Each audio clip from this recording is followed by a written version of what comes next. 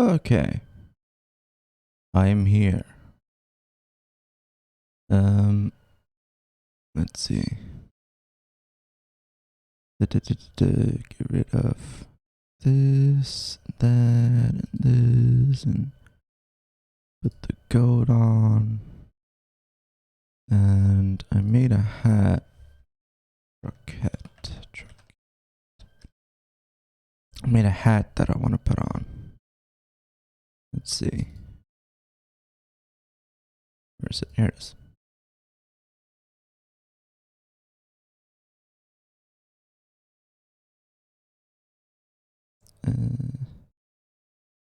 Make the goat a bit bigger.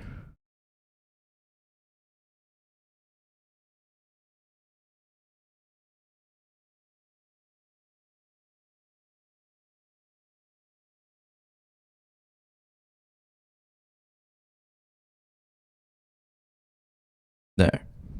Perfect. Looks so stupid. Okay. I wanted to play Euro Truck Simulator today. So I'm gonna. And there's nothing anyone can do to stop me. If anyone's listening from America, then good morning. Happy 6 a.m. 3 minutes past 6 a.m. And we are gonna be driving some truck that go room. I think Joe Biden had like a press conference yesterday where he was standing in between two blue trucks and he was talking about how like, oh, I want to go on this truck. I was gonna drive the truck. I don't know which one of these trucks I was gonna go on. Anyway, sorry to hear your mother died of COVID. He seamlessly transitioned from joking about driving at one of the trucks that was behind him into like talking about how people are dying of COVID, and like I think someone in the audience, some reporter or something, like a relative of theirs had died. It was very bizarre. I was watching it on Left Flank Vet's stream. Marcus was reacting to it. It was yeah, it was a hell of a thing. I haven't looked at this profile in a million years, so I don't really know anything. Progress history. I'm a professional. Good to know.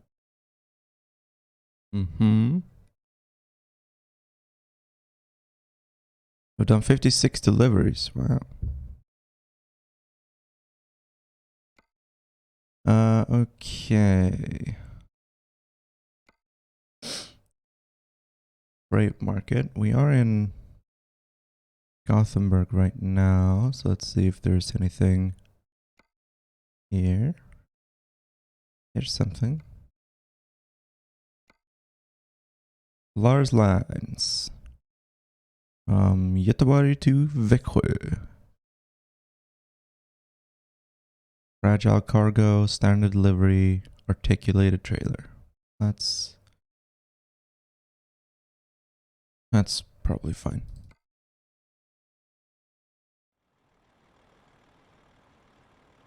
Right. Yeah, this was my truck.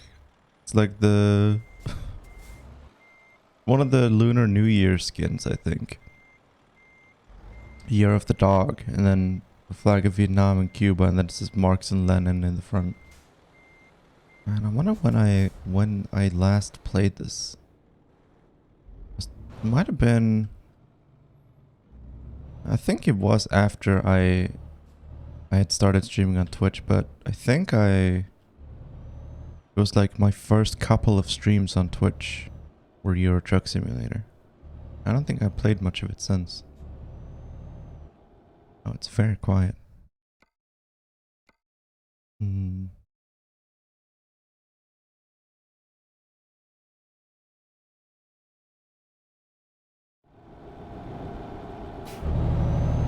That might be okay, maybe it's slightly too loud.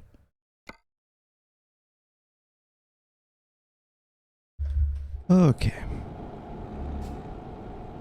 Good morning, all you happy campers out there listening to this Twitch stream early in the morning. I'm trying to figure out what the buttons for signaling are. I have forgotten.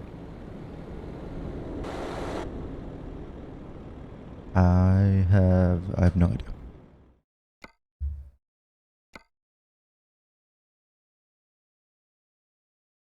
Left turn indicator. Oh.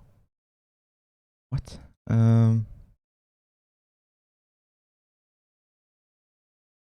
Let me just make that one Q and then this one E. And then the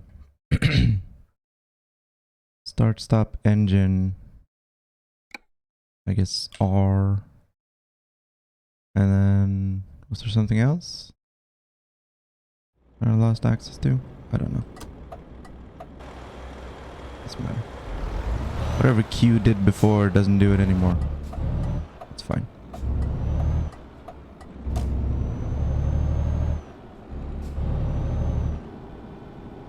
Oh.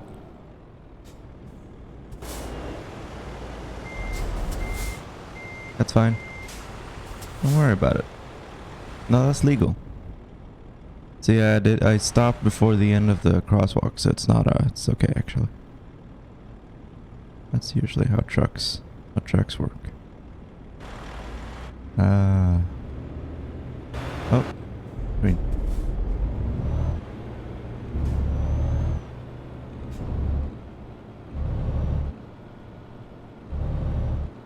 Yeah, this is my hometown. This is where I live. That's my address right over there. That thing right there. I'm pretty sure that's supposed to be the amusement park, and that's the thing that goes up, and then it drops you. It's a free fall ride thing. And it drops you, and you're like, whoa! And then you go up again, and then you drop, and whoa! Very fun. I've been on it once. Never again. Is there a cruise control? Yeah. Yeah, there's. Okay.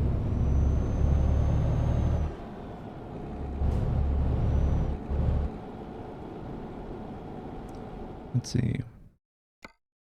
We're going to... Oh, okay. We're going around there to pick up the cargo. Okay. That's fine.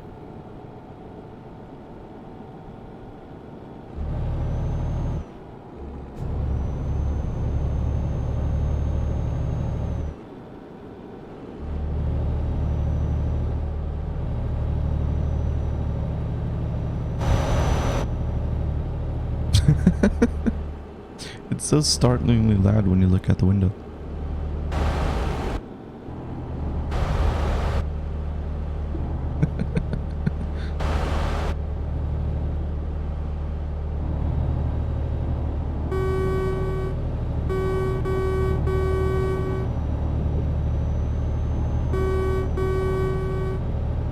Okay, I'm sorry.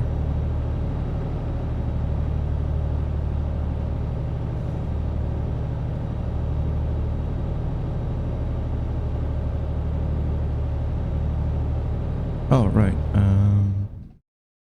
Sorry, I want to check something real quick.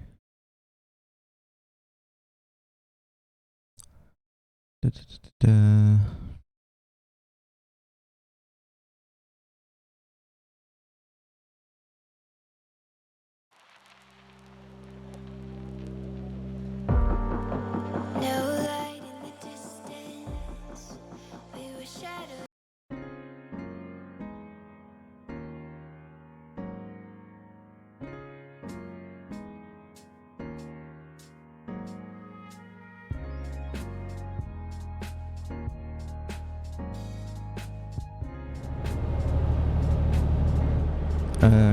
Gatsby Cat, why didn't CJ follow the damn train?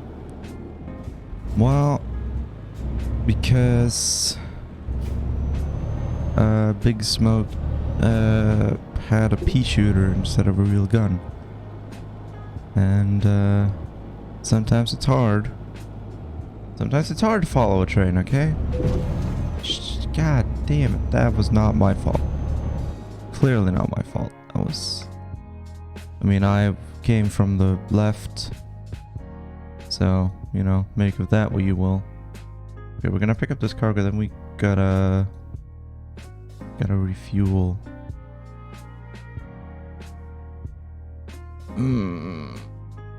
How much fuel do we have left? Do we have enough? Yeah, probably. Gotta make it okay,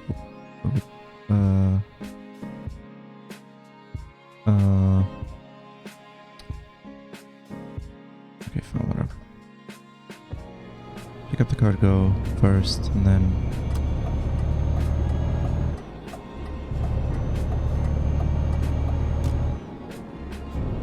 the car AIs in this game are not quite as nice as they are in the bus simulator game. You know, like in bus simulator, they'll just fucking like as soon as you turn on your indicator, they just stop right behind you. Like even if they're like, I don't know, if they could just go. If they see that you're a bus and you're turning out, and they immediately stop. Oh, look at that! Oh, malfunction. Gotta repair our truck. Look, they got the city's the weapon, the shield, on the sign. That's nice. But nice attention to detail.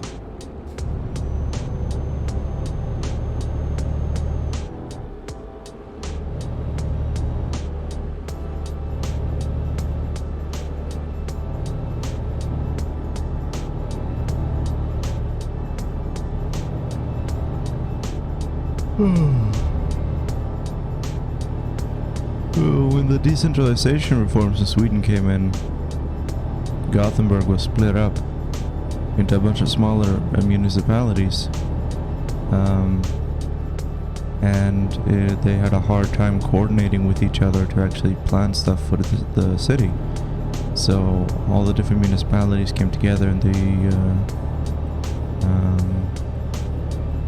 there's one municipality called the municipality of Gothenburg, but there's also what's just called the city of Gothenburg, which is some kind of like collective body that's supposed to be making like overarching decisions for the entire city, which is kind of created, I think, against the wishes of the central government, because the whole point was to decentralize, to like put all the responsibility in the hands of like small local councils, but they were just too inefficient, too ineffective, and didn't do anything, couldn't coordinate with each other.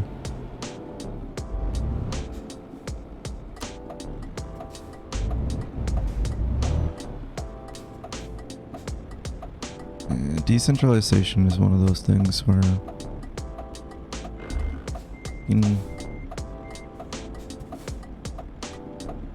be nice in some instances or in some ways.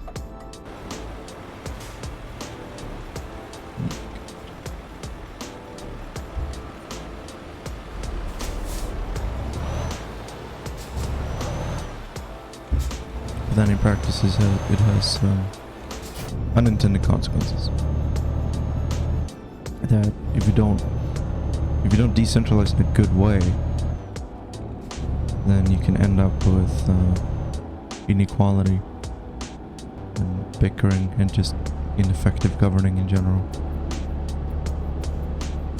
which doesn't make anyone happy.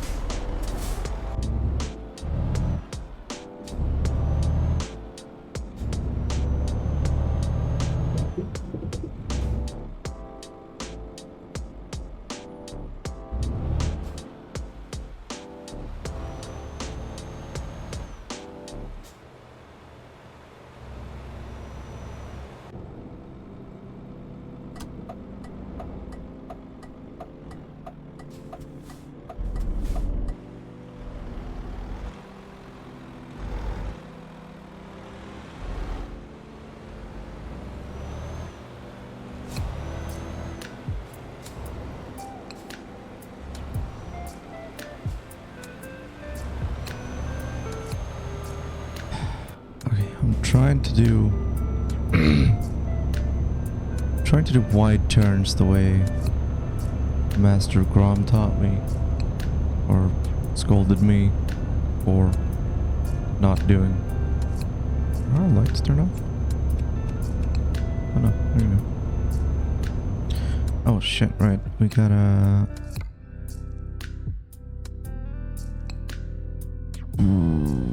Well, we will be driving past the gas station. Are you asexual is a joke? No, it's not a joke. Well, I mean, the hat is a joke. But my sexuality is not a joke.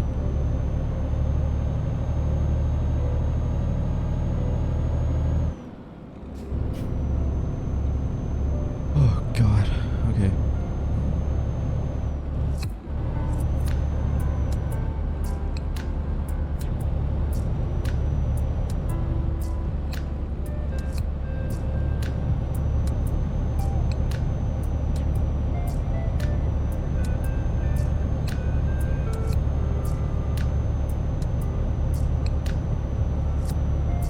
Sorry, I just gotta finish this coffee before it goes cold.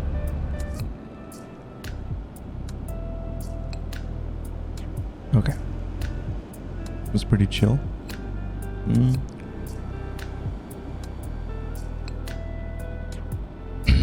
I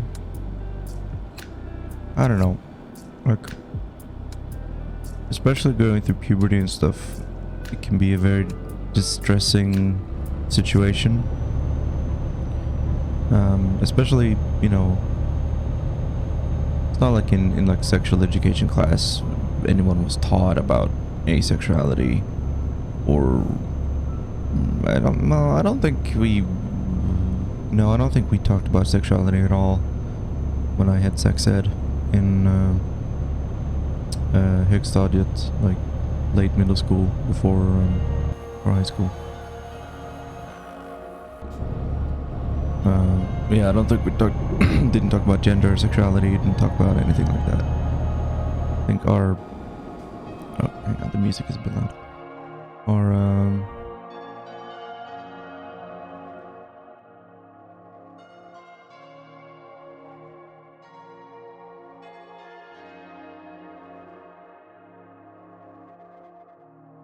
Okay. No, it was just our biology teacher talking about how if you have sex, you'll get STIs, and that was pretty much our entire sex ed. It was bad. I mean, it was a charter school, friskola. So you can't expect too much from them because they're always cutting costs and cutting corners. So they didn't want to hire someone to be a dedicated sex ed teacher. So they just had the biology. Well, he was biology and chemistry teacher. And they were just like, "Can you do the sex ed?" And he was like, "Yeah, sure." And then he talked about like, I mean, just like the mechanics of like how pregnancy works, which is not like the most important thing to teach in sex ed. I would argue it's like, oh, the sperm enters the egg, and then the fucking, you know, like all the diagrams and shit that they show you, and like the different stages of growth of the conception and everything. And it's just like, it doesn't feel like that should be the priority, you know. And then yeah, just a like a long list of like, here are all the different STDs you can get, and here's what the symptoms of them are. It's like, huh, that's great. But yeah, like going through puberty, growing up, not knowing what asexuality is, it can be a distressing thing for a lot of people. Not everyone, of course, not everyone goes through it or has anxiety about it. I certainly had a lot of anxiety, but you know, I also have anxiety about everything, so that's kind of my brand, to just kind of have anxiety and to be worried about things. I'm a bit better about it now, but That's something I've dealt with.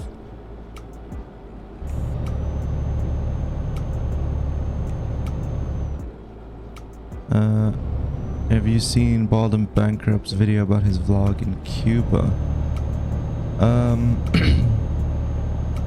Bald and Bankrupt, is that the guy who... He goes to Eastern Europe a lot, right? He goes to like Russia, Belarus, Ukraine. He's visited like the exclusion zone around Chernobyl several times, I think. Is that who I'm thinking of? Hi, Ashleen. That's him. Okay. I have not seen his vlog about Cuba, but I've seen a few of his other videos about Eastern Europe, and in some respects he seems to like know what he's talking about, and then in other respects he seems to be mostly... I mean, he's British, right? I think he's from the UK. And he certainly has the the attitude of BBC Foreign Press, if you know what I mean.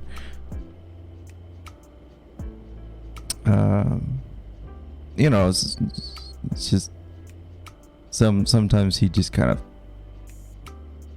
talks a bit out of his ass, or speaks for people, or sensation, like kind of like the way that like the BBC does stuff, like BBC Asia, right? Like the BBC Asia is like notorious for being terrible, like terribly racist and having like a very colonialist attitude. And the way that like basically the way that it works is like they'll write something that is technically factually correct, but they'll word it in a way that makes it sound foreign and alien, right? Like I mean, just stuff like talking I can't necessarily think of a good example, but I mean, just like, especially when they're writing about like foreign religions. Like, I wrote a whole article about the BBC's coverage of the John Frum movement and cargo cults on the island of Tanna in Vanuatu, and how like they're describing concepts that exist in Christianity, but they're doing it in a way that makes it sound foreign and weird. Like, they talk about like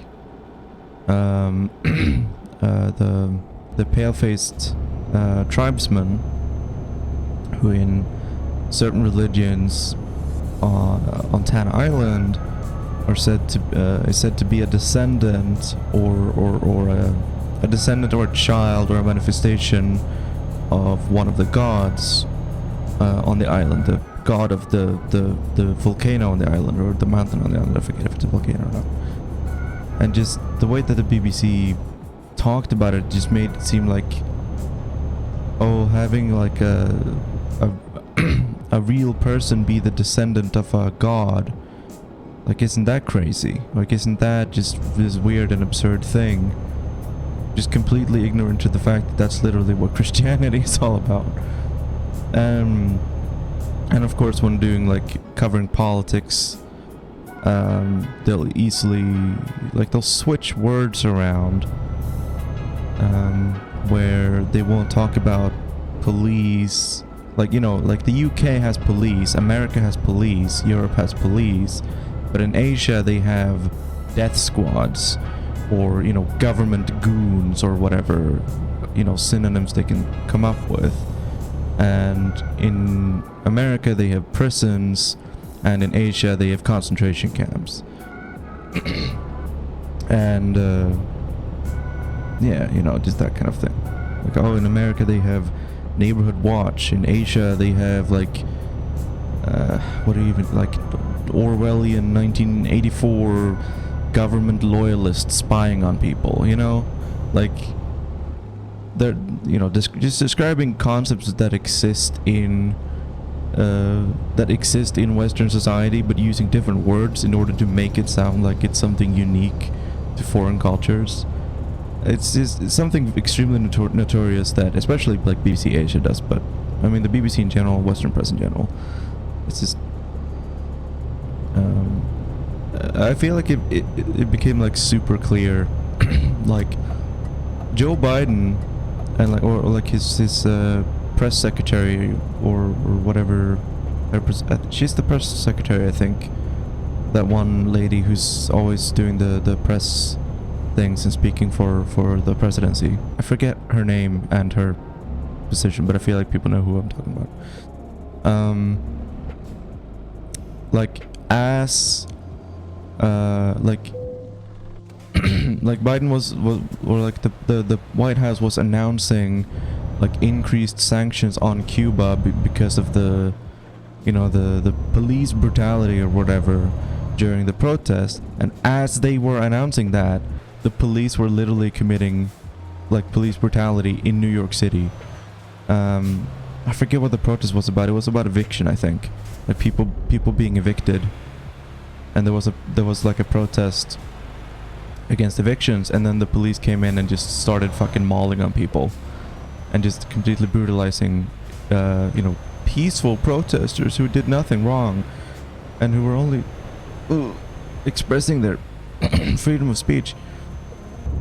And like as that was happening, as the police were brutalizing it, like peaceful protesters in New York City, Biden was coming out and saying that like the police in Cuba are like brutalizing its population and stifling freedom of speech, so we need to impose sanctions.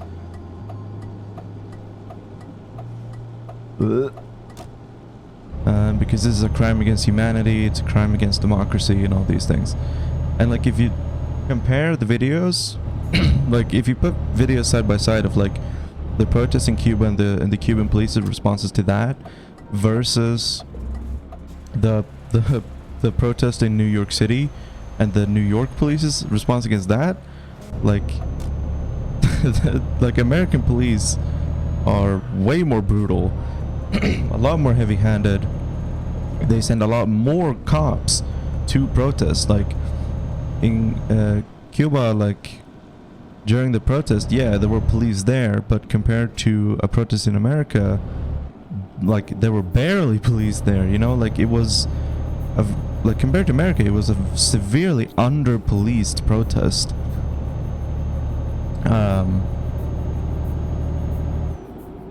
Yeah, I don't know. It's just like the hypocrisy just becomes so abundantly clear, and it's just like almost kind of funny, like when it happens, like simultaneously like that. Like, you know, Biden saying we need to stand up against police brutality in Cuba as police in New York City are brutalizing innocent protesters in New York, right? Like it's just, the hypocrisy just becomes so fucking clear that it's ridiculous. Communism is a failed system. Yeah, exactly. Like communism is a failed system. Like it's such a silly reason to give for sanctioning another country, right? Like America does trade with communist China. They do trade with communist Vietnam, communist Laos, right? Like the United States has like normalized relations with communist Nepal, right? But for some reason, Cuba has to be sanctioned because communism is a failed system. It's like it's so clear how it's a bullshit excuse that, like, that's not actually the reason, like, clearly. And, you know, like the two reasons given were like, oh, police brutality is bad and communism is a failed system. Okay, the police in New York are literally doing police brutality as you are saying that Cuba needs to be sanctioned for doing police brutality, and the US has no plans or intentions for like cutting all of their commercial ties or embargoing China or Vietnam. It's only Cuba, right? It's just so silly. The White House are just a bunch of silly gooses.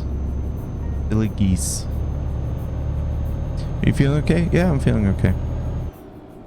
I just I had something in my throat. But I do not have the virus. The virus. I got my first shot a week and a half ago now, or something like that. Week, 2 weeks. I forget exactly what date I got it on, but I didn't have any side effects from that one.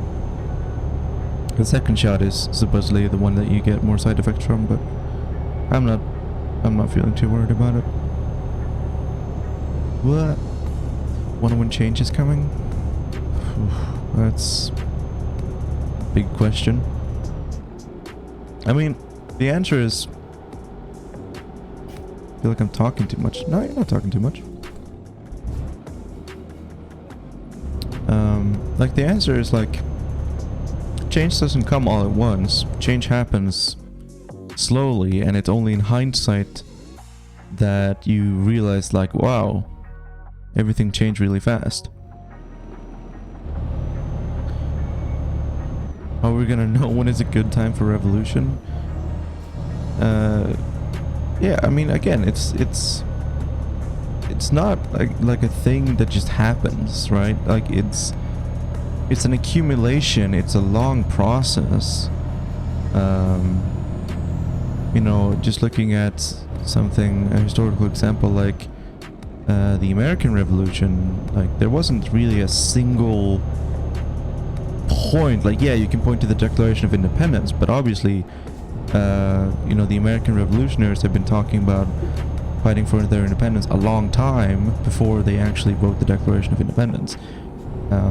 And, you know, like, the American Revolution happened because of years of conflict between the crown and the colony, and, you know, there was a list of, you know, reasons and grievances. A lot of it had to do with the fact that the crown was telling the colonists that they weren't allowed to expand westward to take more indigenous land, which the colonists were like, well, fuck you, we want to run our own colony, we want to take as much land from the natives as we want. But, like, it was, you know, it took years for the American Revolution to actually kick off. And there was never really, like, a point where it's like, oh shit, now it's happening. You know, well, like, there were multiple, well, more accurately, there were multiple points where people were thinking, oh shit, now it's happening, oh shit, now things are changing. But, you know, like, all the a bunch of different points in, like, early American colonial history, like pre-revolutionary history, where people thought that, like, oh, this is gonna be it. This is like, this is the moment, right? Like the letter to King George and stuff that he never responded to. Yeah, things like that. Or the Massachusetts militia fighting against the redcoats, and that one fucking court case where some mob had attacked the redcoats, were firing. Oh, I forget what was it. There was a protest, some redcoats had fired, and there was a trial about it, something, you know. But yeah, so it's like revolutionary change like that doesn't happen overnight. It doesn't happen out of nowhere. It's something that, you know, people are expecting. Boston Massacre, that might have been it, yeah.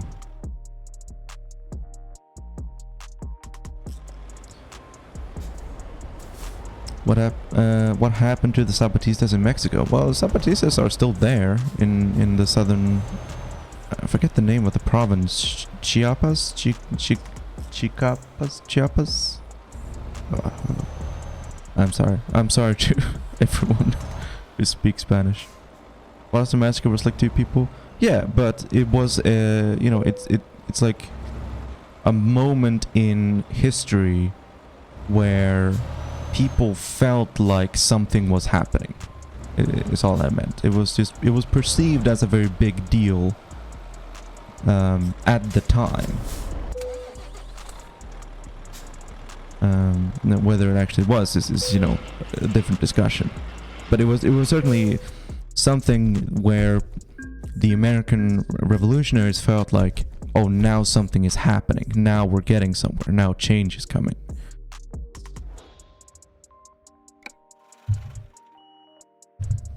The British monarch might come back.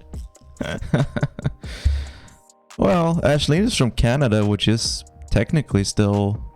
Well, technically, Canada has a separate monarchy from the UK, and it's just a pure coincidence that the Canadian Queen and the English Queen are the same person. Technically, it's not the same monarchy, but it is the same people. It's very stupid.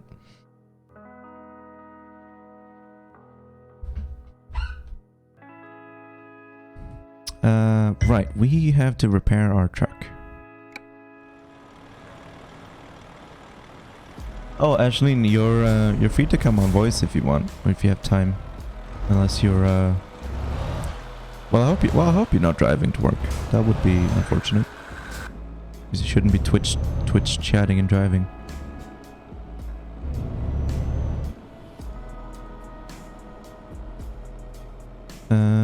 Did you see the new Channel 5 that got uploaded? It's on QAnon. No, I have not heard about that. Channel 5 in what country? There are lots of Channel 5s.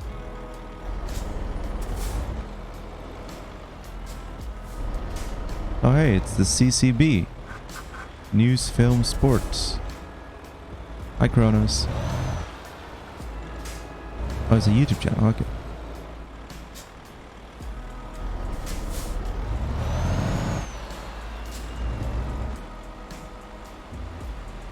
No, I have not seen that documentary about QAnon.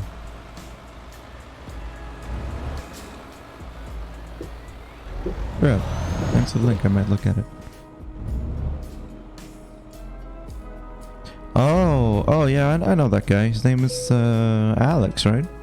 From All Gas No Bricks? Okay. Oh, got it. Yeah, I heard about his like the YouTube channel being like owned by some company. Oh, Andrew Callaghan. Yeah, I heard about that.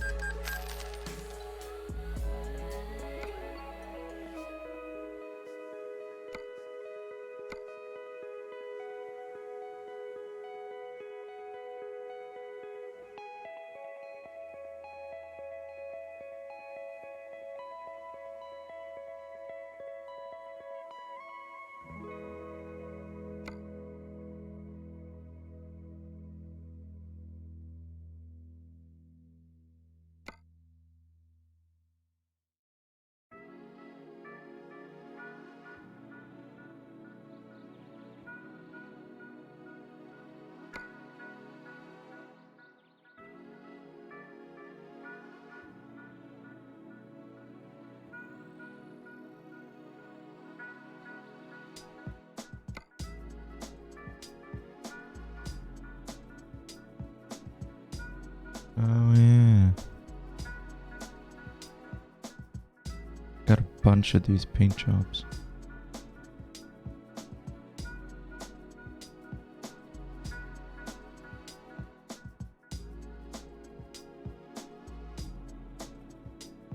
There's a panda.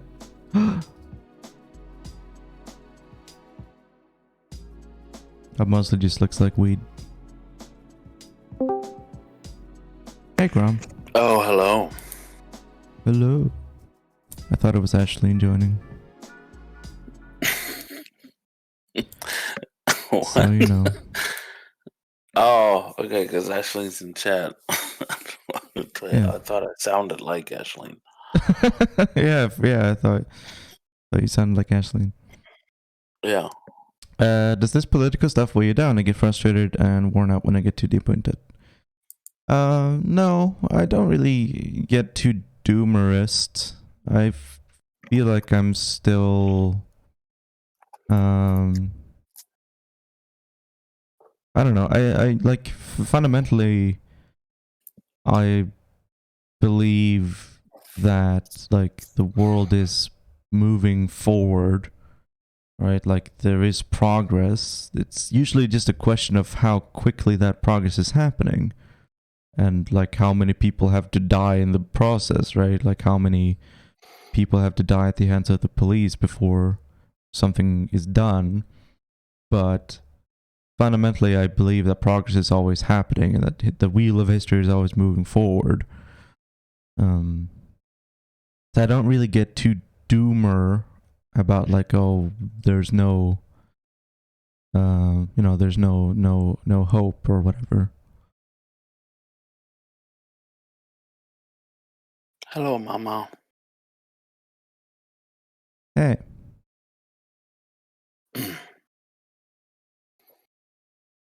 But yeah, I mean, like when it comes to something like climate change, I don't have a lot of hope for humanity there, but I don't think it's gonna be the end of civilization or the human species. It's just gonna, be a very big problem for a very long time that we're gonna have to try to deal with, and hopefully make it not worse. But Wait, you weren't reassured when we looked through BP? yeah, exactly. By the year 2030, we promise that we will have made the pledge to make the switch to 20% natural gas by 2050. Yeah. So we good, people. Like BP got this. Like, Mm-hmm. No, I don't fundamentally like. I don't believe it's going to be the end of civilization. I don't believe that humanity is going to die out because of climate change. But I do think it's going to be, worse than the Great Depression. Right? It's going to be a global crisis. We're going to see decades of refugees and conflicts and destruction. I mean, trillions of dollars just in just destroyed property and people's homes, and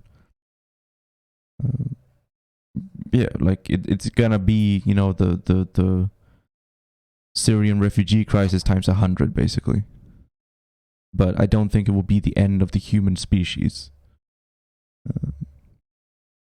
Well, I don't know. That's not like a. I mean, I don't think capitalism will survive climate change. Like, and that's a shitty way for us to not be capitalist anymore. Like, literally, they've pretty much ruined everything by the time we get to change, right? But like, yeah. Yeah.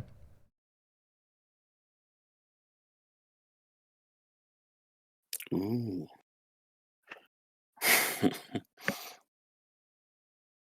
Yeah, I can't decide on what I want.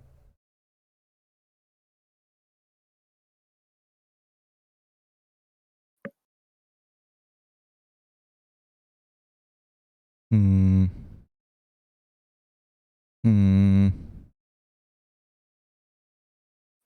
No, I wouldn't say that at all. It's just the fact that capitalism is it just can't deal with crisis.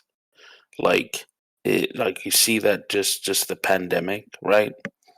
It just fundamentally cannot deal with crisis. Yeah. So a crisis as big as climate change, like, I mean, I just think they couldn't hold on to it, right? It's not something that, like, oh yeah, that's what we're aiming for. Like, capitalism will fall when climate change. Like, no, No, of course that's not. of course not what people are like. Yeah, I really want that to happen. Like, it Mm, is just frustrating that it might have to go that far because, like, if you look at it right now, like the amount of carbon, like, these people are talking about carbon neutral when we already have too much carbon yeah, in the atmosphere. Like, we need to be carbon negative, right? And they're talking about, oh, we're going to be carbon neutral by 2050. It's too late. yeah.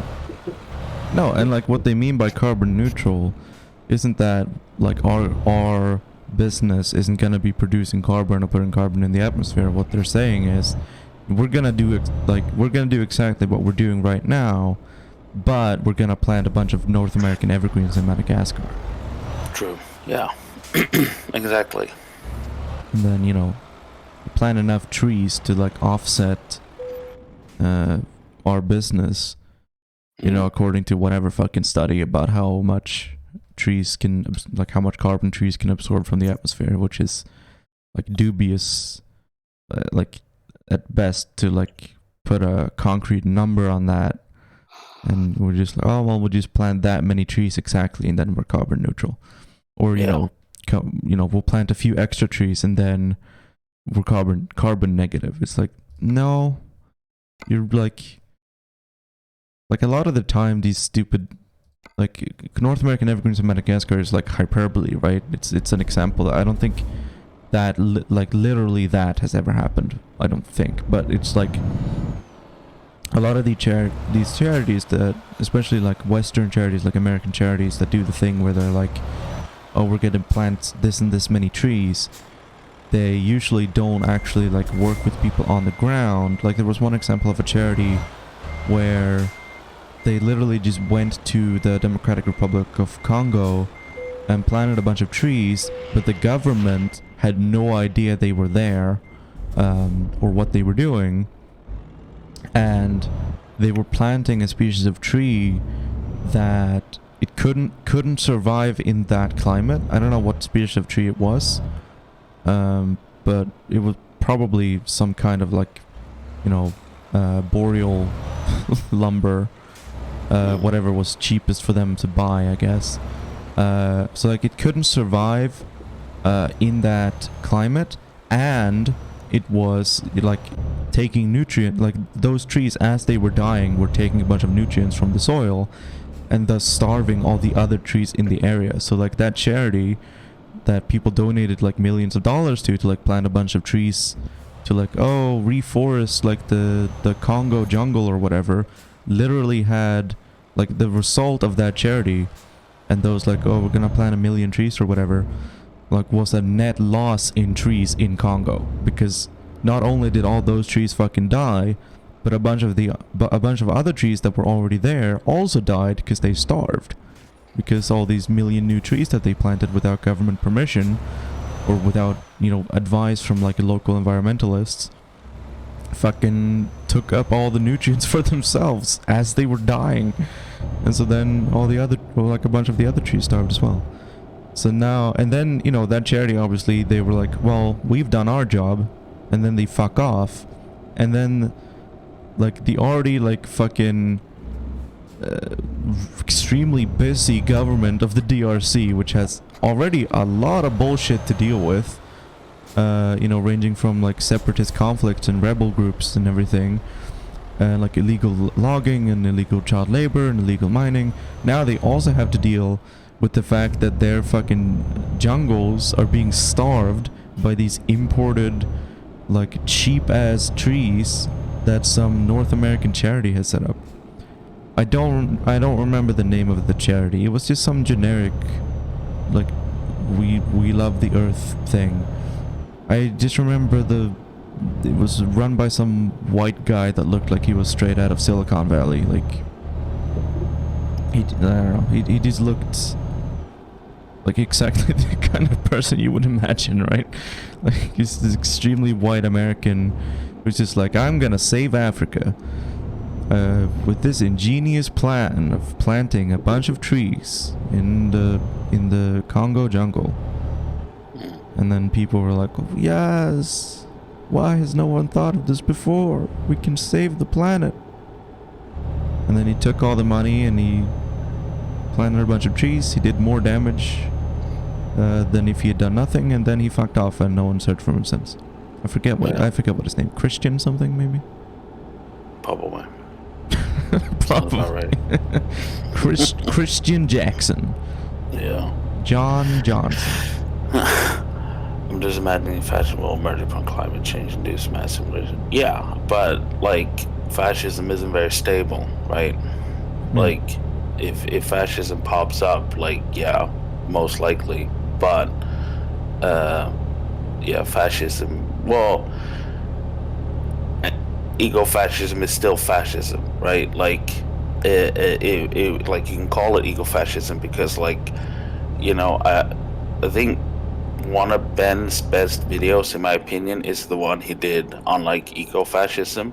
Bleep Blomp Ben, and talked about how, like, you know, I mean, they're already kind of like setting up for this, right? They're with the whole, you know, closing borders kind of thing, and like any measure they're doing, they are not considering the effect on like the global south, right? They're talking about geoengineering and stuff like that that causes drought for that would, if they went through with, like, for example, like volcano, like mimicking volcano outbreaks that could cool the earth down, right?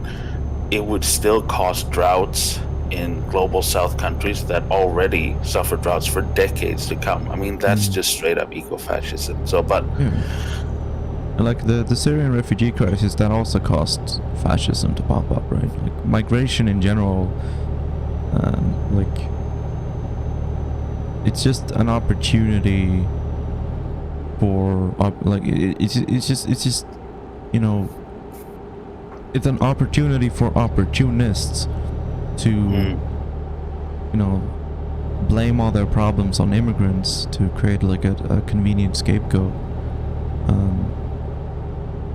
Yeah, I mean, it was like that what was some ridiculous neolib that was saying, oh well, if we switched over everybody in the global south to use wood stoves, we would you know. That was a Bloomberg article, I think. Yeah, it's the most ridiculous thing ever, right? And like it's just anything to come to the terms that is overproduction that is the issue, right? It's how capitalism is so inefficient at distributing resources, right? I mean, it's never its intention to be like an efficient form of distribution, right? Because capital is its priority. It's not actually meeting the needs with its production, right? Yep. That is the issue. It has nothing to do with like population and so on, right? But any measure that the West is going to come out with will, you know, try to maintain their position on like accumulating capital, and, you know, that burden will fall on the global south, right? Like another thing to be cautious about, I think, something that it's not necessarily, but I think it can be a dog whistle for ecofascism, is when you're talking about climate change and the environment, and one of the problems people bring up is overpopulation, which, like, the colloquial understanding of overpopulation, like what it sounds like there being too many people, is very different from like the more academic understanding of overpopulation, which has more to do with the distribution of resources. And like overpopulation is not a problem of there are too many people on the planet or too many people in a country. It's a problem of there are enough resources to go around, but they're unequally distributed. But like eco-fascists will use overpopulation and say that, well, the solution is clearly to have a smaller population to kick the immigrants out, right? Or to, you know, like, oh, we need to encourage people to breed less, which is like always, like, it's never going to be white people, right? Like, it's never going to be like, oh, white people need to have fewer children. It's always poor people. It's always like poor people, especially poor people of color, that are gonna have to be like discouraged from having more children. Like, oh, people in India are having so many children, it's bad for overpopulation. Like, that's a clear dog whistle for ecofascism. It's not a problem of brown people having too many children or there being too many people in the world. It's a problem of the amount of there are enough resources in the world to go around, like multiple times over, right? Like, there is enough for everyone, but some people, some countries, some parts of the world have way more than they need. They have a massive abundance of resources, and then, you know, even within, like, the West has like an disproportionate amount of resources compared to the global South, but then also within the West, obviously, there's the bourgeoisie. There are the people who have way more money, way more capital and resources and land than they need. It's like, even within the West, there is also inequality. But like, ecofascists won't blame inequality for overpopulation, because it's like, oh, well, like, wealth inequality, what does that have to do with overpopulation, and what does that have to do with climate change? Well, everything, actually. Yeah. Hi, Ashley. Hey, how's it going? Hello. Going good. Yeah, we all sound tired. Except for sure. Because it sure went to bed on my affiliate stream and got all kinds of rest. Wow. Yeah, I woke up at 6 a.m. and I had a nice jog. Oh my god, I hate you. No, I didn't. I woke up at 7 my time, which was like an hour ago. So, but yeah, it's early, but my sleep schedule's all messed up because of the vaccine. So I'm like napping and I feel way worse than I thought than I was before, but like it's still not bad. It's not like it's like a slight headache. So yeah. Oh, so are you staying from work or are you going to work? Oh no, I'm off all this week. Oh, okay. Oh. Yeah, I took this week off because my coworker took his vacation, so I worked doubles last week, so he's working doubles this week. So it's a good little switchy, and we do that on long weekends too, like so that we each have like a long weekend. Yeah. Harry Putman. Oh, nice username, by the way. Totally agreed on the backwardness of the overpopulation arguments. What you guys say can be done to prevent the outbreak of fascism when migration does inevitably happen? I think just being aware of it and catching it before it happens. I think just that alone is a good tool in your tool belt, right? Being aware that as climate disasters happen, or as like climate wars break out and people have to flee, and like asylum, like people are going to be seeking asylum, people are going to be migrating to countries that are safer, just being aware that as that starts to happen, you will see like fascism rear its head, and any like talk of restricting immigration, no matter like what the justification for it is, like if it's, oh, we can't afford to provide healthcare for all these people, or like our welfare system or whatever is going to be overloaded, all these things, like whatever justification for it is, any restriction on immigration or any pushback when you talk of deportation is a dog whistle for ecofascism. And when you're aware of that, you know to resist it, and join your local refugees welcome organization, and make your stand, and be on the side of people who are fleeing from climate disaster always.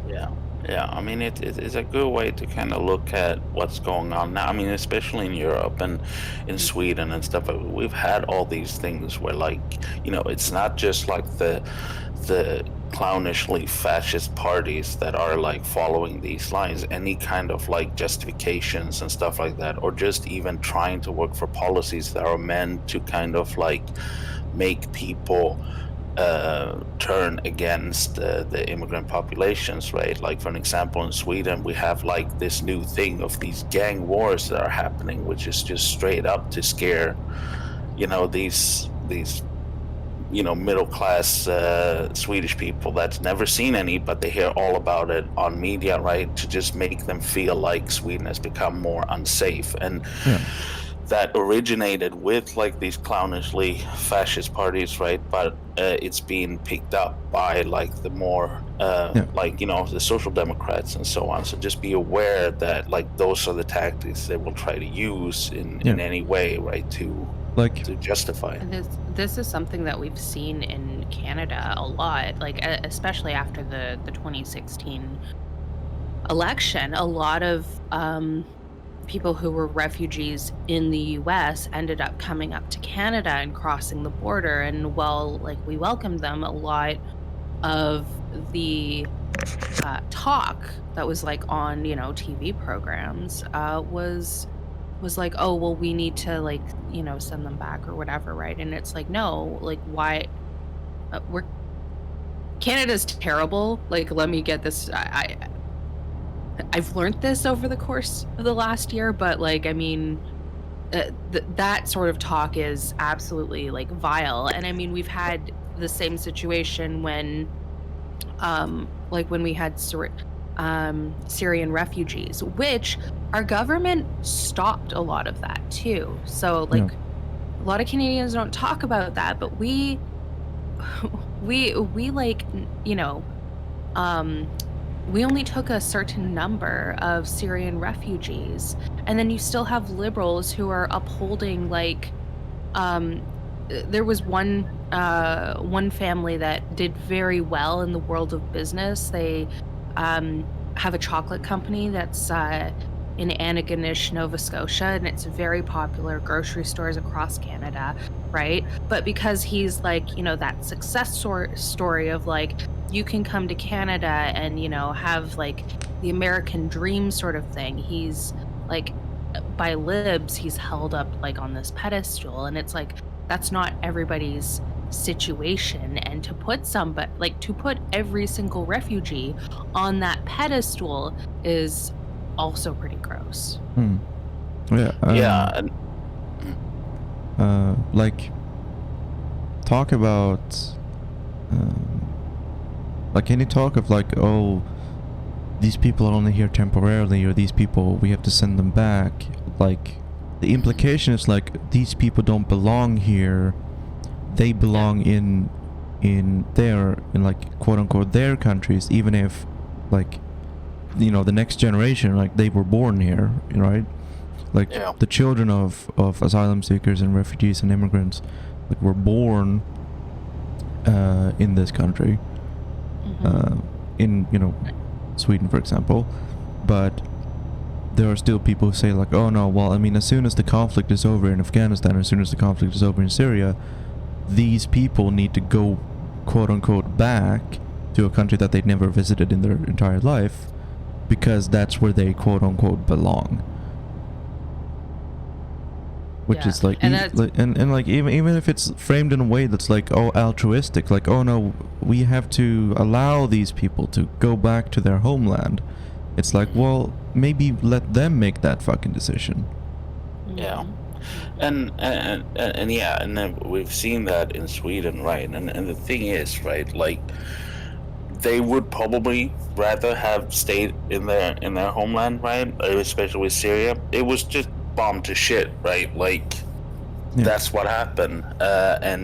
Now they're in Sweden, for an example. They've spent like almost the last, coming up on like the decade here, right? They've made a life for themselves, and it's like, okay, it's time to uproot again. And then like, that kind of talk, it's like always that, like, oh yeah, we're having refugees, but like the thought is to send them back. And then also, like, don't fall in for things that people tend to be like, if people commit a crime and stuff like that, that like sending them back is like the punishment for committing a crime. Like, that is cruel and unusual punishment, right? Like, especially if you're like sending them back to a war zone. That's not, even if somebody commits a crime, right? It's like you don't, Well, what's it it's called? When you send Proportionate. someone back. well, Deport them, right? Like, that's just things like that. That even like, libs who are somewhat like pro like immigration and taking in refugees. That's always like, when it comes to like crime and punishment, like, immediately everything goes out the window, right? Like, it's just, yeah, no, send them back to a war zone, or send them back to, in this case, like a country that's literally underwater, right? Like, well, it's like because sometimes I'll hear this from like that sort of talk from my mother, which is real fucking rich coming from her, because she immigrated here when she was a child, like Yeah. from Scotland, right? And she'll say things like, oh, like sometimes, they need to like go back or whatever, and I'm like, you need to go back, like shut the fuck up. But I also had a cousin who was born in Scotland and ended up, or some sort of relative, who committed a crime like here in Canada, right? And because he was born in Scotland, he got deported. And, of course my family will like be like, "Oh, that's not, fair. He was, he's never known any other life." And it's like, but that's what they do. That's what they do to other people too. And, you're like, and you don't show the same sympathy for other people. It's only okay when it's one immediately your family or somebody that's white. Like that's Mm. messed up too. Yeah. And like the point is that, like, if someone lives in Sweden, for example, and they commit a crime, they do something that is illegal to do in Sweden, it shouldn't matter what their skin color is, or what country they are from, or what country their parents are from. Like, deportation shouldn't be a punishment. Like, especially like, because like deportation is a punishment that only immigrants can get. Like, if a Swedish person murders someone, like if I murder someone, no one is even going to consider deporting me to Afghanistan, right? Like, of course not. I was born here. But there are people who were born here who, when they commit a crime, suddenly it's like, well, your parents were from Afghanistan, maybe we should deport you to Afghanistan. It's like, no, that's ridiculous. Like, if you commit a crime, you should have the same rights as anyone else who commits a crime. Like, you should go to trial, and you should be issued a punishment same as anyone else. And like, deportation shouldn't even be on the table. Like, if you murder someone, you go to prison. You don't go to Afghanistan. And especially when we're talking about a country like Saudi Arabia or Iran, who have like policies about like homosexuality. I mean, even just like wearing clothes that aren't like in accordance with your assigned gender, not to mention being openly transgender, right? Like, being an LGBT person can be punishable by fines, by public beatings, by whippings, by the death penalty, life in prison. And like, we're talking about, if someone like has a outstanding parking fines, we should send them to Saudi Arabia, like, not even considering the fact that they might fucking be executed if they're sent there. It's like, deportation as a punishment is absolutely ridiculous. It's vile. Yeah. yeah. Right, and I was gonna say, like, one of the things that like the media does, especially right-leaning media, like media that has an interest in being against immigration, like what they'll do like one of the most obvious things they can do is that when a brown person commits a crime, they will report on it, and when a white person commits a crime, they will not report on it. But also, like, they can also just do the more subtle thing of, after an immigration wave, like when there's more consciousness of like, and like talks, like people have started talking, and like there's political discourse about like, oh, immigrants are criminals, is to start reporting on crime at that point. And you know, before there was an immigration wave, you didn't report on crime. And like, if the person is not brown, if the person is not an immigrant, oh, you just don't report, you know, you just don't mention if they were an immigrant or not. You maybe even exclude their name if they have a very, you know, like white Swedish sounding name. And then that way people will assume it's an immigrant, right? So it's like, it's not like Sweden didn't have criminals before like 2015. It's not like there wasn't rape in Sweden before 2015, but suddenly, as soon as there was an immigration wave from the Middle East, all the major news outlets were reporting on, oh, there's rape. Rape is happening. Like every single case of rape that happens anywhere in the country, suddenly that's national news. And the implication is, oh, this is immigrants. Even if it wasn't committed, like even if that, like all those cases of sexual harassment were committed by people who were immigrants.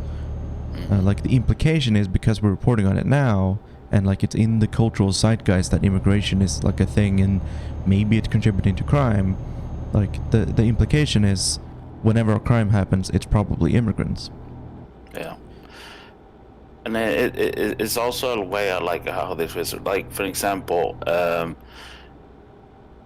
men kill their partners. It is something that happens. It happens a lot. It's a big problem, right? The most dangerous person in a woman's life is their partner, right?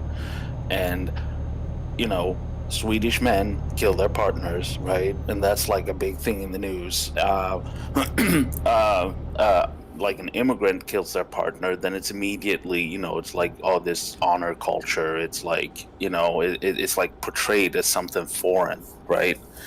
And that also, like, you have to like realize the way they try to like spin it, which sounds like reasonable, because like, of course, like, we're, you know, yeah, that stuff's bad, but they're angling in a way to make it sound foreign and like separated from the crime Swedish people are committing, even though they're committing the exact same crime, right? Yeah. It's still different because it's their kind of crime, right?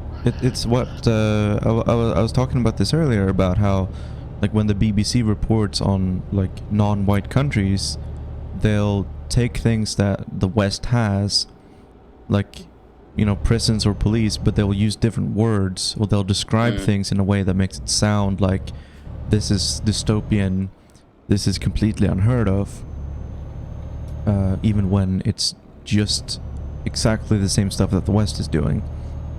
You know, like just simple stuff like using the word concentration camp instead of prison, and death squad instead of military, and all of that stuff. Like, yeah, like the honor killing stuff, a lot of the time what that means is like, oh, this person is an immigrant, but we want to make it seem like they didn't just murder someone, they did it for like cultural reasons, and this is an epidemic of like foreign culture, like that promotes killing, like murdering people, like as if like Islam, like fucking like the Quran fucking tells people to like murder their family members, which is just, if you know a Muslim, is just absolutely ridiculous. But like that's the implication. It's like, oh, the honor killings. Yeah. And I see this a lot in like I guess like white women's circles, right? Like women who pretend to be feminists and then will end up saying like horrific things like, oh, the reason why somebody is sexist is because they're from another country.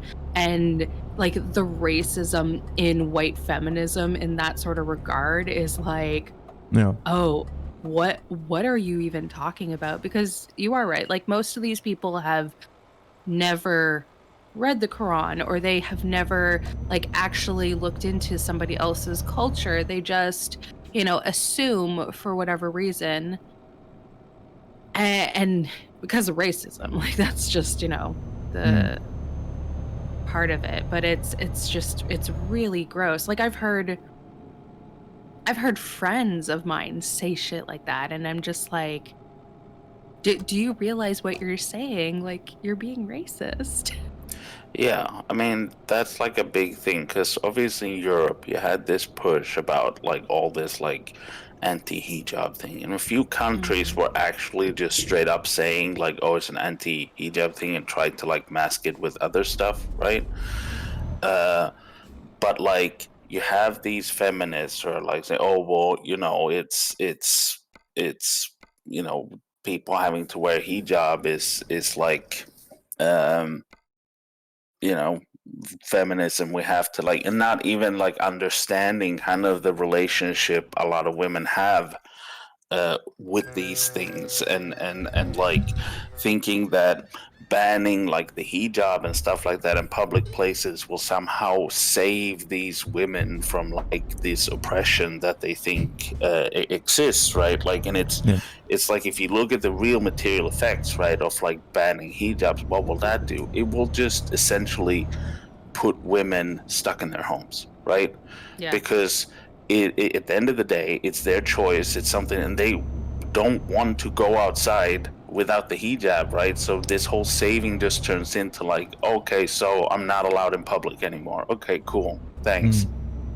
Oh yeah, like because they were doing that in Quebec and trying to go with this like, oh, we're saving these women from like whatever. And it's Themselves. like, Yeah. and this comes from an area of Canada that is like very like, because Quebec has a very complicated history, right, with religion, because there was not a separation of church and state until the 1960s. It was very much like the Catholic Church and the government, Mm. right, until the quote unquote quiet revolution, which was not quiet at all. But that being said, like, head coverings is part of Christianity as well, right? So, like, this idea of trying to ban it for one religion, but not the other religion is just like, and you've heard the like, I've heard this, several different places. Like, conservatives will say this about only Muslim people, and it's like, uh, but like, Christian religions do the exact same thing. Like, if we're going down this road, like, are you gonna just ban Amish people from dressing the way that they're dressing? No, you're not gonna do that.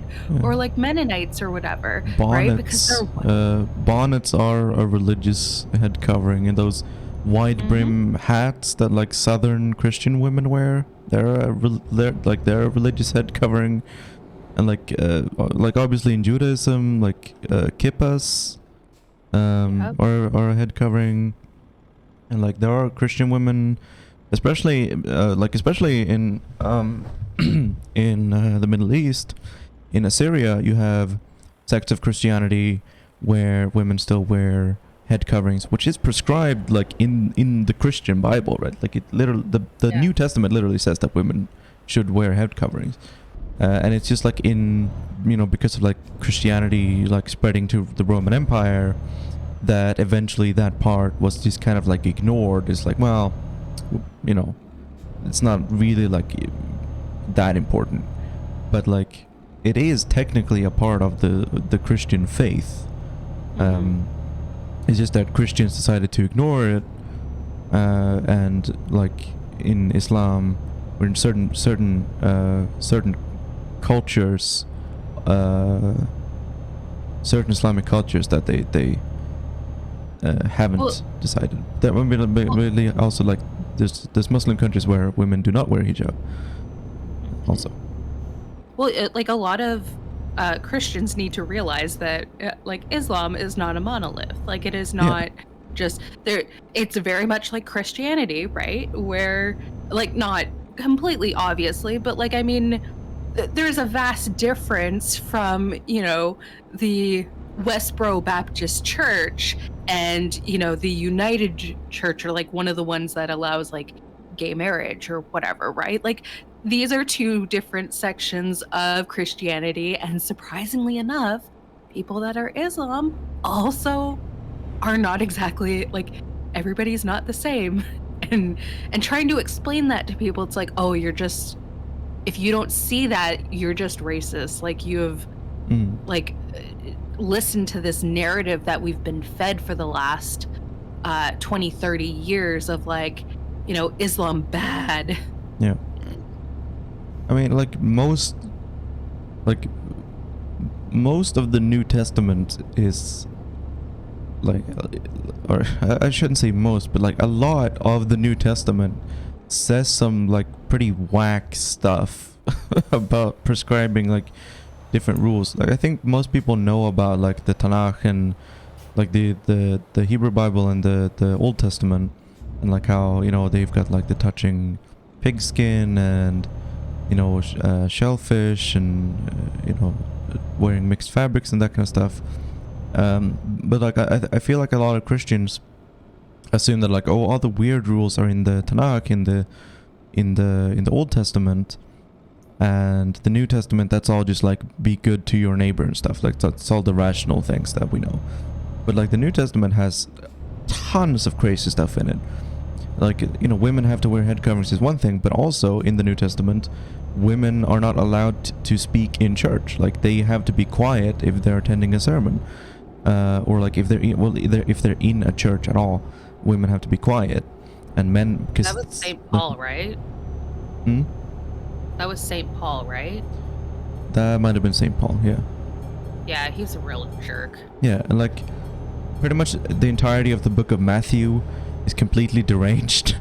Like the book of Matthew says like so many crazy things about like Jews going to hell and stoning children for swearing, and I mean stoning people in general is like completely going against like the whole like he has committed no sin and should cast the first stone, right?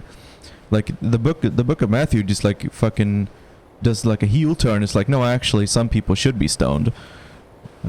Jesus Christ, it's hailing like crazy outside. I have to go close my balcony.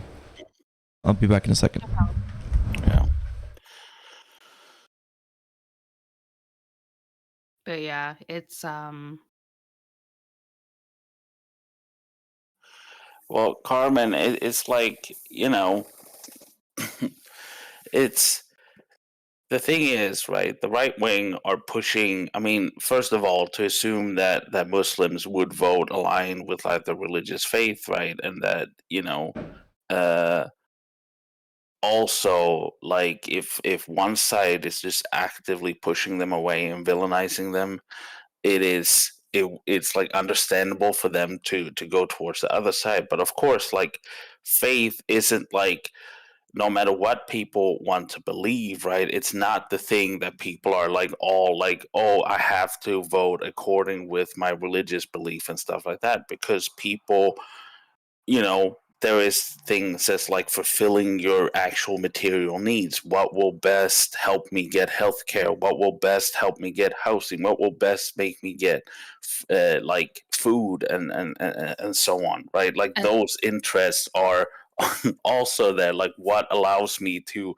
even stay in the country, right? Like those things, I would say, matter more to most people than any like religious belief to so on. I mean, they'll still practice their religion, but of course, I think the biggest thing is when it comes to religion is like what allows them to continue practice their religion, not necessarily having like religion like being like a huge part in like their like political system if they like immigrate to a country, right? and there's also the issue too of like, um Islam has been villainized for the last like 30 years. Like, the US government, one, does not give people a lot of choice, right? It's like the devil you know and the devil you don't. right? Except that we know both devils and they're both terrible, right?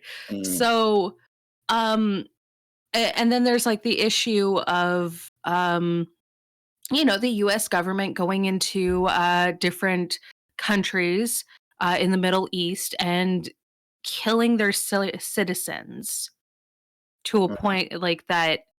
It the it's just horrific. Like if you do any sort of like research into it, it's just this onslaught of like horrific things that the US government has done, right? So, and both sides have done this and it's terrible, but you also want to vote like with, whatever is best for yourself. Like it's Mm. I assume you're talking about what Carmen said in Mhm. chat. Like, obviously, like what we're saying, like what Ashleen said, like Islam is not a monolith, and not all Muslims believe the same thing. And like a lot of Muslims, especially Muslim women, like Muslim women in the United States are like some of the most progressive people, like in America. Like consistently very progressive on social issues, and like that's not against their faith, it's in line with their faith, right? Like some of the most ardent feminists I've ever known have been Muslim hijabi women, and like and they're not feminist in spite of their faith. Like the way that they describe it is they are feminist because of their faith. And like as someone who, if you come from outside of Islam and you don't know too much about Islam, that like doesn't make sense, because like, well, isn't Islam this like socially conservative religion? Well, if you are from outside of Christianity and you only hear about Christianity every now and then, like whenever the Westboro Baptist Church is like protesting gay people existing, or the Republicans are doing something like banning abortion, then you might think that, Christianity is very socially conservative. But a Christian would tell you that, oh no, that's not what Christianity is about. Christianity is about loving your neighbor. It's not about banning abortions. It's not about like being against gay people or like protesting gay people existing.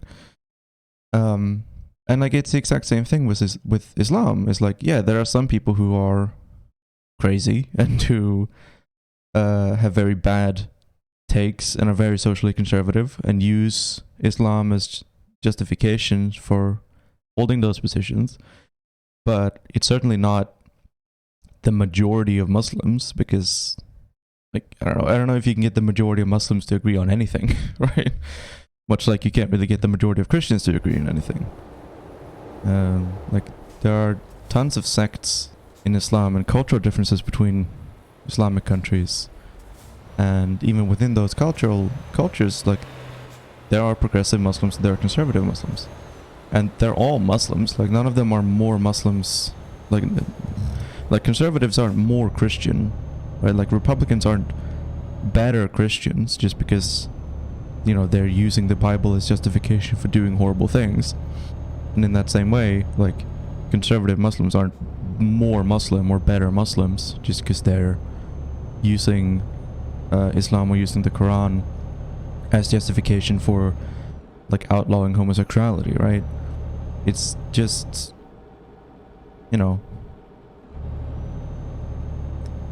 like the same faith can be used to justify and to guide different kinds of beliefs. I would say feminism fundamentally contradicts Islam. No, I think that's a fairly ignorant view of Islam. Certainly, if you've ever met a Muslim feminist, they would tell you that's a very ignorant view of Islam. They would well, they wouldn't scold you, but they would teach you in a way that makes you feel very small and very insecure. It's just my experience of saying something ignorant, and then having to there's be. like a lot of taught like by a very patient feminist Muslim woman. And there's also like the issue of like, you know, feminism looks different in other uh, like uh, like other ways or like other places because uh, like there's things that, you know, quote unquote feminists are doing here in like the Western world compared to like what feminists are fighting for in like other societies, right? Like there's things that are vastly different. And to say like, oh yes, this particular religion is not feminist. Well, you could say the same thing about Christianity. Like me and Gracie, like I can't speak on Islam itself. I'd have to do like way more research. But I mean, Christianity is and purity culture and you know like that sort of section like we have child brides like in the US. There are child brides because of Christianity. So there it looks different for, you know, every sort of like section of society and what, you know, different people are fighting for. So you can't put people into like this one box like for their one religion. Yeah. Premise of feminism: why does equality of the sexes? It's incompatible with Islam. Men and women are equal in terms of sanctity, but different in terms of function.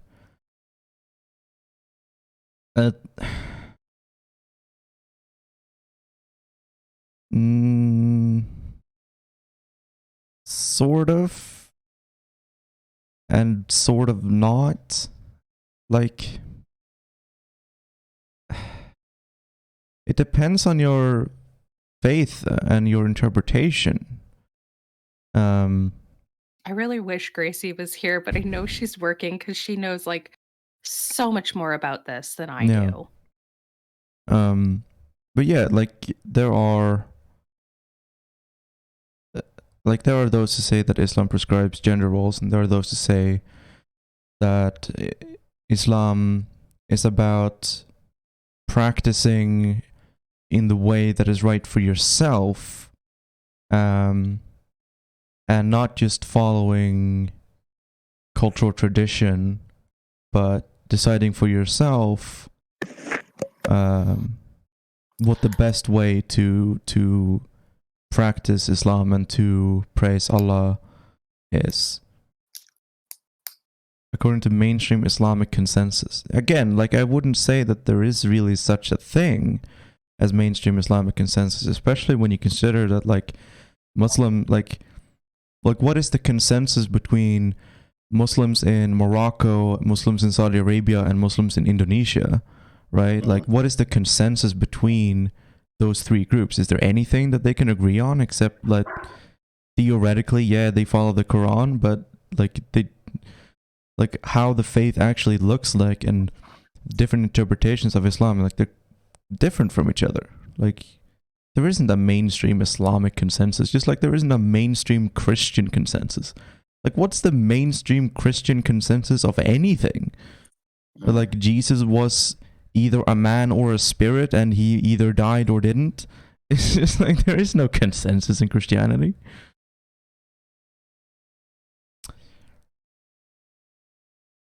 For the time the Quran was radically feminist, you'd be surprised by the amount of passages concerning women's rights which weren't yet present in the preceding society. There are a handful of different schools of practice. Yeah, but also that's like saying, like, oh, there's only three kinds of Christianity. There's Catholic, Orthodox, and Protestant. That doesn't tell you about the variety of thought within Christianity. Like just within Protestantism alone, the Protestantism is just the catch-all term for anyone who believes fucking anything and still calls themselves a Christian. Yeah. Yeah. Yeah. So, I mean, yeah, and it is the same with Catholics, right? Catholics are vastly different depending on where in the world, right? Like, you It's look Carmen at San it and Diego. what? Nothing.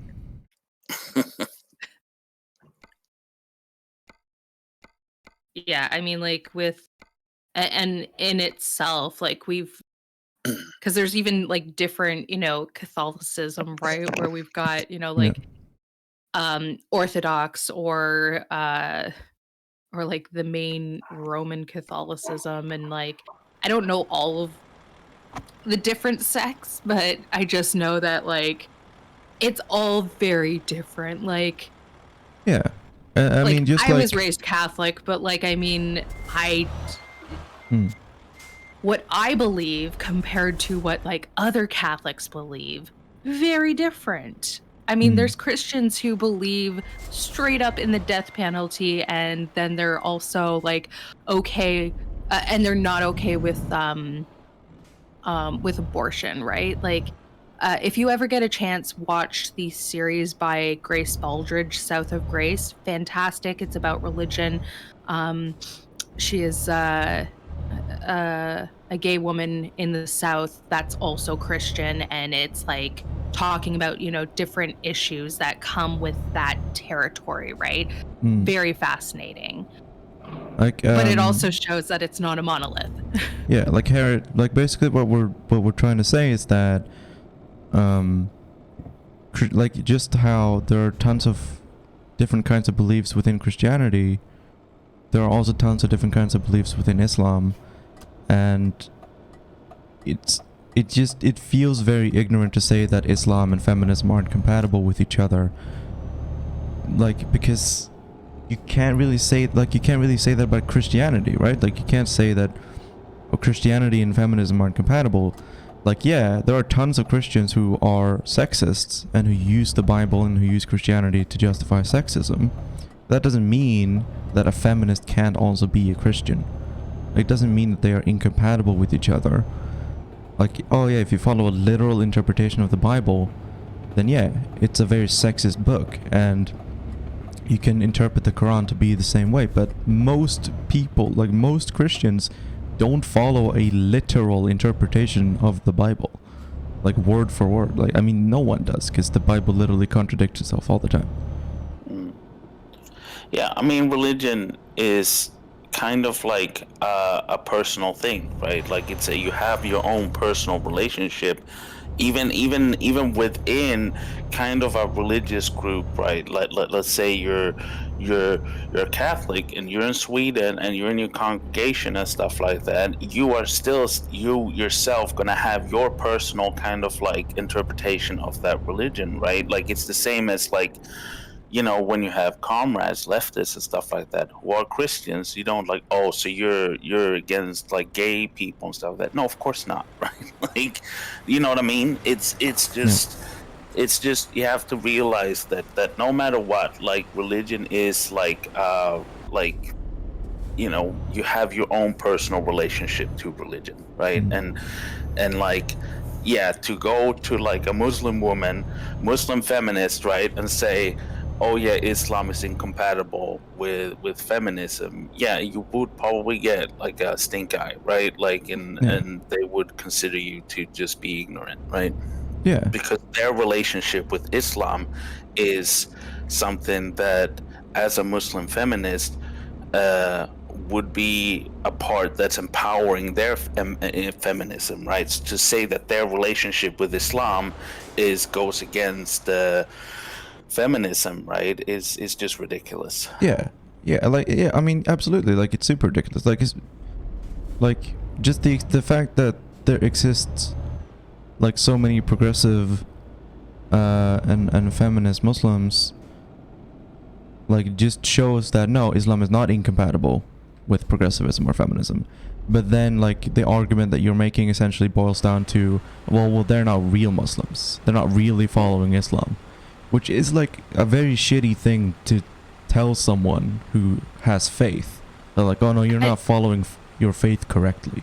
Like, it's their faith, like it's kind of their, their thing. And if you mention that, like, there are a lot of countries that, like Islamic countries, that have more women in their government than the U.S. does. Literally, and it's like Saudi Arabia.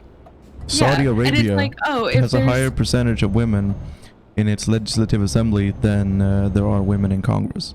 Yeah, I thought. And if you think try I to saw like point that that in a out, YouTube video somewhere. I don't know who did that YouTube video. No idea. no idea. But yeah, I like, have an idea. Syria, I think Syria is so close to 50-50 men and women.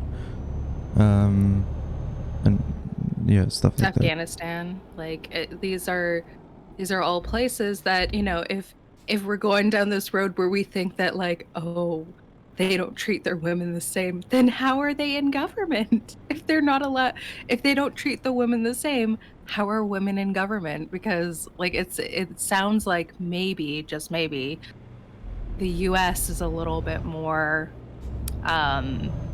restrictive when it comes to how we treat women. Muslims have these amazing marriage concept where very much seems the women have a choice. Like if you're looking like in some countries, yeah, like that follow kind of like I think there is something in Quran about it, about women kind of being like the family unit, right? And therefore she's the one that basically decide whether or not, like, you know, divorce or not divorce, and can deny like the man a divorce, right, just to kind of like leave their family and stuff like that. And also they can demand a divorce if the man is not fulfilling their part of the contract and stuff like that. And isn't it also usually the woman is the one who owns the house and that kind of thing, for the same reason that the woman is supposed to be like the family unit, right? Like the family is centered around the woman. Think so, but I think also that's what Gaddafi was saying in the Green Book, if I'm remembering correctly. How the women, because of his, like, you know, gender role kind of thing, is like the house is like where you raise your family, and since that's the job of the woman, then that should be in the hands of the woman, right? I mean, Harriet, if you're arguing that Islam is incompatible with white feminism, then yeah, but white feminism is also like a bad thing. Like, yeah, I mean, White when feminism we calls is themselves a white incompatible with feminist. a lot of things. Yeah, when we talk about feminism, like, it's intersectional analysis of feminism, right? It's not like, you know, the white girl power feminism, right? Yeah, that's not why extremely racist feminism. It's like Margaret Thatcher feminism. Yeah, exactly. Hashtag girl boss. Yeah. More female drone pilots, please. What are you talking about? Margaret Thatcher was a girl boss, right? Yeah. We look up to her. Just kidding. She was a fucking monster. And I'm glad she's dead. Yeah. I think that's probably fine to say on Twitch. Okay. Whew. As soon as I said it, I was like, is that okay to say? Yeah, I think so. I mean, she wasn't murdered or anything, right? She just died. Yeah. An ideal Muslim society would be patriarchal at the end of the day. There's positive and negative discrimination applied to men and women, so feminism could never be achieved. But ideal, no, that's to not who? true. Like, you're thinking of Islam as, like, you know, this kind of like it's supposed to be a certain way, right? But if you're talking about ideal to who, right? If you're talking to a Muslim feminist, right, would they see, oh, ideally Islam is patriarchal? Of course not, right? No. They wouldn't. Like, you know, their ideal like society is like something completely different than you perceive Muslim society being as ideal, right? Yeah. Like you have to just understand that fundamentally you are interpreting Islam from the outside, and like, as an outsider, as someone who has not grown up, they would have to. No, they don't have to. Like, you are interpreting Islam from the outside, and even though you're saying, oh no, I'm not saying Islam is a monolith, like you are treating Islam as if it is a monolith. The religion would override their feminism. No, like No. you're Their religion is a part of their feminism, right? Like it's whatever they make it. You Yeah. see, right? Like as I said, it is a personal relationship, right? Like, you know, just in the same way, Christians don't sit there and follow the Bible literally. You know, it's a personal relationship to each person, right? A Muslim feminist, Islam is feminist to them. That's their relationship with Islam, right? So Yeah. saying like as I said, like this ideal Muslim society, it's like actually like ideal to who? Who are you talking about? Because like the Islam is not a material thing that exists in the world, right? It is not like a material truth, right? It's like, so who is it ideal to? Yeah. Is Harry like an ex-Muslim kind of person? Like r/ex-Muslim? You know those? I don't know. You know I that mean, subreddit? it's just I think like even it is just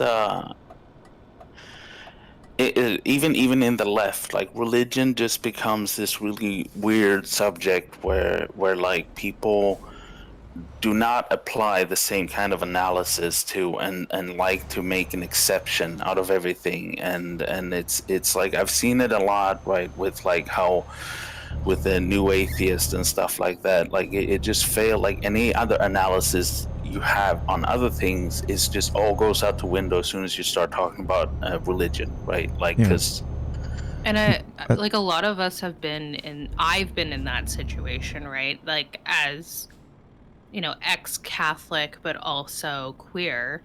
Like in my head, like I just thought people who were Christian were like anti-gay, like for the Mhm. longest time, right? Because of the things that I've heard growing up.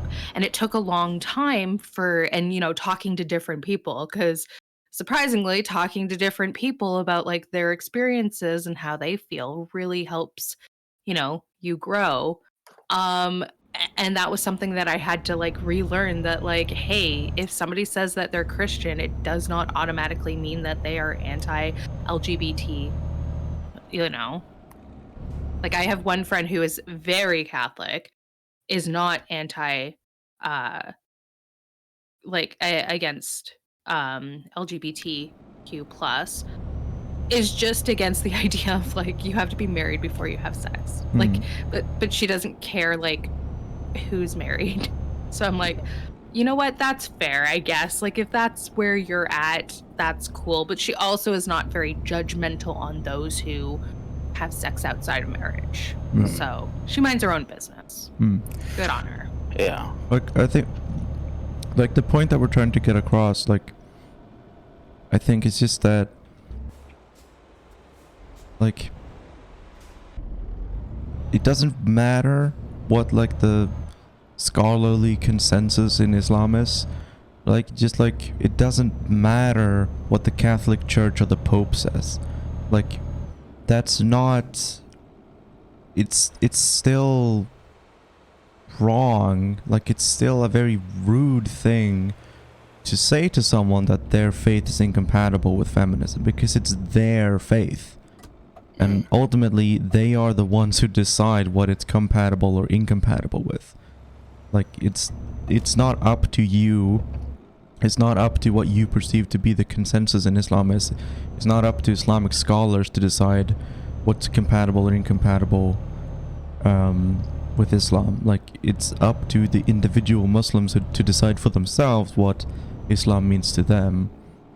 yeah. Just like, I mean, just like in Judaism, in Christianity, in Hinduism, in every world religion, it's not about what the consensus is. Like, people are different. People are unique individuals who have unique thoughts and feelings about things and justify things in different ways. And people's relation to their faith is different. It varies from individual to individual, no matter what religion you're talking about. And it's like, It's not about individualistic faith. No, it's not. I mean, even within one congregate, like you're trying to make it like so. Oh yeah, there is split into certain sections. But like, if you go to a church, right?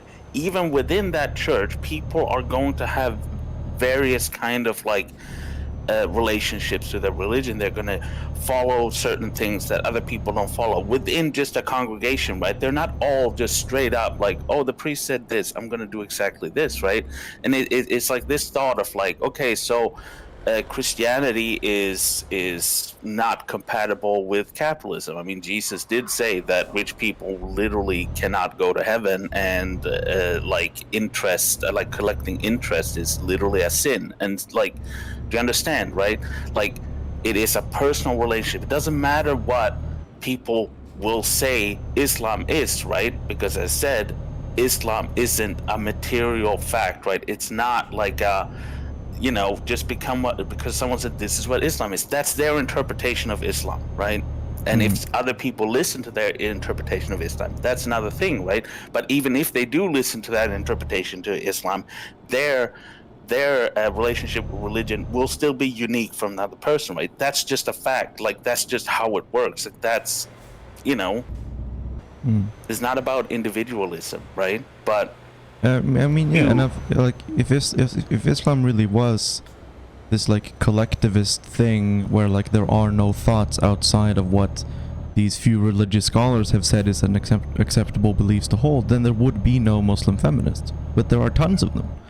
There are tons of Muslim feminists who are progressive, who believe gender is a spectrum, who believe that like all sexualities are valid, like who are like progressive, socialist, anti-imperialist, anti-colonialist. Like, if Islam really was this collectivist monolith that's split up into just like a few different sects, and within those sects there's no room for disagreement or different opinions, then those like Muslim feminists wouldn't exist. But they do. So the only argument that you're left with is those feminists or like those Muslim women are not real Muslims, which is just wrong. Like, you either have to argue that like what they believe is not Islam, or what they believe is in line with one of the sects of Islam, which it's not. yeah. Anyway, let's not. I think that we can leave the religion discussion there for today. Yeah. Were you gonna go exercise today, Graham? No, it's Monday, Wednesday, Friday. Oh, I thought you said yesterday you were gonna exercise. No, I did yesterday. I did exercise, so not today. Okay. Well done. I do have to find energy to go to the grocery store at some point, because I just got my money, and if I don't go, then I'll waste money.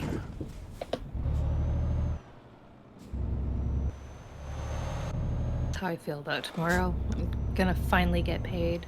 It's been a tough couple of days. Yeah. Yeah, my payment was 5 days late, and living on kind of like the amount I get, which is like already below the poverty. Like, it's just one day. Like, I don't even have money to like the point where I'm supposed to. I usually have to borrow money from my sisters. So like, being like 5 days late is a really big thing. Yeah. But luckily, I did get it yesterday, so I should get to the store today at some point. But you know, I don't know. It's once I'm out doing it, it's like, why was this ever an issue? Like, to get to the store, but like now when I'm sitting here, it just feels like a mountain to climb. Yeah. Yeah. I know the feeling. I mean, that's like, I can feel that way with like writing, like if it's work or if it's like a script or a video or something. It's just like, before I start writing, it feels like, you know, oh, I could never. And then as soon as I start it, it's just, you know, I just do it, and then I've written 2 pages, you know. But Yeah. actually getting started is the threshold. It's difficult to get over. Yeah, and I need to clean my apartment, so that's also like something that really weighs me down. Makes stuff harder to start, right? Like, because there's always that thing, Hmm. and I need to get to the store because it's like, other than that, if I don't, then I make ridiculous purchases like for food and stuff like that, and it's just wasting money. Yeah. Yeah, that's fair. Yeah. I think I do the exact same thing. Well, not the same. It's easier to get DoorDash than it is to, actually go out and get the groceries. Like for me personally, like especially with the lupus, I don't know what it is, but grocery shopping is the hardest thing. Hmm. Like and bagging up my own groceries is the hardest thing for me. I'm just like, every time I'm doing it, I'm just like, I suddenly feel my lupus. And most tasks, like, I don't really even think about it. Whatever it is, bagging up those groceries, I'm just like, oh, I have lupus and I'm so tired. What is wrong with me? Like when you're in the store or when you get home. No, when I'm like in the store, like at the end of the counter, like, after you've paid, right? Yeah. Like most places that you go to, they'll bag up your groceries, but there's a few places that you have to do it yourself we because it's cheaper. Yeah. we have a good system here, right? You get like a card from the store, and when you go in, you swipe the card and you get your own scanner. So you can scan, and basically, as you shop, you're putting them in your bag, and then you just go to like a fast checkout and put your scanner in, and it puts up all the stuff you have scanned in, and you just pay for it. And the way they prevent like theft and stuff like that is like there's random checks where like it will say, oh, somebody needs to come check, and they'll scan like 10 items to make sure the stuff is scanned. But that happens like quite rarely. Sometimes it'll happen twice in a row. Sometimes it won't happen for weeks, right? But like your groceries are already packaged, because you are like, as you're shopping, you are packaging, like putting stuff in your bags, right, as they're supposed to be, and then just walk out with them. Yeah. Yeah. God, that does sound like an amazing system. We're still like on the old like we just got rid of plastic bags here in Nova Scotia, which is kind of nice, right? But you have to bring your own bags, and I always tend to forget. Now, that being said, because of like COVID, we've kind of kept it where only one or two people do most of the grocery shopping in the house. Hmm. So my mom still buys my groceries. But I do sometimes go and buy my own groceries too. Yeah. But I pay extra for rent so that, I don't have to worry about groceries. Hmm. Yeah, that's good. I mean, most like smaller stores are just like, I'm not sure we've ever had like bagging people, like people who've been employed to bag people's groceries here. Like most stores, it's just you put the stuff in the cart or the basket and you bring it to the cashier, and then you get a bag, and at the end of the belt, there's the counter where you can put your bag down and you bag it.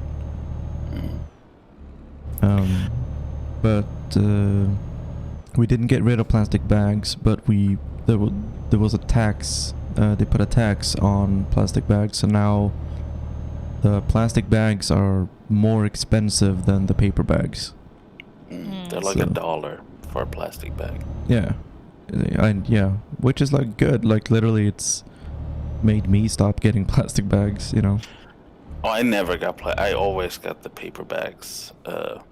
like even before that. I don't know why. Like I just always got them. It's yeah. I mean, Also, it is a problem, though, because like I would get the plastic bags, but then I would use them as trash bags, like when I got them home. But then now, I never get the plastic bags, so now I have to actually go to the store to buy trash bags.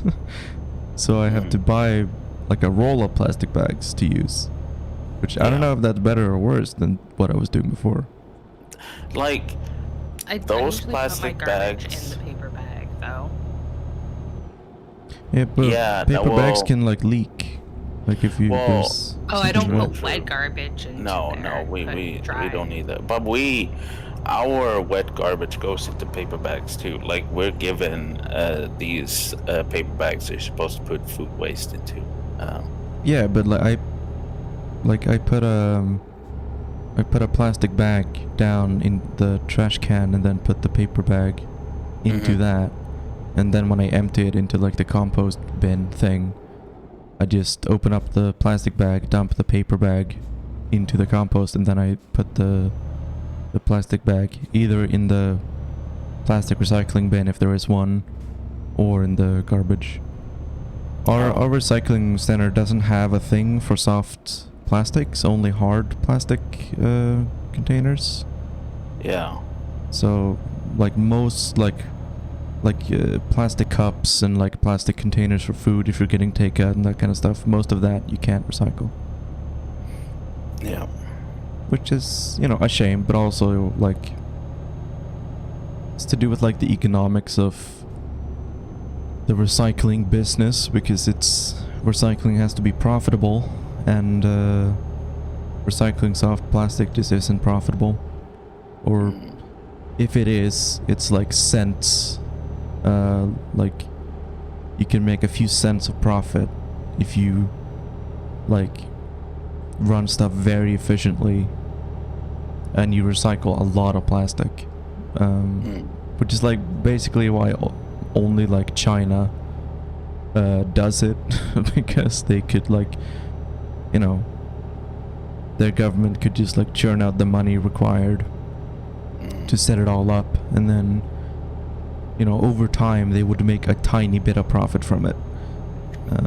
But like no other government or like no private business would ever like invest that much money in something that had like no chance of recycling, or like making a profit from recycling. Yeah, and also China buys a lot of the recycled plastic, and that's become like an issue lately because they've stopped buying recycled plastic from foreign countries. So then those foreign countries have been like, okay, well, we won't recycle them because China's not buying no recycling anymore. And it's like, It's funny because I just watched a video from Cracked. Like, I think they came out with it last night, and it was like one of those if recycling ads were, you know, honest, and it, you know, basically just said what you just said about, you know, how plastic just does not get recycled, and it's like you might as well just throw it in the trash because it's all going to the same place, and it's like, yeah, you know, like but you feel better because you're putting it in the blue bin.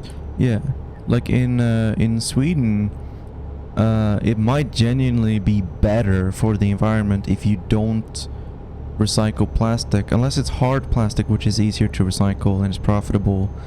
But if it's soft plastic, like there's in psychology, there's this thing where you talk about like wishful recycling, where like you're putting something in the recycling that like logically you know like this probably doesn't go here, like this probably can't be recycled, but you feel like it should be recycled, so you put it in the recycling bin, and then obviously what happens is that they fucking take it out and they throw it in the garbage.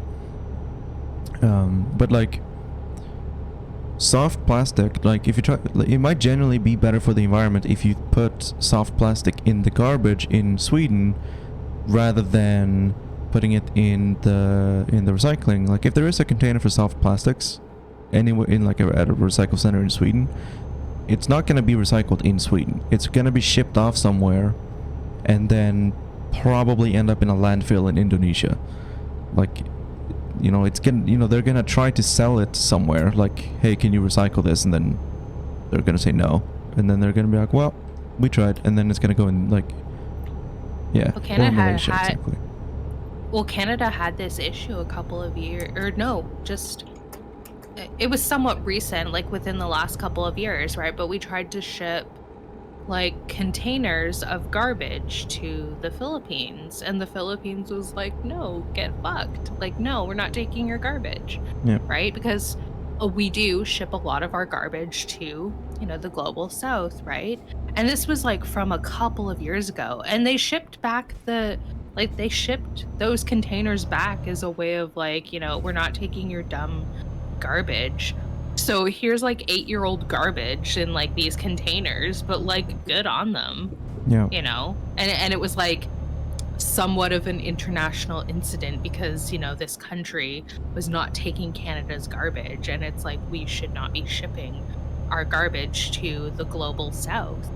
We need to like people don't realize that, you know, when it comes to like this recycle like, you know, system, there's two different words that also come with recycling. It's recycle, reduce, reuse.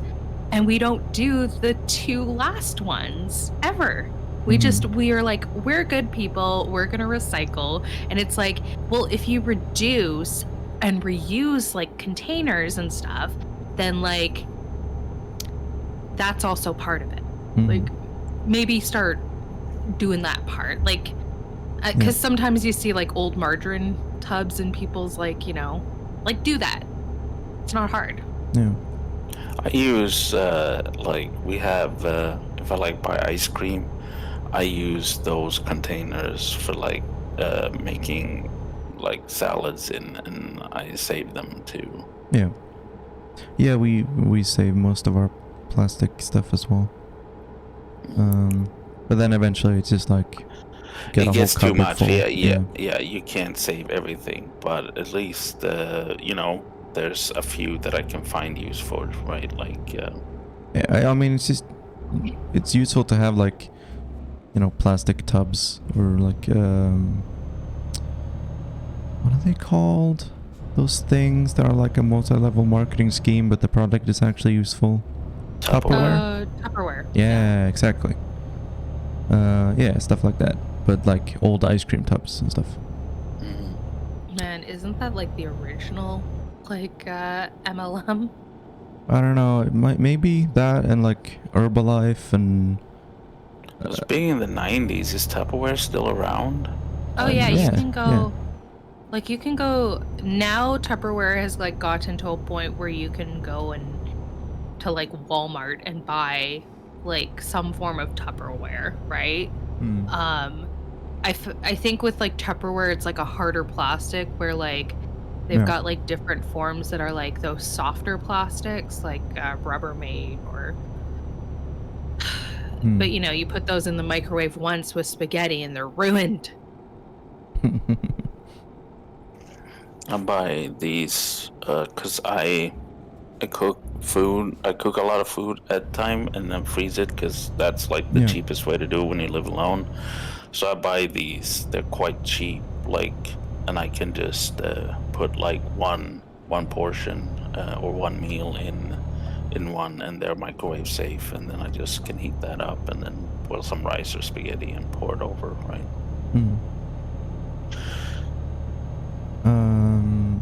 God, I was gonna say something. Oh yeah, didn't USA give countries foreign aid in the form of literal garbage? Yes. So, something that private corporations can do it too, but also governments can do it, where they're gonna like give foreign aid, quote unquote, to like West African countries, for example. Like, I forget what was it like Sierra Leone, maybe? It might be what I'm thinking of. Where no, it wasn't Sierra Leone. Where was it? Was it wasn't Ghana? I forget. There was a country on the West African coast.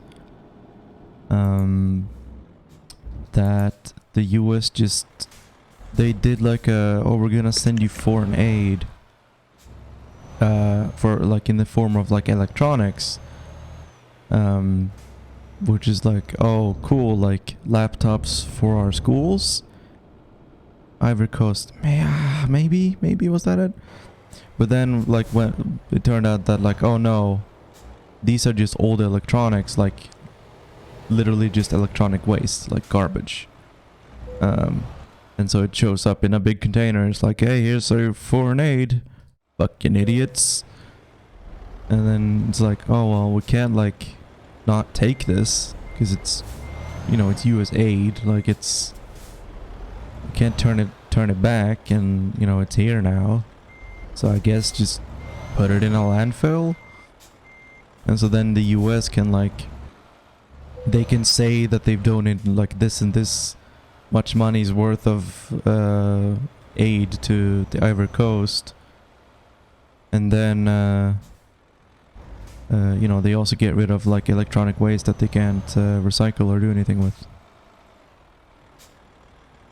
I think that I saw a lot of this sort of thing. I have 2 points that like I want to make, but like so after the Fort McMurray fire, right? I was living in a place called Peace River, Alberta, which was fairly close.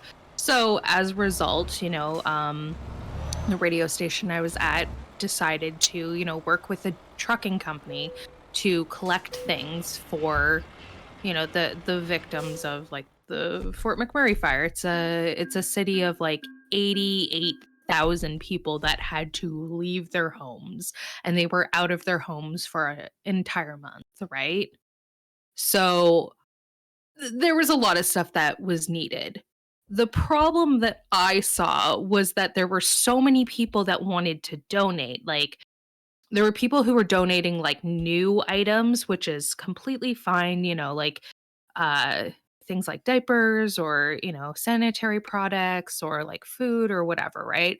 But there were also people who wanted to donate quote unquote used items. Yeah. And that's the issue that I have when like people are trying to do a good thing, and it's like, okay, listen, like the stuff from your rummage sale that's Yeah. in the garage are not needed for you to donate for whatever. Like give it to Value Village or the Salvation Army or something. Like don't give it to people who just lost their homes.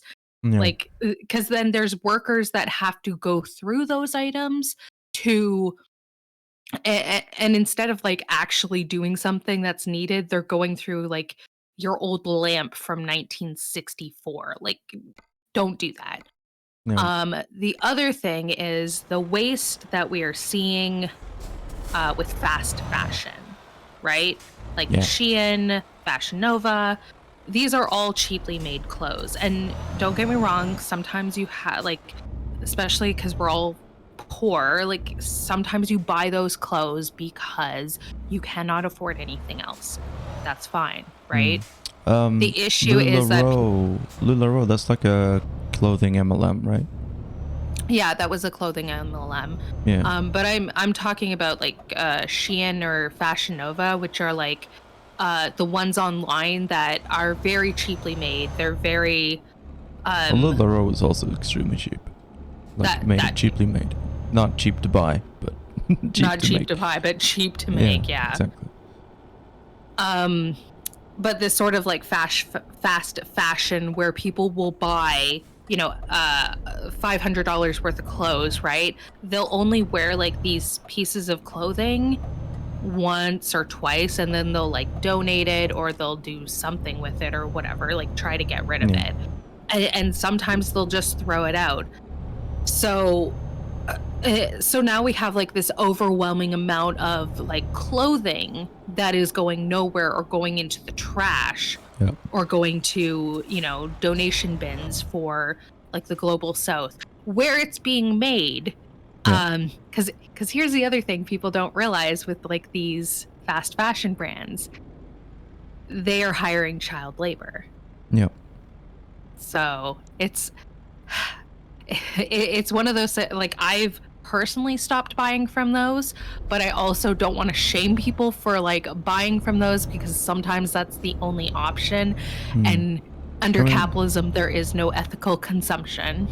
Like, the problem is that, like, when it comes to child labor, like, it's hard to track exactly which companies are utilizing child labor and which ones aren't. Like, like larger corporations in America that sell clothes, like Walmart is the biggest example I can think of. Like, they were found to have been utilizing child labor for decades and no one had any idea. Like, Yeah. like Yeah, officially, like, because they just went about it by, like, they bought a factory which hired like some outsourcing company to find a factory in another country that, you know, brought in like workers to make clothes, and then, you know, like they'd set up like this chain that made it difficult to actually track like where the clothes were coming from. And like obviously, like, all these factories or textile mills that make cloth or do the actual sewing work and make the clothes, like, on paper everyone who works there has to be 18, but when like a 12-year-old comes in and is like, hey, I want to work here, like, they don't need to like prove that they're 18, and like the management doesn't ask any questions. Just like, okay, we'll assume you're 18, get to work. Yeah. It's like volunteering for World War One. It's kind of like, yeah, sure. Exactly. And well, yeah, and that's the other issue that Harriet said. Like, there's sometimes there is no other choice. Like, here's, you know, a 12-year-old that is working, you know, in this textile factory for their entire family, and, you know, and it's like the different facets of like how, you know, capitalism exploits people. They're like we see that exploitation like in our own society, but then we don't see it in like the other, like the global south. And because it's like out of thought, out of mind, like people tend to ignore that. Or they do know, but they just don't care because, well, that doesn't affect me personally. Yeah. Yeah, and like you were talking about, like, this fast fashion, a lot of it just ends up going in the garbage. And like, people, and again, it goes back to like what I was saying earlier about like wishful recycling, right? Like, people want to donate stuff because people feel bad when they have to throw stuff away. People don't want to throw stuff away. People don't want to throw stuff in the garbage themselves. They want to donate it to like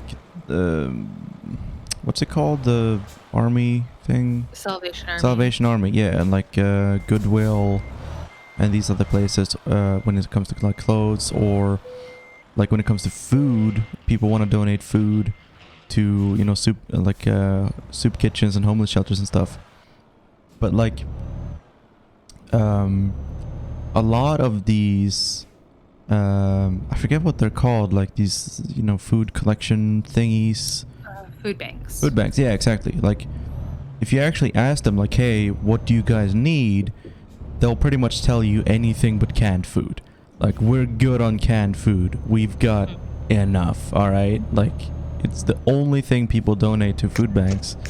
And like, what we really want is like some fresh greens, you know, like normal food. Well, the best thing to donate to food banks is money. Yeah, Yes, because they have like deals with like local food distribution where they can get food extremely cheap, right, when they need it. And so there is an issue donating perishables, right, because anything like that puts like labor on their side, because they have to go through stuff that are like old, and then they have to focus on throwing stuff out, and with cans it's the same thing, right? They have to waste a lot of labor on kind of like sorting everything out. So like Yeah, yeah, money is the best thing, but it is like you said, right? People donate because they feel it's a shame to throw it away. So yeah. Like that's people don't when they donate to food decide. banks because they, they're really passionate.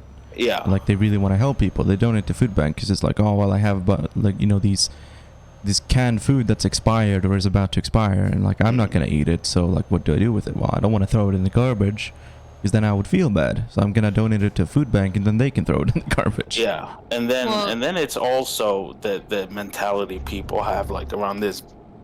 Beggars can't be choosers. It's like I won't eat this, but Homeless the person poor will probably eat it, right? Yeah. Well, yeah, it's like I don't know. Maybe like give people who are in need some effing respect, like, Yeah. because I used to see this all the time with having. Because I was like the promotions director at this radio station, right? So we would have,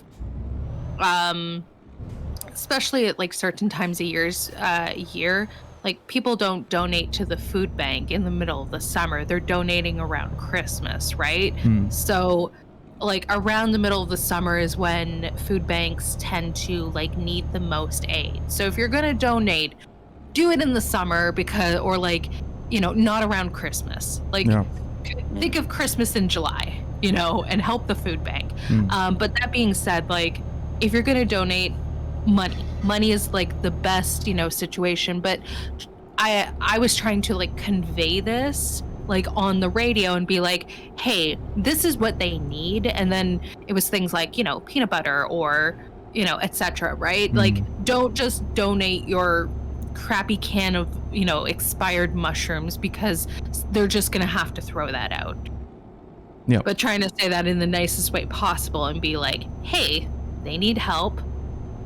New items. Yeah. Give some people some respect. There are some instances where, like, giving, like, we have a thing here called Erikshjälpen, which is like they help people in India. I think it's like their main focus, but they run like stores, right? Like they get like death estate, like like people can donate their estate, like their furniture when they've died, or you can just donate old furniture, and then they sell it in their store, and then the money goes on, and that's where I get most of my furniture. It's really cheap. I got my bed there, I got my couch there, and everything. That it's really nice. Yeah, it's pretty good. I was gonna say, on the topic of like donating and like the best times to donate, if you're thinking about donating blood, the best time to do it is whenever there is not like a big like crisis or something. Because when, like, if there's like an earthquake or a natural disaster or just something happens that's like in the news, right, that can get people to think about, oh, I should donate blood to help these people, that's usually when blood banks are like filled and a lot of the blood is going to get thrown away. And when blood banks actually need blood is usually when nothing is really happening, right? Like it's just a normal Tuesday, but people are still getting hurt, like people still need blood transfusions. But there's no like earthquake that's killed 100 people that makes people think like, oh, I should donate blood. Yeah, and usually when something like that happens and they need blood, they will tell you in media and stuff like that we need blood, go donate blood, right? Yeah. There's a predatory blood donation ad going around Twitch targeting poor people. Yeah, I'm not sure. I've given blood before. I'm not sure there is such a thing in Sweden as like you getting paid for donating blood or donating plasma or stuff like that. I haven't heard of it. Like when I've donated blood, it's always like a pro bono thing. Like you never get paid. I've never gotten paid. No, you get orange juice and a knickerbutt, right? Like we have the I got a cookie. Yeah, a cookie. We have my dad used to work in the blood bus, right? And it'll come and like drive around to like the cities, and it'll be like, oh, the blood bus will be here on these days from this day to this day, and you go and donate to the blood bus, right? Uh, but yeah, but I know in America they have that kind of like cringe thing of like, oh, if you're rich and you can it's like a youth thing, right? Like, oh, become youthful by injecting like this poor attractive person's blood into your stream, and like, That's insane. yeah. That's So not how this- blood works. No, I know, but That's very medically inaccurate.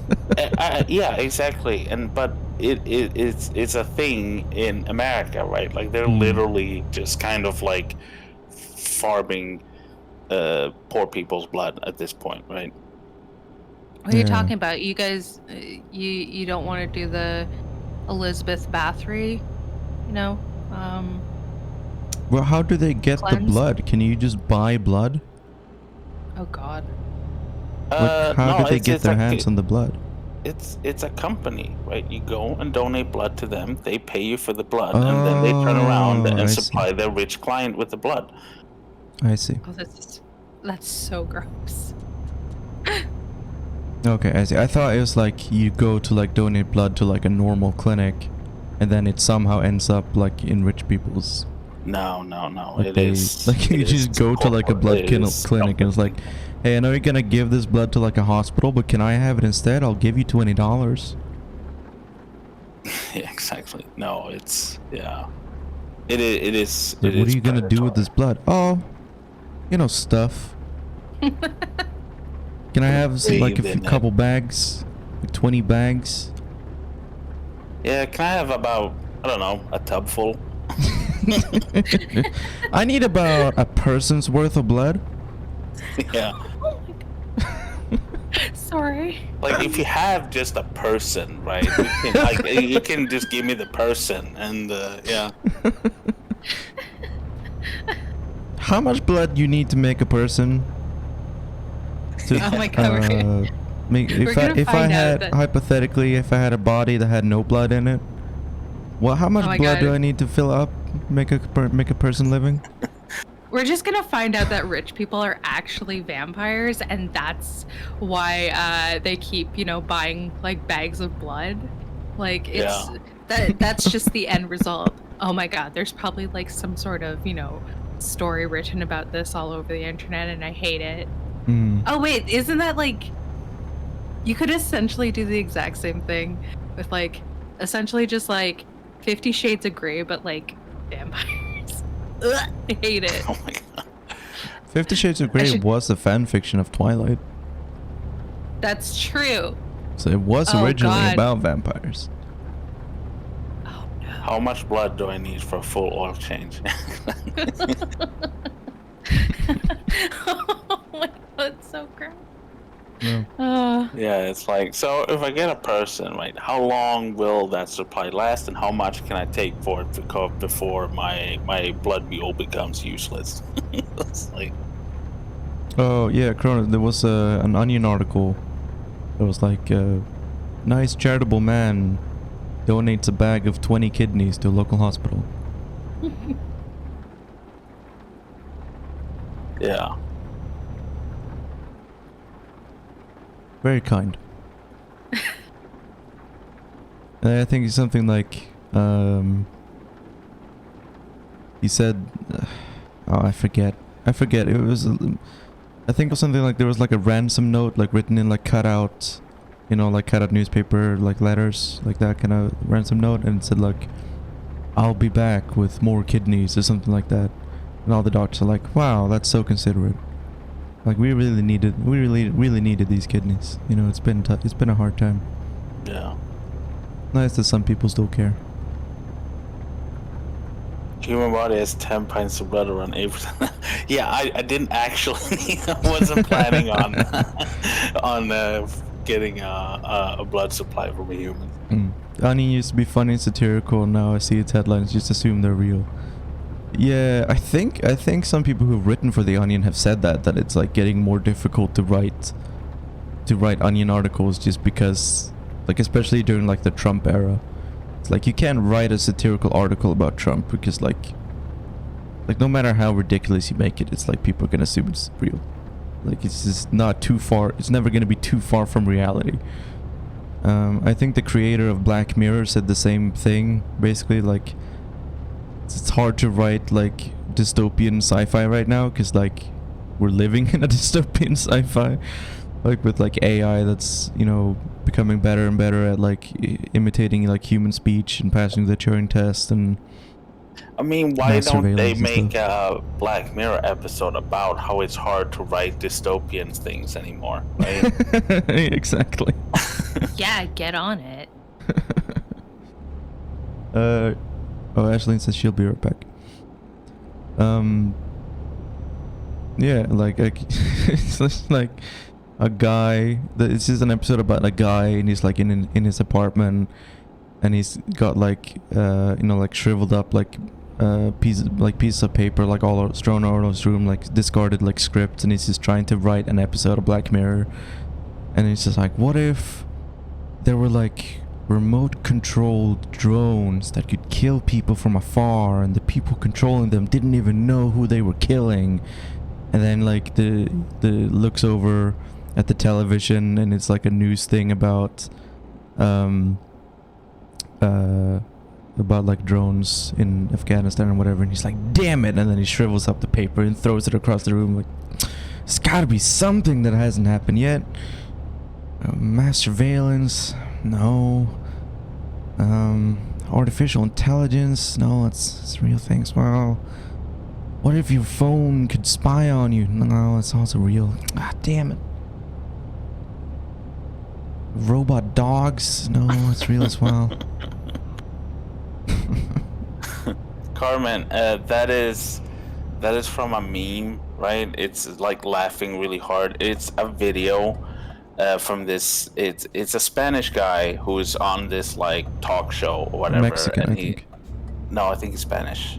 I'm pretty sure Spanish. Okay, I mean the talk show is I'm pretty sure the show itself is from Mexico. I don't know if he was. I always thought it was Spain. The way like it's like, for example, because they were talking about like paella, and isn't that like a Spanish thing and not a Mexican thing? Maybe I'm confusing it with something else. I do know the video though.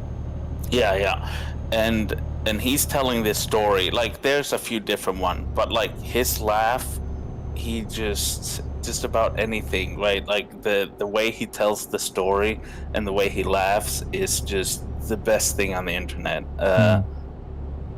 That's where it comes from. You think so? I'm gonna have to look that up because I was always sure it was Spain. I thought I looked it up once and it was Mexican. But I Was could it be called wrong. Rose something? I don't remember.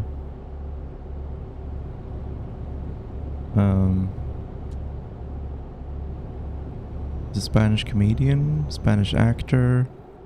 No one knows who this guy is. Oh, actor and comedian. Okay. Oh right, yeah. The emote itself is from Better Twitch TV, which is an extension for your web browser, Google Chrome or Firefox or whatever you have. I think Spanish. Okay, he's Spanish. I think if you install Frankerface, the Frankerface extension, there's a link in my underneath my stream. There's a thing that says recommended extensions. If you install Frankerface, then in the settings for Frankerface you can enable Better Twitch TV emotes, so then that way you don't have to install both of them. But I don't know. It's not required, but if you wanna see the emotes, then you can do that. They're like extra emotes on top of the channel emotes. So yeah, like all the Monkas and Pepes and everything, those are emotes that show up if you have those extensions installed.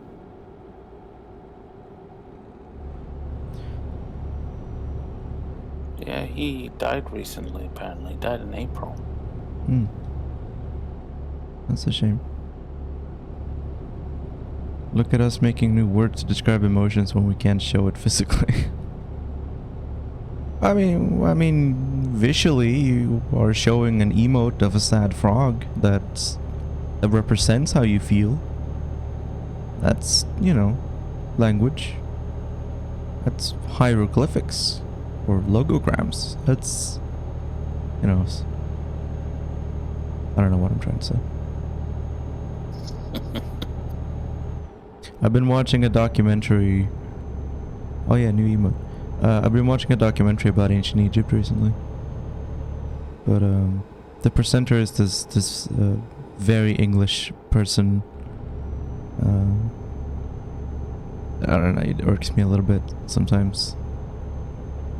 Yeah. Why isn't he speaking hieroglyphics to me?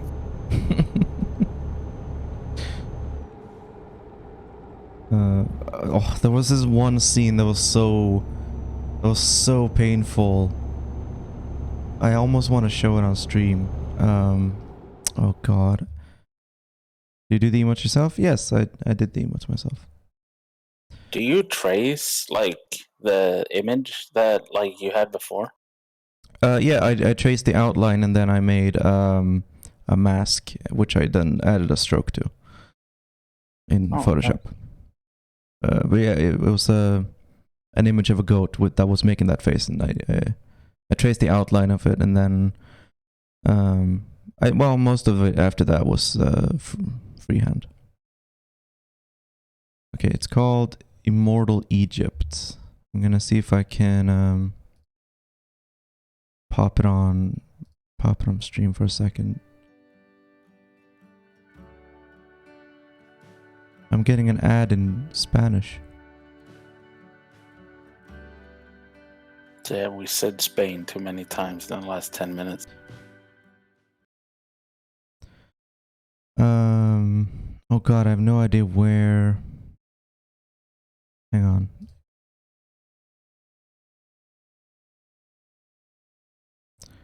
Let me add the Chrome window. Okay, it's one of these.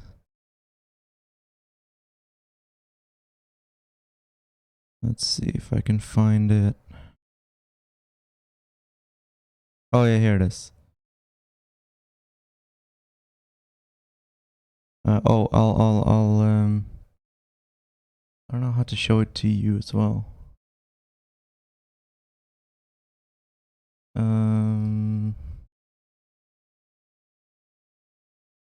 You might have to like. I'll just turn the stream on, like the sound. Yeah. Just... Okay. This allowed agriculture to flourish. Egypt is blessed with some of the most fertile land in the world, where farmers can grow everything from sweet corn and garlic to bananas, sugarcane and cotton.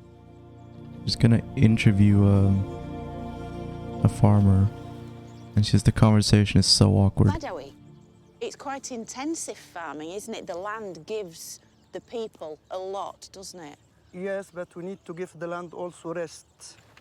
We grow one time and we leave it for 1 month, then after we use the land again to grow again. That's amazing that it only needs 1 month rest time and then it can be planted again. Yeah, sometimes 15 days, sometimes 1 month. Yeah. But it really does emphasise that this land of Egypt has always been so rich and so giving to the people. It's always given the people everything they need.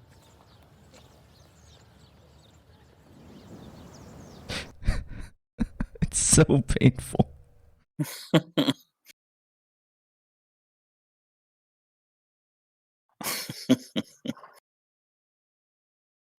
Whatever, lady. I'm just, trying to grow some shit in. Like, no need to get all spiritual about this. Like, come on. Yeah, I mean, just the way that she says, like, oh, it's really hard work farming, isn't it? And it's like, uh-huh. Then she's like, oh, but the land in Egypt is so rich. It's always given the people everything they need. And he's just like this, like, normal like farmer, like probably not exactly rich. And he's just like staring at her like, what are you talking about? Like, rich? Like, yeah, I guess it grows food good. But I wouldn't exactly say that we have everything we need. And just the way that she's dressed and everything, it's just so like iconic of like British Egyptologists. Yeah. It's just, yeah, like the documentary series, like it's good in a lot of ways, but yeah, like it just also has like this terrible like colonial attitude toward Egypt, and it's just making them so foreign. And yeah, white people exploring the wonders of the world. Exactly. That's exactly what it is. Hey, what's up, James? Hi, James. I have to adjust the volume a little bit. Okay, can you say something real quick? Real quick, something. Okay, that works. Oh, you were attracted by the blue goat. Hey, read the hat, buddy. Oh yeah.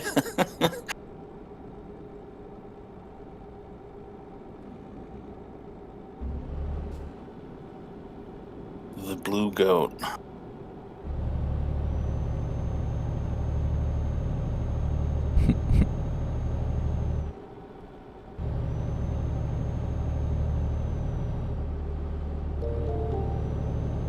Oh yeah, thanks for the sub. Maybe You're soon. welcome. Maybe soon we can unlock a third emote. Yeah, how many are we like? Is like the emote unlocking? Is that like, you have to have like historically that amount of subs, or do you have to have active subs that many? I think it's sub points. I think I don't think it goes down if someone's subscription expires. Oh, okay. I think Then it's I'm just like already- unique accounts. Like if one person sub points picked on active sub points, I think it stays. Okay, I don't know exactly. I don't know exactly how it works. But like if someone like gifts 5 subs, then that's 5 sub points. If someone subscribes once, that's 1 sub point. Something like that. Is Oh it my based on goodness active sub points? gracious! The sub train, like hype train, is close. Gonna be a good pull up band here. It's like, can we do it?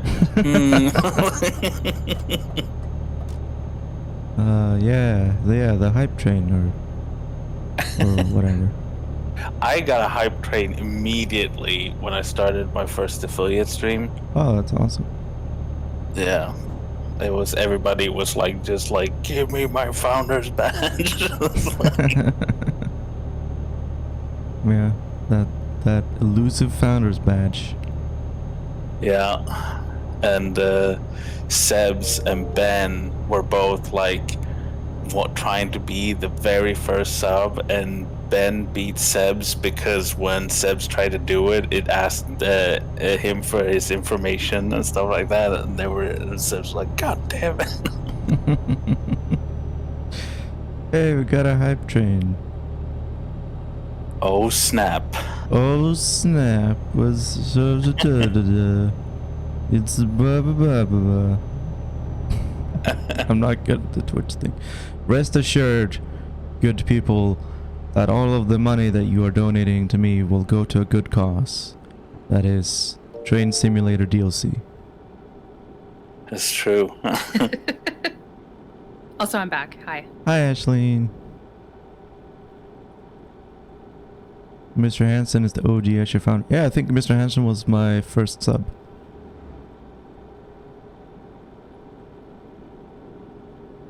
Level 1 complete. I never fully understood the hype train thing, or how it works, or why it exists. So I mean, the thing is, like, it incentivizes people to donate on hype trains because they get an emote if I think they do more than 100 bits. So like they get something in return. They'll get emotes. I mean, and you'll get like the role. I mean, the tag that says hype train, and I think like possibly there are people who are just literally trying to collect emotes that just go around and donate into hype trains just to get emotes, right? But you know, it's just an extra encouragement to like people to give subs and stuff. And I think you yourself can set like the cooldown on the hype train, like how long you want it to be and how easy it would be to reach like the different levels, right? Like, you know, would it be really easy to get to the next level, or will it be hard to get to the next level, right? So you're in charge of all that. Yeah. Alright guys, let's really pull ourselves up by the bootstraps here. We got a level 2 hype train going. Then it's just Ben's not even awake. Yeah. But yeah, thank you. So, yeah. Sincerely. With 998 levels to go. Yeah, I mean, if we get to hype train level 999, then, you know, I could buy like 2 train DLCs. God, you and your train DLCs. If we get to a level 99, Azure will personally sing a lullaby to you. Oh yeah, sure.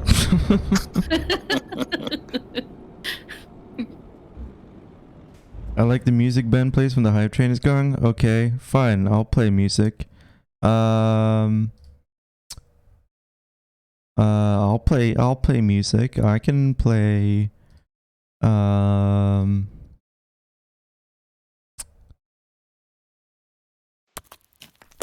that's an ad. No, wait, not that. That doesn't work. That's also an ad. Shut up.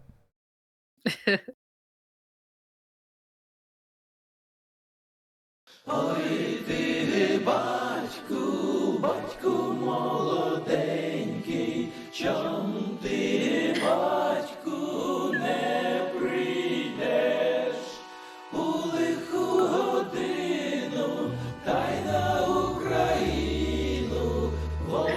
Oh, Carmen with the 200 biddies.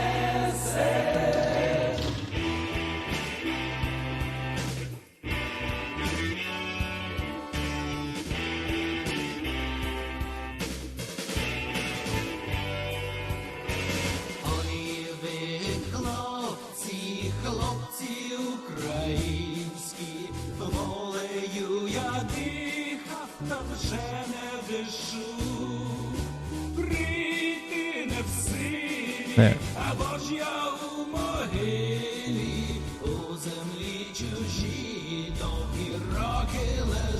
Train DLCs are the currencies in this chat. Yeah.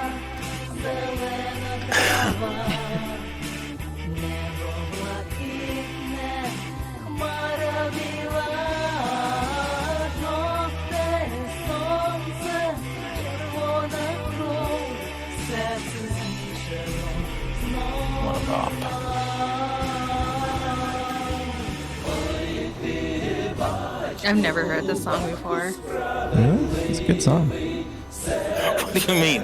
Really? It's pretty good. You haven't heard the Ballad of Freedom? No.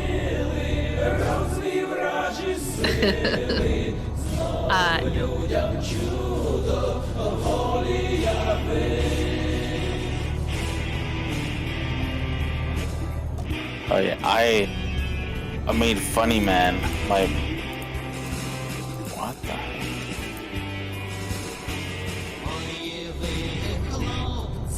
Made Funny Man my emote. I like it.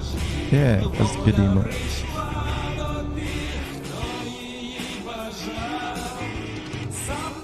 Three subscriptions and 300 biddies. Woo!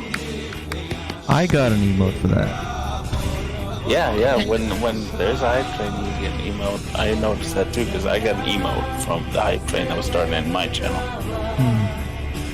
Comrade Funny Man. Yes, exactly. Yeah,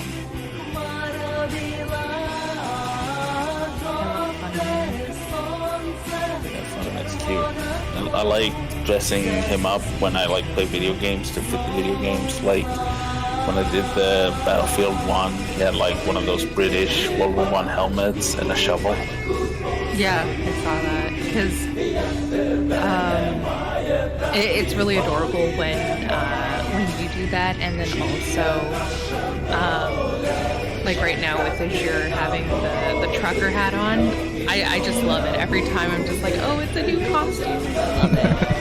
Yeah. Great.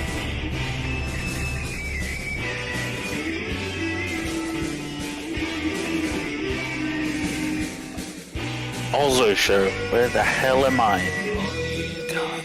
Oh, Slacking. I'm sorry. Okay, we're gonna get rid of Mac now for now. And we're gonna get Grom in here. There you go. And then the only other one I have is Ben. So Ashleen, you're gonna have to be represented by Ernest Karoma. Okay, sounds good. You need to give the Peggers image to Azure. Oh god. Actually, that'd be really funny. The world needs more goat art.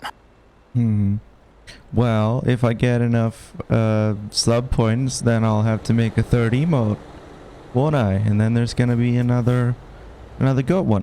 I should put the like big image on the screen so people can actually see what the emote looks like up close. And personal. Close and personal. It looks terrifying. I'm just gonna say it looks like nightmare fuel. Beautiful. That is like the last thing some people see.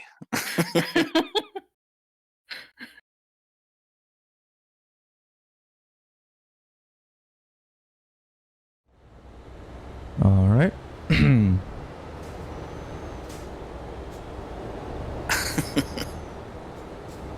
Azure the Devourer. Yeah. God damn it. Yeah, I know. I have that too. Kronos. Oh my god. What? You taking your bits very far.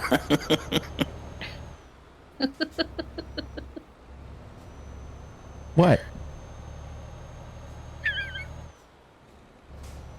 I'm just seeing this big goat face on the screen. It's terrifying. That's just a selfie I took. You're disappointing Carmen. Carmen is really invested in your transport gameplay. You know this. Alright, I'm sorry, Carmen. I'll take down the emote.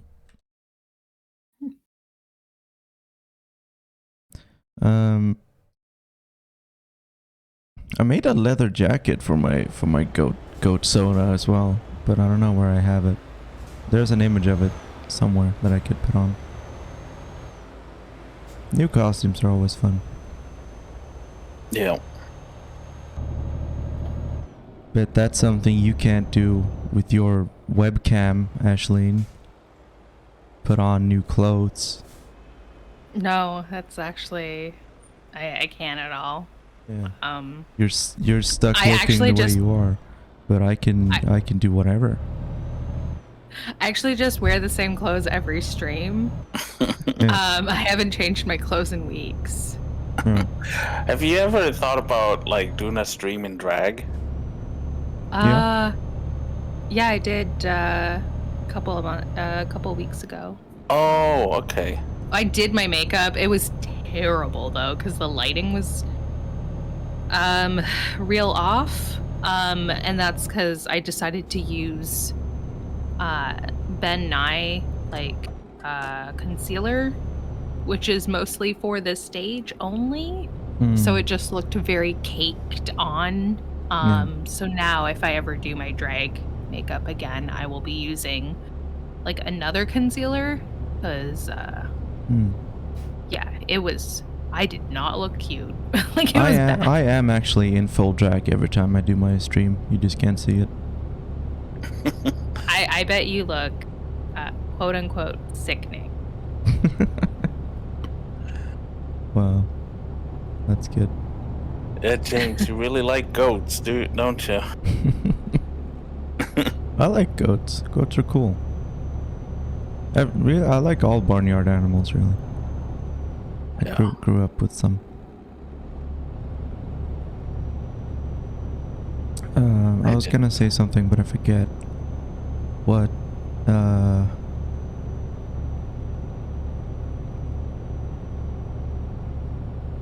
Shit, what was it? Oh my god, James. I have 15 new goat evos being illustrated at the moment. I did consider commissioning an emote. But then I felt like no. The person I was gonna commission, they had like they already had a long queue of people. They had a lot of work to do. So I just felt like, no, I could probably do this myself. And so I did. And it turned out okay. Yeah, but didn't you like, I'm the Azure scapegoat? Exactly. Do you know who I am? Yeah, do you know who I am? And then be like, well, can we do this for free? I mean, you'll get exposure, right? Because I'll use it. Yeah. Like I'll give you credit. I'll say I'll say your name at the beginning of one of my streams and then never mention you ever again. Yeah. You get a lot of exposure from that. Yeah, streams, not YouTube. That's too much. Mm-hmm. Could that be something to turn in the points for? Seeing me in drag? No. No, sorry. I can't be bribed into showing my face. No matter how many points you turn in, I won't be swayed. I know that I have to I have a show this coming weekend, so I might post like pictures, but yeah, for some reason when I'm like doing my drag makeup, I like to kind of just be in my own headspace, and it's really hard to stream and do the drag makeup. I wasn't saying like, you Oh, should no. film the putting it on. I was just meant like doing the stream already in drag. Like you can do it off stream, right? Like that's what I thought like you would do. Okay. I think at some point I'm probably gonna do it. I'll be honest, it's because I'm lazy, and when it comes, like, I love doing drag, I love putting on the makeup, the whole bit, right? But unless I absolutely have to, I'm just like, it's a lot of work.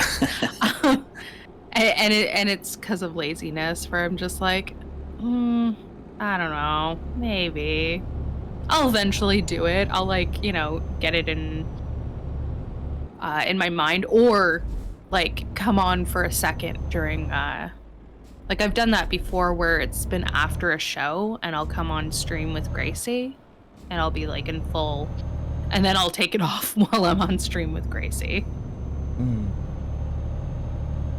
Yeah, let me just remove my face on stream.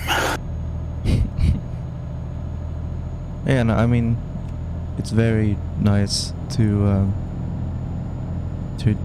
do a stream without a webcam, because I mean I don't even know if I could stream if I had to have a webcam, because I would just spend too much time getting ready each time.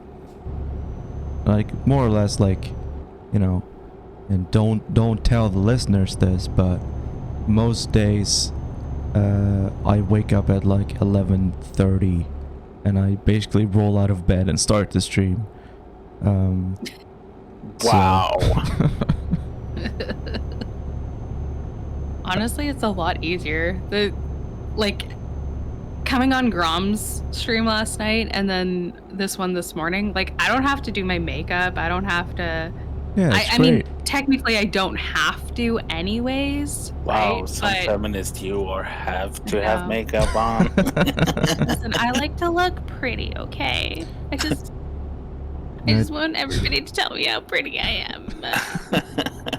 Oh, you're super pretty, Ashley. So pretty. Yes, Hi, that's all I Subs. ever wanted in life. Hi, Subs. Hi. Yeah, a man's validation. Exactly. You got it. You got it. Oh, hey, you sent me Peggers. Is that what it's called? Yeah, PegChamp. Okay. Do you want me to add it to the stream? You don't have to right now, but just like in the No, future do it. if you want. Do it. Okay. All right. If I have It's no so other good. choice. But Sebs is here now, so he can be represented by Karoma. But who? Koroma? What? I'm confused. Ernest Karoma, Who is that? former president of Sierra Leone. You don't know who Ernest Karoma is? No. What's wrong with you? Wow. Exposed, Seb. And you call yourself telling me that I'm- anti-imperialist? Are you telling me that I'm ignorant because I'm from the global south? Wow. No, I'm saying you're ignorant because you don't know who Ernest Karoma is. Mm, I don't know. Sounds pretty racist. Wow, Ashley, it's not a PNG. God. I saved it on my phone because I couldn't save it on my computer. Oh, I had to I'll like go just, back in the. I will send it to you, Azure. I'll crop out the white bits. There you go.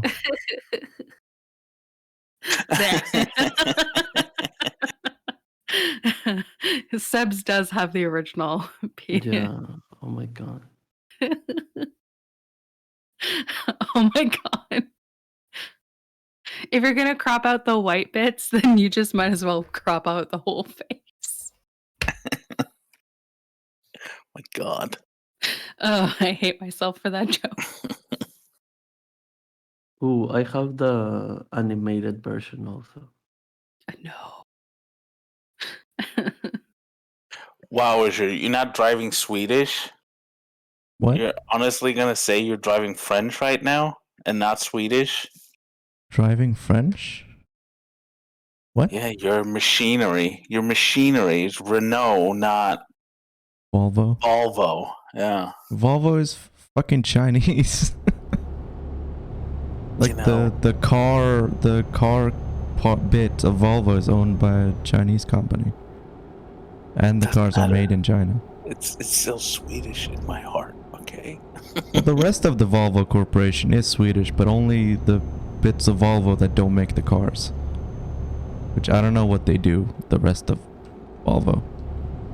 So They make when I- commercials like those ridiculous commercials where they're like doing the splits between two trucks and stuff like that. That's what they do. Oh, they also do like the AI stuff for self-driving cars, I think. I think they still do that. But the actual like car manufacturing and car designing and everything is done in China. So growing up, my dad's ex-girlfriend had a Volvo, right? And for some reason, apparently I could just not read. So I used to call it a VUCA. VUCA. No idea why. Yeah, a VUCA. So for me, like in my mind, every time I think of Volvo, I'm just like, oh, it's a VUCA. Wow, that's like because it's called VUCA in Swedish. What? No, it I would have been Oh my crazy if it was God. though, huh? Yeah, I know. I would have it would have blown my mind.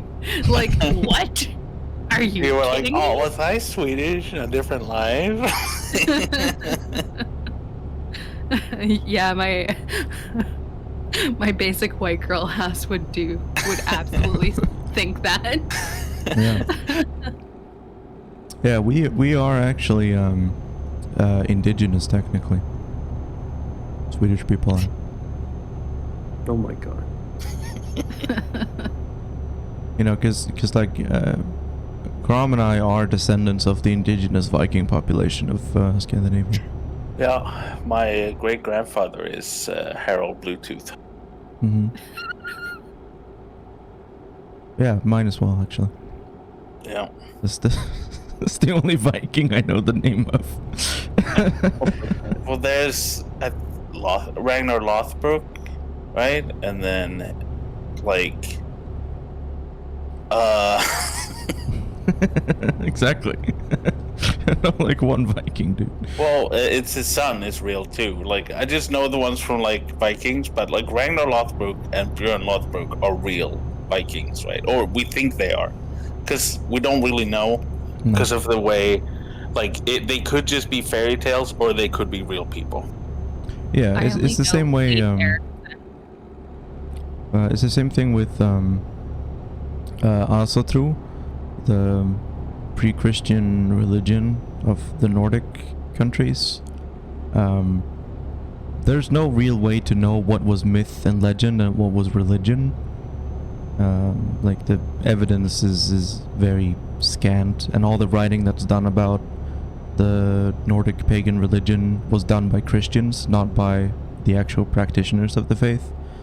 And a lot of the time it was done like 100 years after everyone had converted to Christianity already. So Sounds super reliable. yeah, exactly. But you know, we can like assume that like, oh, some of this was religion, and then some of it was probably just like stories that people told their children. But we don't really know what was what. And we don't know too much about how the religion was practiced either. We can find some clues in how early Christianity adopted to fit the Nordic countries, and we could make some like educated guesses about like, oh, like in early Christianity they had a door on the northern, like churches had like a northern entrance for women and then southern entrance for men, but they didn't do that in Germany, so maybe that suggests that that's a cultural practice that existed before Christianity, and it's something that they adapted in order to make it easier for people to convert. But that's literally just a guess. We don't actually know, what the pre-Christian cultural practices were, to a very great extent anyway. There are certain things we can make good guesses about, but that is all it really amounts to, is a lot of guesswork. Which, to be fair, is most of history. No, I know. Yeah. Are you saying history is not real? I'm saying... Real? So, hang on. I have to raise Ashlyn's volume a little bit.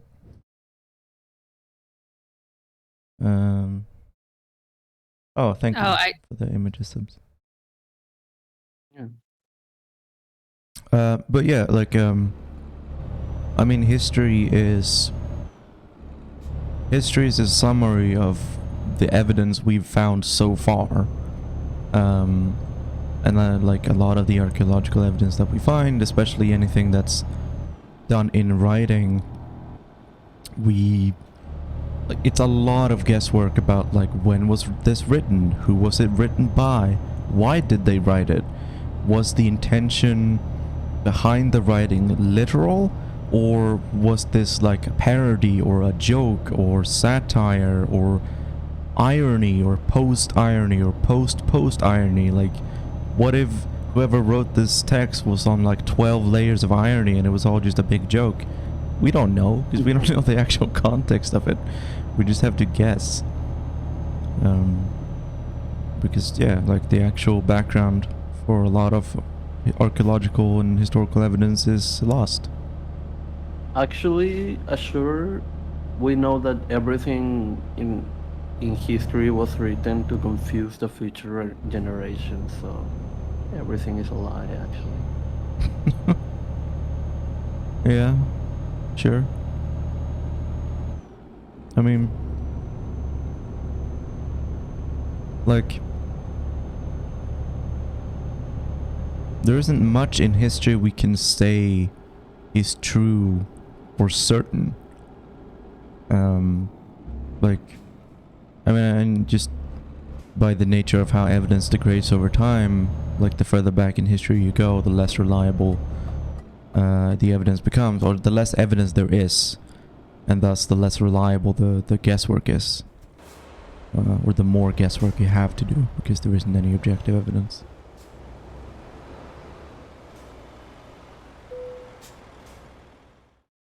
So you're saying that maybe Second World War never happened. Hang on, you're a bit quiet, Subs. So you're saying World War II may have never happened, No, it did. and it was all a lie. That would be an extraordinary claim, which also requires extraordinary evidence. Extraordinary.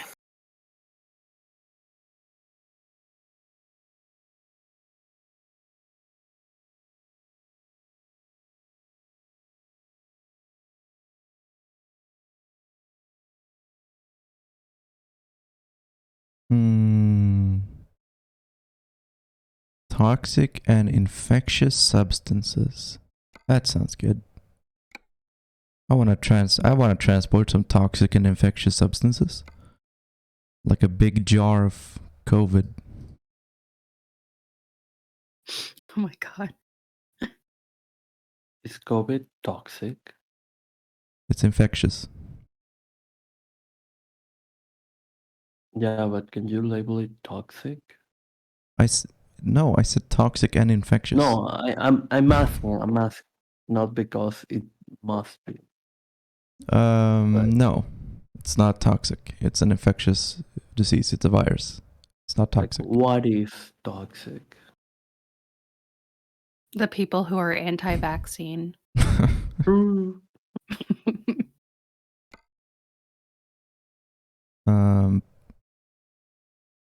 I don't know. What counts as toxicity is Well, like toxicity, like the way I understand toxicity is like everything is toxicity. It's just different kind of amounts. Like when like a substance yeah. become The pH. no, Right. not the pH, just any substance, right? When it becomes too much for your bottle to kind of like handle, then it becomes toxic, right? Like literally water can be toxic, right? It just has like a certain like there's things that we consider toxic. It's like things that requires a very small amount to disrupt the body, right? While, you know, stuff like water, which is like technically does have like a toxicity, right? But it's very high. We can consume a lot of it without it being toxic, right? And that's how you define toxic. So viruses isn't like considered toxic, right?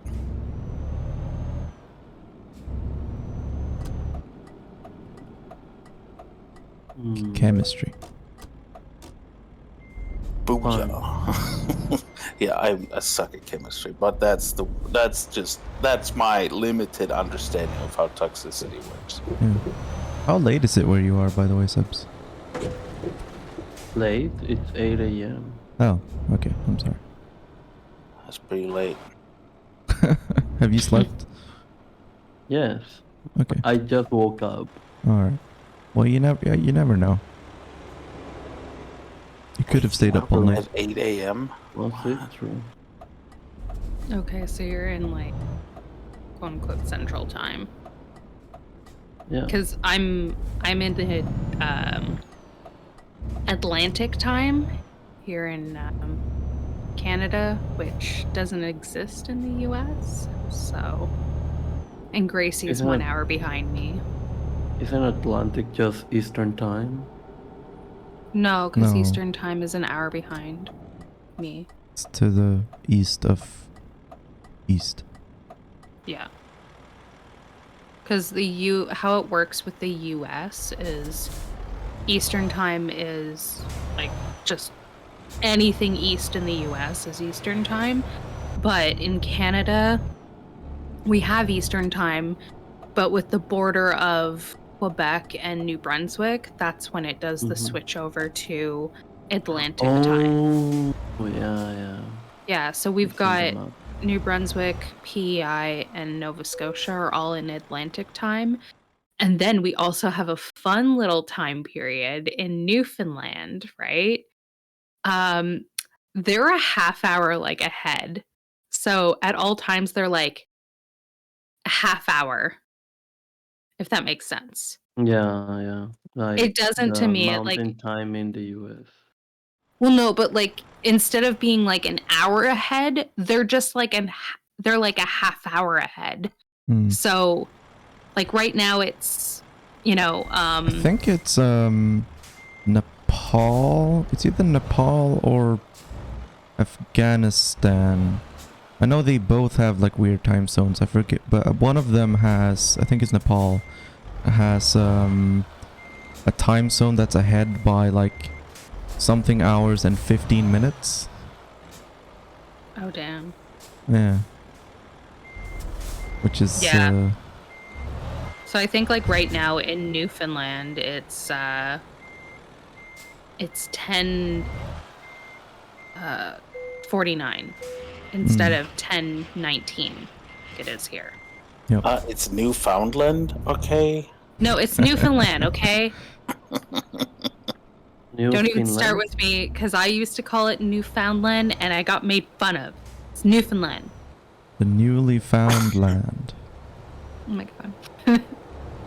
Yeah, you're just trying to mask the fact that Newfoundland sounds really colonial, right? Like, It sounds so posh and I hate it. no, Newfoundland sounds like, it's like what it actually is. Like, you're getting this, like, colonial kind of, like, connotations to it. Wasn't So saying it in a different accent, like Newfoundland, right? Like, then it's like, oh, no, it doesn't mean anything colonial. Oh, Newfoundland's history, though, is, like, absolutely fascinating, right? Because, like, one, we've got, the Vikings side of it, right? But then there's also the fact that it wasn't even part of Canada until 1949. Like, it was Britain, right? Yeah. And then there was also, like, the other issue where, they absolutely they killed the native population up there. Like it is, there's a story of, yeah, I know, surprise. In Canada? I know. I've never heard of Canada doing anything like that. I know, it's very surprising. But there is this horrific story about one of their indigenous tribes up there, where there was only 3 people left, and then so it was like the idea of like the last of them, and it's absolutely horrific. And I mean that's happened in other places, right? But there's at least been like people that have like survived, but not in Newfoundland. They killed them all, and it's really fucked up. Yeah, like I was gonna say, Newfoundland is like not only colonial because it implies that the native people who lived there hadn't found it yet, or that it didn't matter that they had found it because the Europeans found it first, but also like the British who named it Newfoundland, they weren't even the first Europeans to find it. Literally, the first Viking colony in the New World was founded in Newfoundland by Nils Eriksson. Yes, Nils Eriksson. Oh. Was it Nils or got there first? Leif Eriksson. Leif Eriksson. Yeah. That was it. Yeah, who I think he was aiming for Iceland and got lost and ended up in the New World. Canada. they set up a colony for a while, and then they were like, there's nothing here, huh? Except these beavers. And then they went home. It was just kind of hard. Like, they couldn't really manage to survive. Or very good, or thrive. Which Yeah, there's just these beavers. Why would anybody want these beavers? And then they left. Yeah. didn't they also have a hard time with like the indigenous people like attacking them constantly? That was I mean, there were several colonies in the New World that had early conflict with the indigenous tribes, but I might be remembering it wrong, but I thought that Leif Erikson never actually encountered any indigenous people on that voyage. That they just happened to settle in an area that was secluded, and they didn't encounter anyone else, and that, like, they didn't go out looking for anyone else either. They more or less Which is settled fair. where they landed. Like that particular area of Newfoundland anyways is very secluded as well, because it's so there's St. John's, which is like the biggest city. It's on the like the opposite side of the island. Like it's a full-on 20-hour drive Yeah. from like one side to the other. Yeah. So I don't think Leif Erikson encountered anyone during that brief colonial venture, which they abandoned rather quickly. But the other colonies established on the East Coast in what is today the continental U.S., like Jamestown, Roanoke, and all the later like Pilgrim settlements and stuff, they all had encounters with the indigenous population, and some of them were like more or less peaceful for a bit until they suddenly weren't, and then some of them were just immediately hostile. The Europeans were immediately hostile. Really? The Pilgrims were hostile. These, you know, religious like people that not even like Europe themselves were like, Zealots. no, get out of here. Like, What? Yeah, I mean, the Pilgrims were a sect of the Puritans. Like, the Puritans were a sect of Christianity who believed in like purifying Christianity, because like, oh, Christianity has like gone, you know, like it's strayed from the path, right?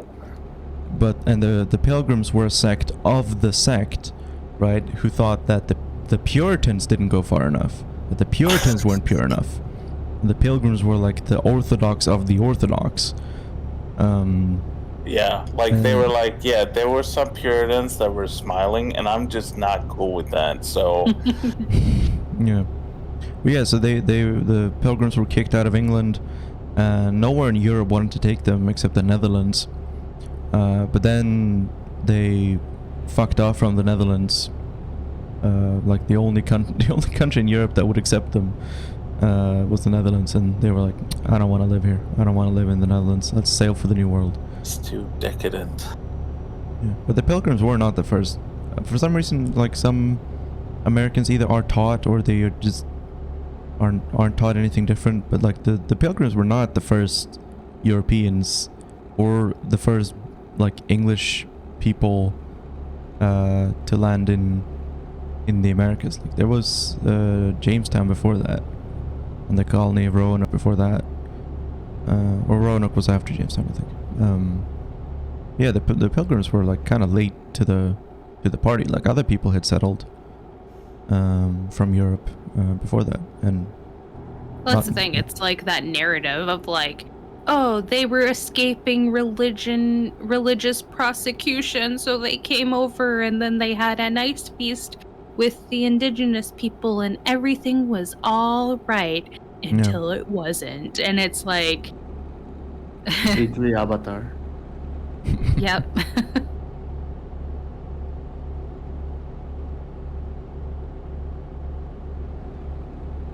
Yeah, I mean, Avatar is literally Disney's Pocahontas, basically.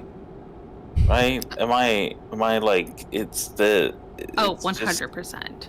Like, Oh, I'm talking about and the I'm like actual specifying avatar, Disney's not the Pocahontas, blue which is like people really thingy. cringe, not like the real actual what happened to Pocahontas, right? Like, Oh, I was talking about the original avatar, the actual avatar, not like the blue people thingy, but sure. that didn't make any sense. Yeah, Why you what would does reference that have to do with the Last Airbender? Oh my god. You mean Avatar? Everything was peace until the Fire Nation attacked. Hello. But the Fire Nation are supposed to represent Japan, not Europeans. The Earth Kingdom represents China. Air Nomads, Tibet, and They are based on those cultures, not that they represent them. I think it's Yeah. just the idea of like imperialism as a whole, right? Yeah. So I mean, for the sure. story is Keep up a with the mirroring program. of the Sino-Japanese War, or mostly the second Sino-Japanese War. Wow, sure. That's what it is. It's I a mean, it's a piece of media that is meant to be interpreted however you want. So, just say it. Also, yeah, Carmen, you're right. Americans were the first people on this planet. We all know this. mhm. Northern and southern water tribes. The Inuits, natives of Greenland, Alaska, northern Canada. Yeah, just a catch-all. But yeah, they're supposed to be indigenous. Also, don't you love Avatar: The Last Airbender, Ben? It's a good show. It's the best show. Thank you. I thought that was Grey's Anatomy. That's the best live action show. Hmm. But also, yeah, hi Ben. obviously, you know, the Earth Kingdom and Fire Nation stuff. They're based on China and Japan, but only loosely. There's a YouTube channel, Chiran J Chow, her name is. She's done videos on The Last Airbender and going over like Ooh. different parts of stuff that she recognizes, because she's like an expert in Chinese history, or I mean, at least she's very knowledgeable of Chinese history. She's an author as well. Do you Oh my fully- god, I Wait, love no. her. Yeah, she's great. And yeah, she goes over like The Last Airbender, all the different seasons, and she talks about like stuff that she recognizes from Chinese history and a little bit from Japanese history, and like names and What was her name? Sorry. Chiran J Chow. I can post a link to her YouTube in the Twitch chat. I Might as have well. watched her videos on stream before, like over on my struggle stream. I did watch one of them, but it caused a lot of controversy because she did mention the Kenyan. yeah, like she mentioned what was happening in China, and I was like, oh dear, because everybody in chat got really upset, and then there was arguing about if there was a genocide or not, and I was just like, this is supposed to be struggle stream, please stop. So I haven't watched her videos in a while. I enjoy them, and I Yeah, watch them on my own, but Who? yeah. Oh, did you send the person we've been talking about. Did Oh, you I tune don't- out? Oh yeah, Paid I know attention. her. Sorry. Yeah, I just don't know Can- her name. I can recognize her thumbnails though.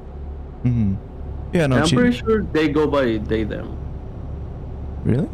or maybe any. I know they are I non-binary. know that, yeah, they are non-binary. Yeah. I thought Mm, maybe that, like, it's a case of, because I'm non-binary as well, but I go by, both they, them, and she, her. Like, I don't have a preference, so I thought maybe I think that's the case, with them with too. them. Oh, Yeah. okay. Also, I have a big crush on them.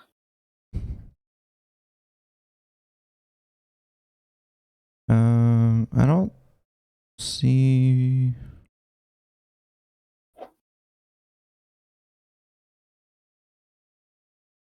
I'll look at it. I got them on Twitter. Yeah, I don't see any pronouns, Pronouns. or anything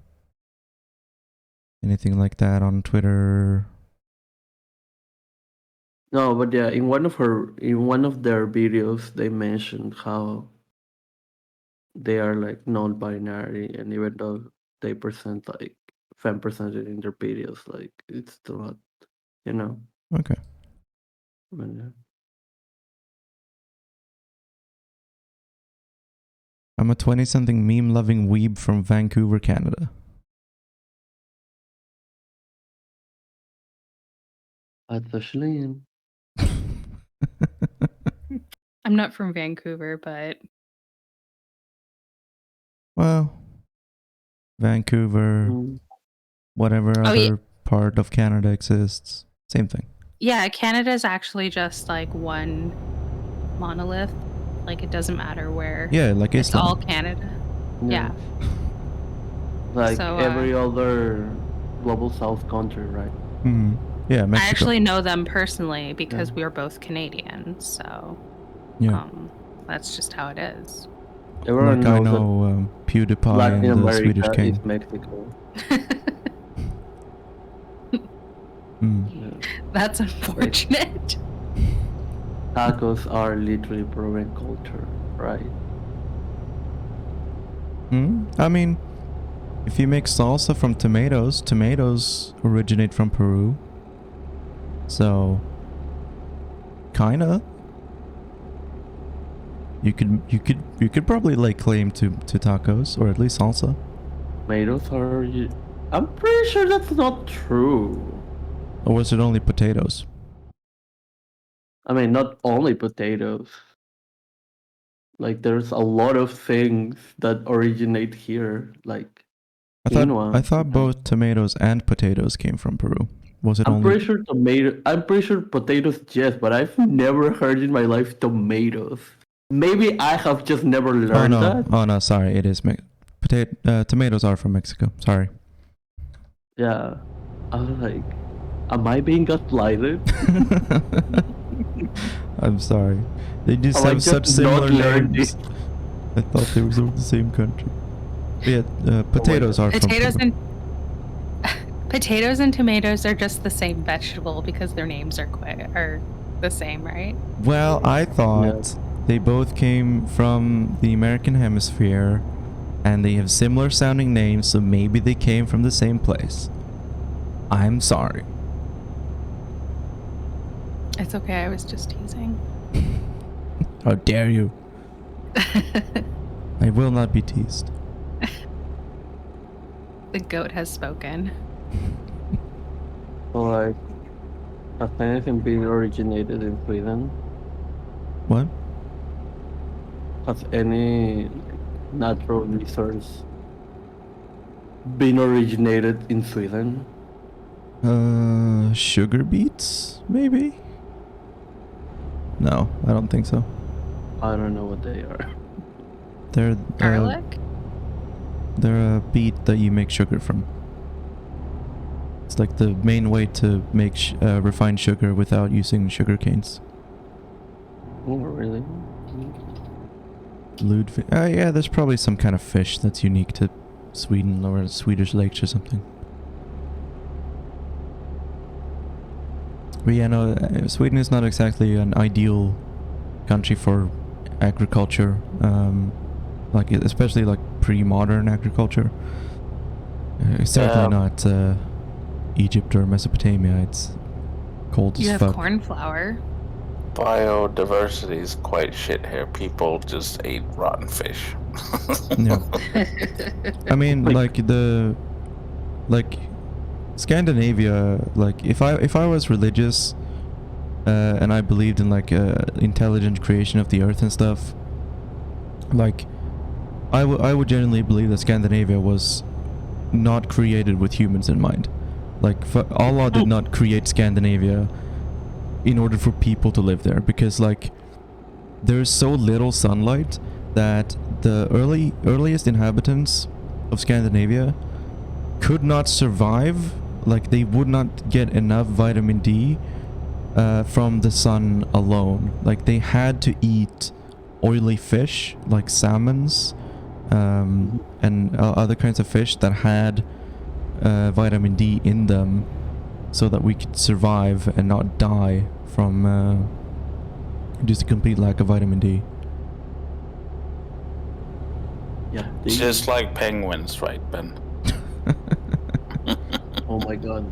Don't get men started with penguins. Humans are literally tropical monkeys. Yeah, except pretty much.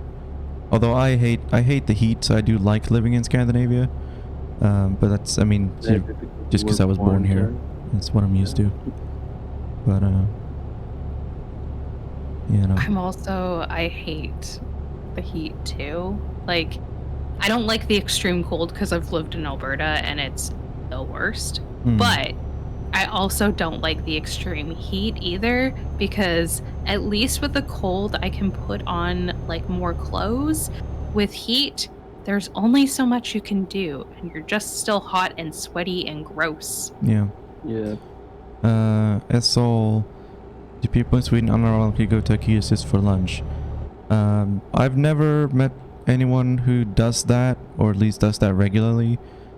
I know, like, sometimes some, like, young people, if you're, like, in middle school and high school, and especially if you live in a town that doesn't have a lot of fun shit to do, yeah, you might go to IKEA just to fuck around, but that's a thing you do maybe once. Oh my god. Yeah, I mean, you only really eat there when you go shopping, because of course a shopping trip to IKEA takes about like 2 to 3 weeks, right? Or at least that's what it felt like when I was a kid. So of course you need to eat something while you're there. Yeah. But Good question. Is IKEA as big as it is here in like North America? Because it's like massive, No. right?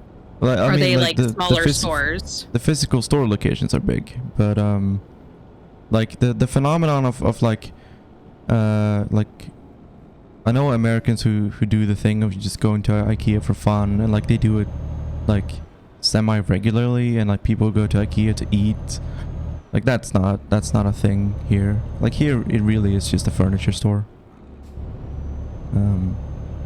Like it It's a popular furniture because it's cheap, right? Like a lot of times, like you'll see people who like get their first apartments, like everything's IKEA, right? But even that, in my opinion, like being able to go buy all your shit at IKEA is a bit bougie, because I have to go to the charity shops to buy my furniture, right? So it's like Me looking at my furniture here in my office. All IKEA, like all of it. My desk is IKEA. I think my desk is IKEA too, actually. But yeah, my desk is IKEA as well. I do think IKEA is like somehow a bigger thing, or like a bigger phenomenon in North America than it is in Sweden, where it originated. I mean, United States will make everything like an event, you know? So like IKEA, even though it's literally just a furniture store, they will make it, ooh, IKEA, the same way they have made Target and ooh, Costco, you know, like, God, it's just a fucking store. Claudia, Like I find here in Canada, like going to IKEA is a bigger deal than say like going anywhere else, right? Because I mean, like Walmart, it's going to Walmart, like who cares? But, and then also here, like Target went under because nobody went to Target. We're still salty that Target bought Zellers, and we loved Zellers, okay? Zellers was the best. That's why Target failed. I see. Yeah, I mean, Nobody knows what I'm talking about. Claudia, like, why would a furniture want herds of teenagers loafing around, right? Because people like notoriously hate teenagers, especially in public places. Yeah, and they also don't buy anything because they're teenagers and don't Yeah. have money. True. Target is more than just a store. It's Target is a a lifestyle. lifestyle, yeah. Target I is my told you. religion. Zellers Target is an attitude, okay? Zellers is not an online store. It's like It's just Zellers life, was like okay? well no, Zellers was kind of like our Walmart or Kmart, right? Like Kmart went under in Canada too, which is like I vaguely remember Kmart as a child. Oh my god. Listen, I'm old. Canada is just focused on rejecting all United States culture. Except for Walmart. Like, for some reason, we just embraced Walmart, and it's in every city now. Like, I don't even know. Like, a thing when I lived in Peace River, which was a small town, it did have a Walmart, so a lot of people would come in from, like, rural areas to come to the Walmart. Because there was nothing to do in that city, sometimes I would just go to Walmart to walk around and look at things and buy things because there was not much else to do. Does Canada have 7-Eleven? Yes, but in certain places, like where I live here in Nova Scotia, we do not have 7-Elevens. But when I lived in Alberta, they had them everywhere. And I love 7-Eleven because their slushies are the best, okay? Like, and I miss I them. looked it up at some point and it surprised me because, like, for some reason 7-Eleven is only in like 4 countries or something like that. And it's like US, Canada, Sweden, and Japan. It's just feels very odd. Like, it feels like a very random selection of countries. Yeah. But yeah, 7-Eleven is big, very big in Japan. It's owned by a Japanese firm apparently. So I guess that would explain it. I mean, And no, Japan, Walmart okay, Canada but, does like, not have a union. Sweden is like the odd man out there. Yeah. No, I don't know why we have 7-Eleven. We just do. But I don't, like, they don't usually even have the slushies. Like, they've got hot dogs and cinnamon buns and, like, newspapers. Not really that good.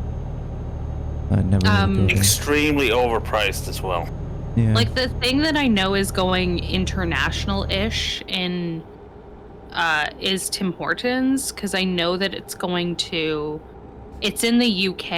I don't know how well it's doing. It is not doing well in the US, though, I guess, because they had them, like, a few places, but the whole idea of, like, Tim Hortons and what they made, like, their money off of was this whole, like, Canadian pride bullshit, right? Which obviously does not work in the States, so, like, nobody's going there except for, like, the odd Canadian who's driving through and is like, oh, look, at Tim Hortons, right? So there's, like, that issue. And then they're, like, I think they're in a few other places, but I can't, like, off the top of my head think of where they're at. But sorry, they're like, very popular here. I'm sorry, but, like, how dare people go to a different country and eat the same shit they do at home? Like, listen, I know, trust me. Like, you go to China and you're like, do they have McDonald's here? yeah, And that's it's like, that's yes, we do. Yeah, do you make burgers in this restaurant? Like, I'm not really fond of Chinese food. Like, disregarding the fact that, like, what they perceive as Chinese food is not even, like, close to what actually Chinese food is. No, Chinese takeout food was invented in San Francisco by Chinese expats in, like, the 20s. Also, the fact that Wing is reading me for filth because I did go to a McDonald's in Italy when I was drunk. Oh my god. What, really? Well, because I went, so the place that I stayed at in Rome was actually, like, the biggest party hostel in Rome, in Europe, actually. I had an amazing time, but I got very drunk my last night. Ended up missing my flight, but We ended up going My to God. McDonald's. Yeah, it was a thing. But we ended up going to McDonald's after, like, you know, because late night eats. And I don't even think I had money, but like I somehow went to the McDonald's with some people and like got food. So that was cool. The only thing that would be worse if we went to like Napoli and went to Pizza Hut. That would actually be a shame. To be fair though, I did go to like actual restaurants when I was in Rome. Like I had some amazing food there. Like one of my favorite dishes I think was when they had prosciutto with cantaloupe. Like, oh my god, so. Although, if I ever go to Russia, I will go to Pizza Hut because they must have the best Pizza Hut in the world to dismantle the USSR over it, right? Yeah.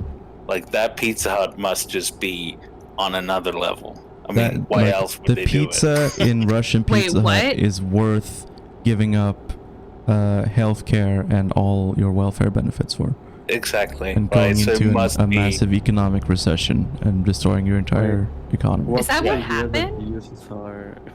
No, I mean it's a meme because Mikhail Gorbachev, the last leader of the USSR, Oh is, yeah. like the fall of the USSR is basically attributed to him. I mean he ultimately he was the one who made the decision, right, to dissolve the Yeah. Soviet Union.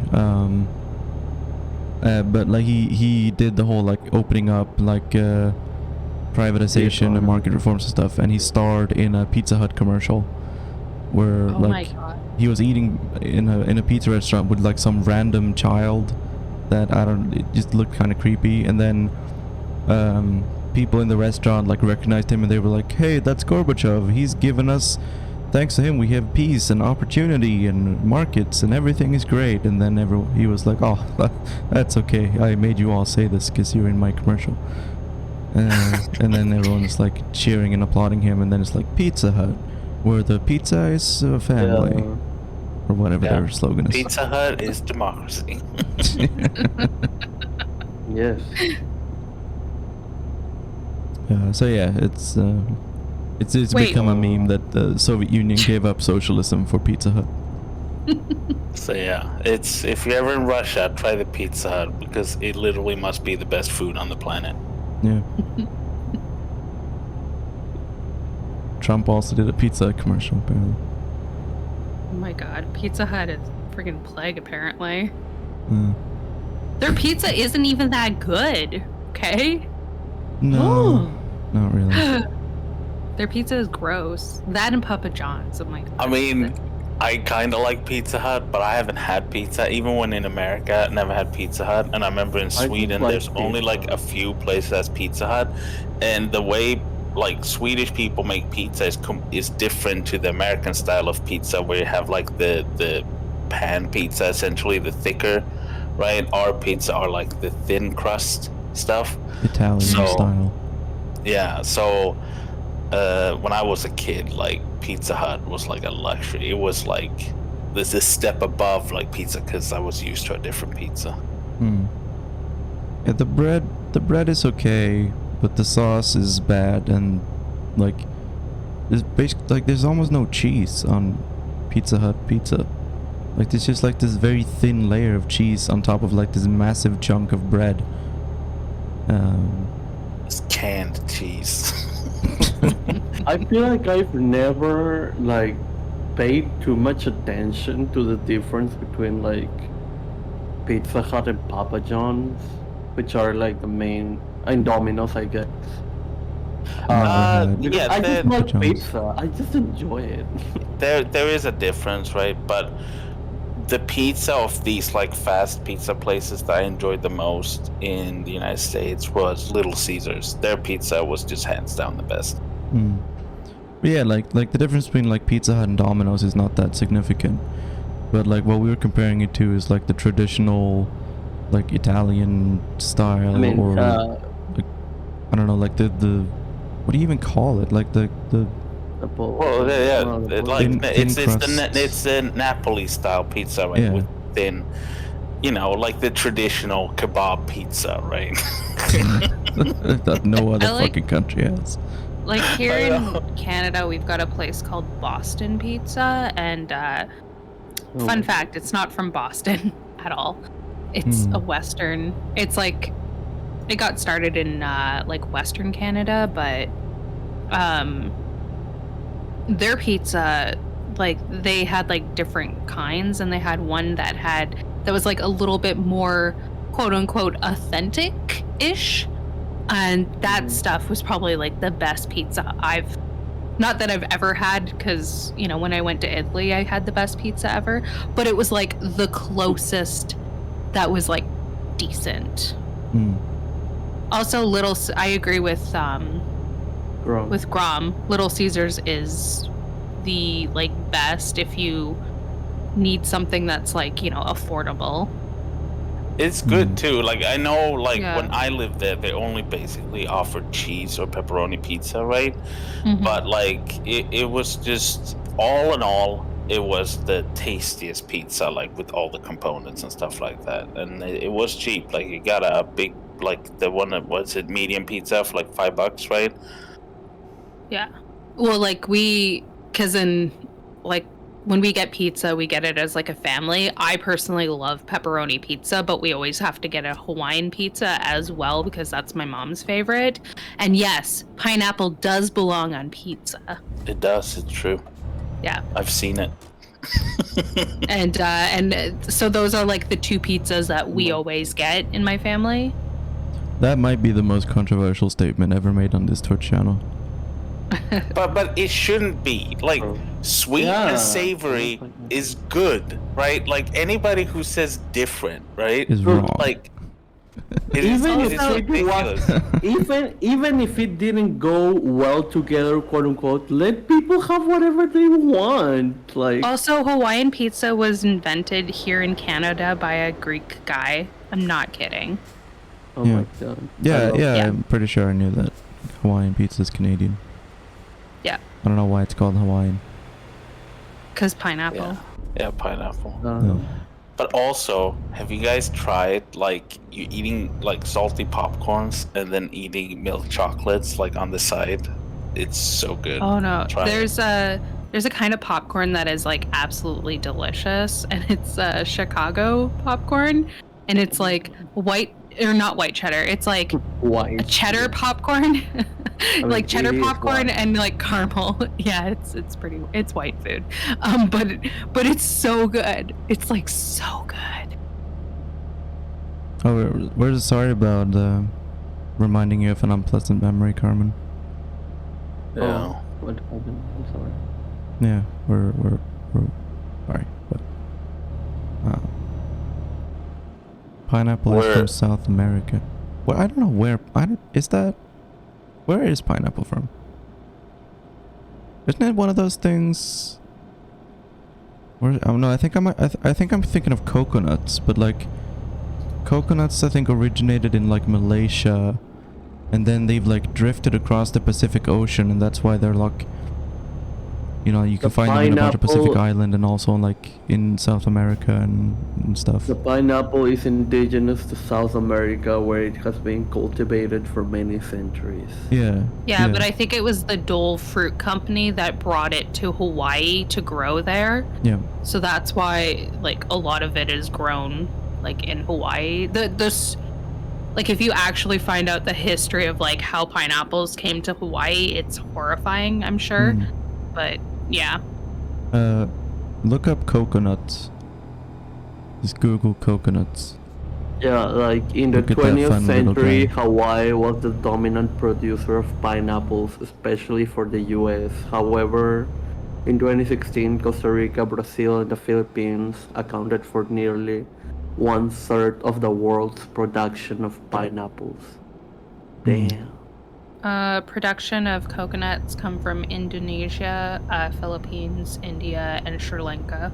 Can you look at the history of coconuts? Because I'm pretty sure they originated in Southeast Asia and have drifted across the Pacific Ocean. Like that's why they've been found growing in a bunch of different places. Like across the Pacific and also in the American hemisphere. You know something that is super weird, that me living in South America is, or even living in Peru, like there's such a huge variety of fruits Yeah. that I just take for granted. And like sometimes I'm talking with like you white people. Yeah.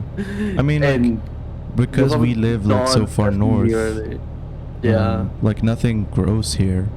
Like most like good stuff like coffee and cocoa and all the good fruits and stuff, it grows near the equator, or nearer the Yeah. equator than we are. So all the good shit is grown in like South America, Africa, and Southeast Asia. Yeah, like And- it's weird when people tell me that mango is an exotic fruit, and it's Yeah. literally something that I used to eat like every day. I mean, yeah, I It mean, looks it's like the exotic to history- us. It looks like the history is like Southeast Asia, right? And then from there it went to like different parts of Polynesia, Yeah. right? And then as well as Madagascar and New Zealand.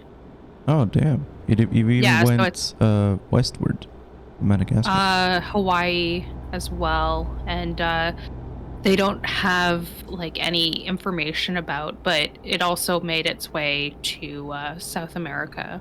Okay. Yeah. But yeah, we can grow beets and potatoes, lettuce, boring shit like that. Just be satisfied with apples.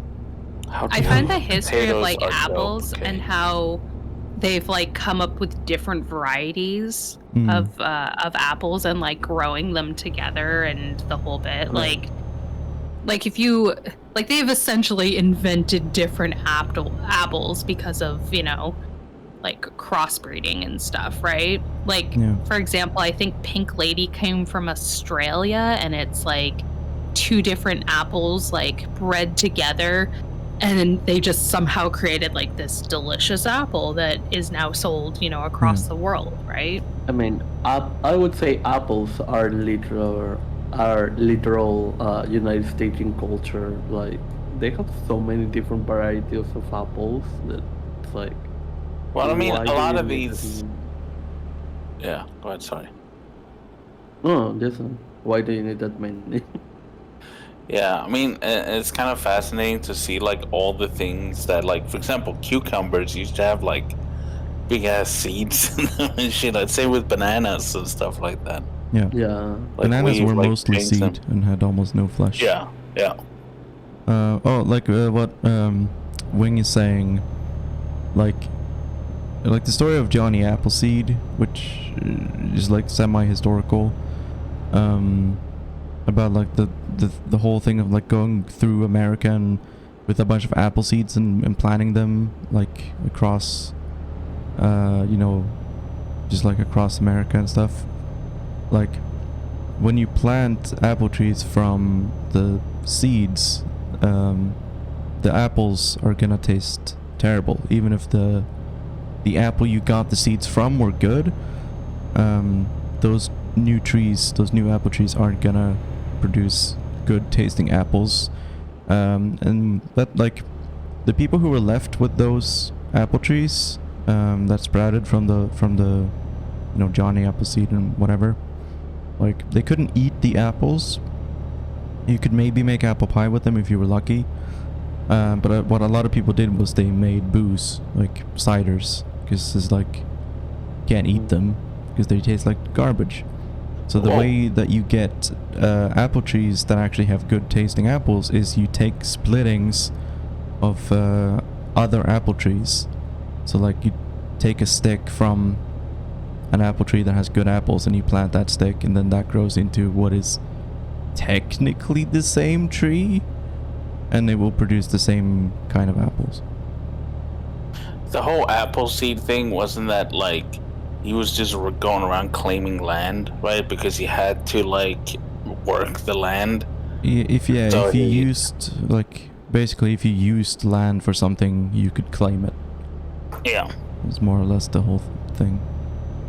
But It's like a semi-historical, semi-mythical thing. I think there were multiple.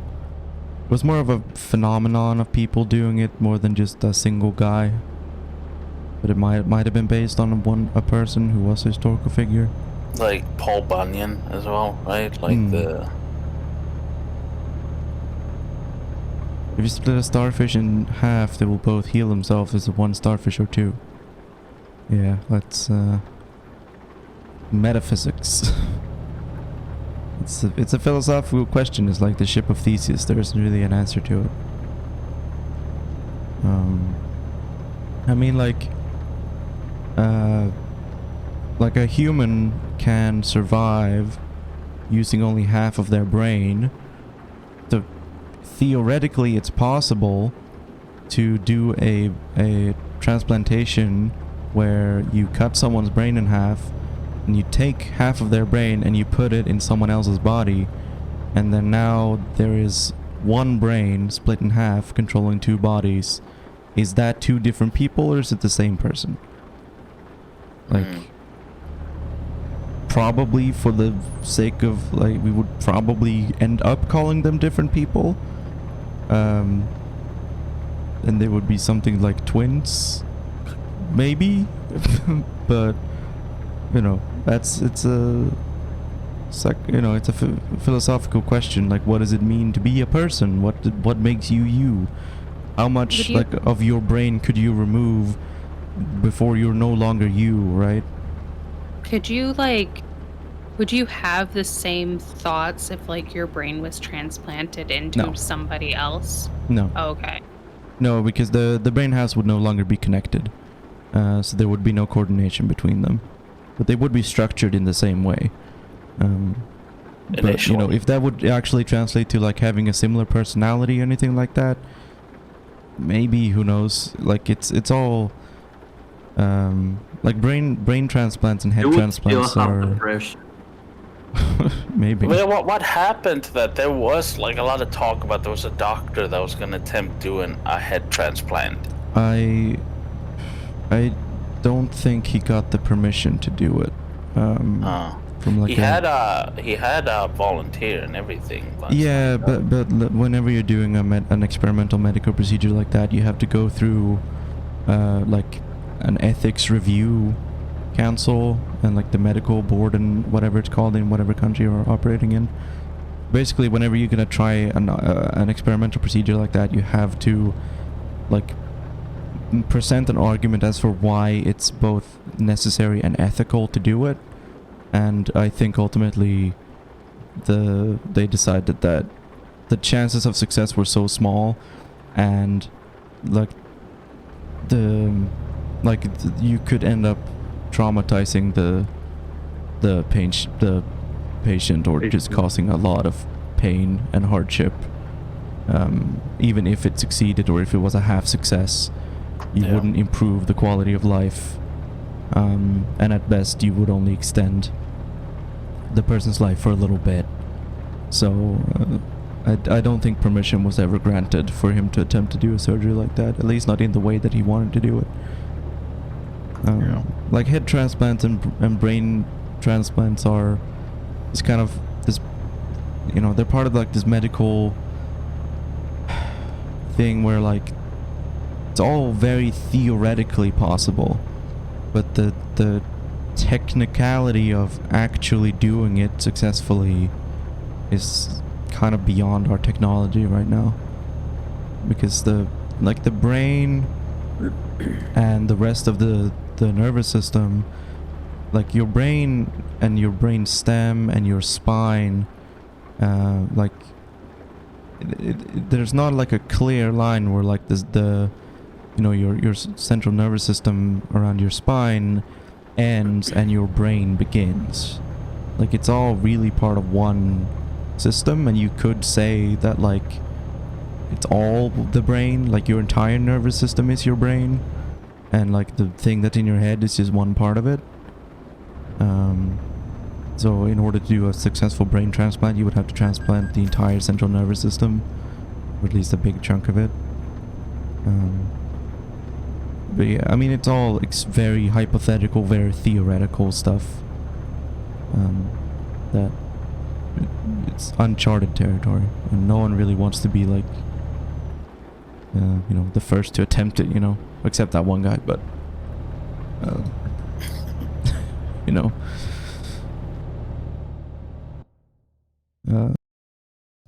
I don't think there's any like ethical review board that's gonna approve a head transplant for on a human. They do head transplant on axolotls.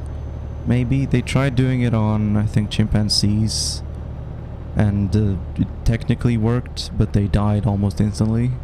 But it's like, oh well, they were alive for a second. My God. Yeah. Yeah, I think there's like an issue of like the ethics of it too, right? So Yeah.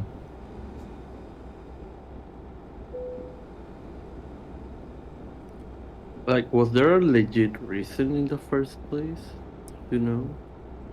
I mean, Or was it like, there are cases, right, where someone could theoretically survive like a condition that they have by having a head transplant, like having their head transplanted onto someone else's body. If their own body is, you know, dying, then yeah, theoretically there is a medical reason for it, but it's such a complicated procedure, and we're not really anywhere close to being able to do it. But on paper, it could save people's lives. Would you get a second body? You would get it, you know, from the same place where you get kidneys and blood, and, you know, like, people are organ donors, right? Like, some people, when they die, their organs are harvested and they're used and transplanted into people who need them to survive. Like, I'm an organ donor, for example. So theoretically, if you signed up as a body donor, if you agreed to donate your body to medical that's it.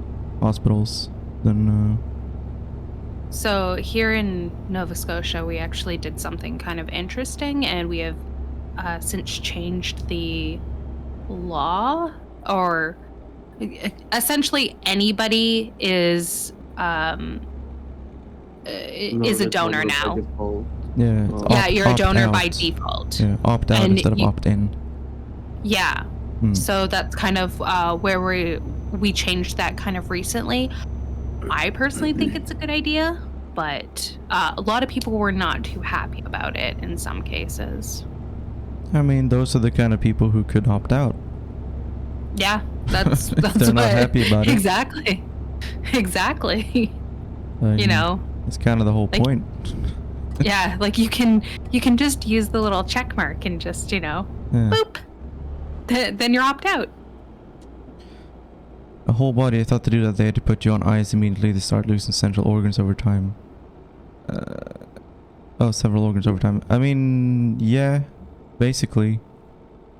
How hard is it to opt out? Is it a phone call, a lot of paperwork? Honestly, I think it's just like going to the, because it's all part of like, you know, the driver's license, right? So I think it's just a case of like when you go get your driver's license renewed, they give you the card and they're like, hey, what do you want to do here, right? And you either like check mark it or not. Yeah. Here, the way that you opt in to become an organ donor is you sign on to a website, and you check all the things like, I'm okay with my organs being harvested, I'm okay with my body being donated to science, etc. So you just check all the things that you want, and then you get like a card in the mail that's like that you put in your wallet. In Peru, it's just in your ID. Like, there's a thingy that says organ donor, and it says yes or no. When you get it, to just answer yes. Don't you know, Wing? In in Sweden, the hospital is actually in an IKEA. The entire my God. country is in an IKEA. Yeah, so you have to like make your way through the maze to make sure you go to the right department. Yeah. No, like there shouldn't be any unnecessary bureaucracy or paperwork for opting out. It should just be an easy, like, you go on a website or you make a phone call. Yeah. Whoa, make a phone call? What is this? Torture? Coercive? Like, Yeah, yeah, here calm down. it's just a website, and you use your mobile bank ID thing to verify your identity. It's just an app you have on your phone that's linked to your bank account, I think. It's your bank that can get it for you. Really? That's kind of weird. Yeah, I mean, I not guess. that much, I Sure, guess, kind but I mean, it's like your wow. bank can offer you like Crazy. a bunch of different services, and one of them is that they can set up a mobile bank ID where they can basically like connect your phone to your identity, so that if you have to verify who you are, you open up the bank ID app and then you have a password that you type in, and then that's how you can like make secure purchases with credit cards and stuff, or whenever you have to log into like medical sites or like the tax return website, and So all basically, any your kind of. whole identity is around money. Oh, what, Wing? That's not a creepypasta. That's SCP. That's something different. Like, it's just a way to verify that you are who you say you are. It doesn't have anything to do with your bank account. It's just the way that you get it is through a bank. But it, like, your hospital doesn't know like how much money you have in your bank account, just because that's what you use to Or to that's verify your what they identity. want you to think. No, they don't. It's all encrypted. I mean, like, That's what it's they just always say. it's just a way to log on to like a government website without having to, like, I don't know. I don't even know what other system you could use. Like, because all other forms of identifications are, ID cards, like physical ID cards. I don't know what other ways there would be to identify yourself. I guess there are those like card reader things where like you get like this little thing with buttons on it, and you put a card in it and you connect that up have to your that. computer with a USB cable, and then you put like a special card in it with like a chip that's like tied to like your national identification number, and then you put in your password, and like that way you can identify yourself. But that's clunky and not very efficient, and you can't do it if you're not at home by a computer. What if you don't have a computer? That's what I just said. It's not a good system to do that, because you can't always be at a computer. The better way is through the app, because most people have smartphones. Fair enough. And then if you don't have a smartphone, then there isn't really anything else you could do. I mean, it's like I don't really know how you would go onto a government website or like your healthcare provider's website if you don't have a smartphone and you don't have a computer. Like, if you don't have either of those things, you don't really have a need for the identification app, because you can't use websites. I guess you could like try to go to like your healthcare provider's website on like your Nintendo DS. Just like, Ooh. Also, why would you have a Nintendo DS if you don't have a smartphone? wow, it's pretty judgmental of you, Seb. Some people can't afford smartphones and they can only afford a Nintendo DS. Yeah, that's what I'm saying. I'm pretty sure if you can afford a DS, you can afford a smartphone. That's not Wow, necessarily that's true. like the people are like, oh, you're a homeless person with a phone? Wow. I guess. But yeah, I mean, like if you don't have a phone or a computer, then you just have to physically show up at a location and show your like ID card. I don't really know if there are any other ways. A phone is cheaper than rent. Just saying, like it makes sense then, you know. But like, Mm-hmm. Is there another way? I mean, aren't there like physical locations of these services? You know? Like, Yeah, that's what I said. But like, is there another way you could use a website? Without, I guess going like, up to a stranger, I guess, and say, "Hey, can you lend me your phone?" no, because the phone itself has to be tied to your identity. You can't use a friend's phone. Because you Are don't there sign in like with like an account. It's are like there you. like internet cafes on Sweden?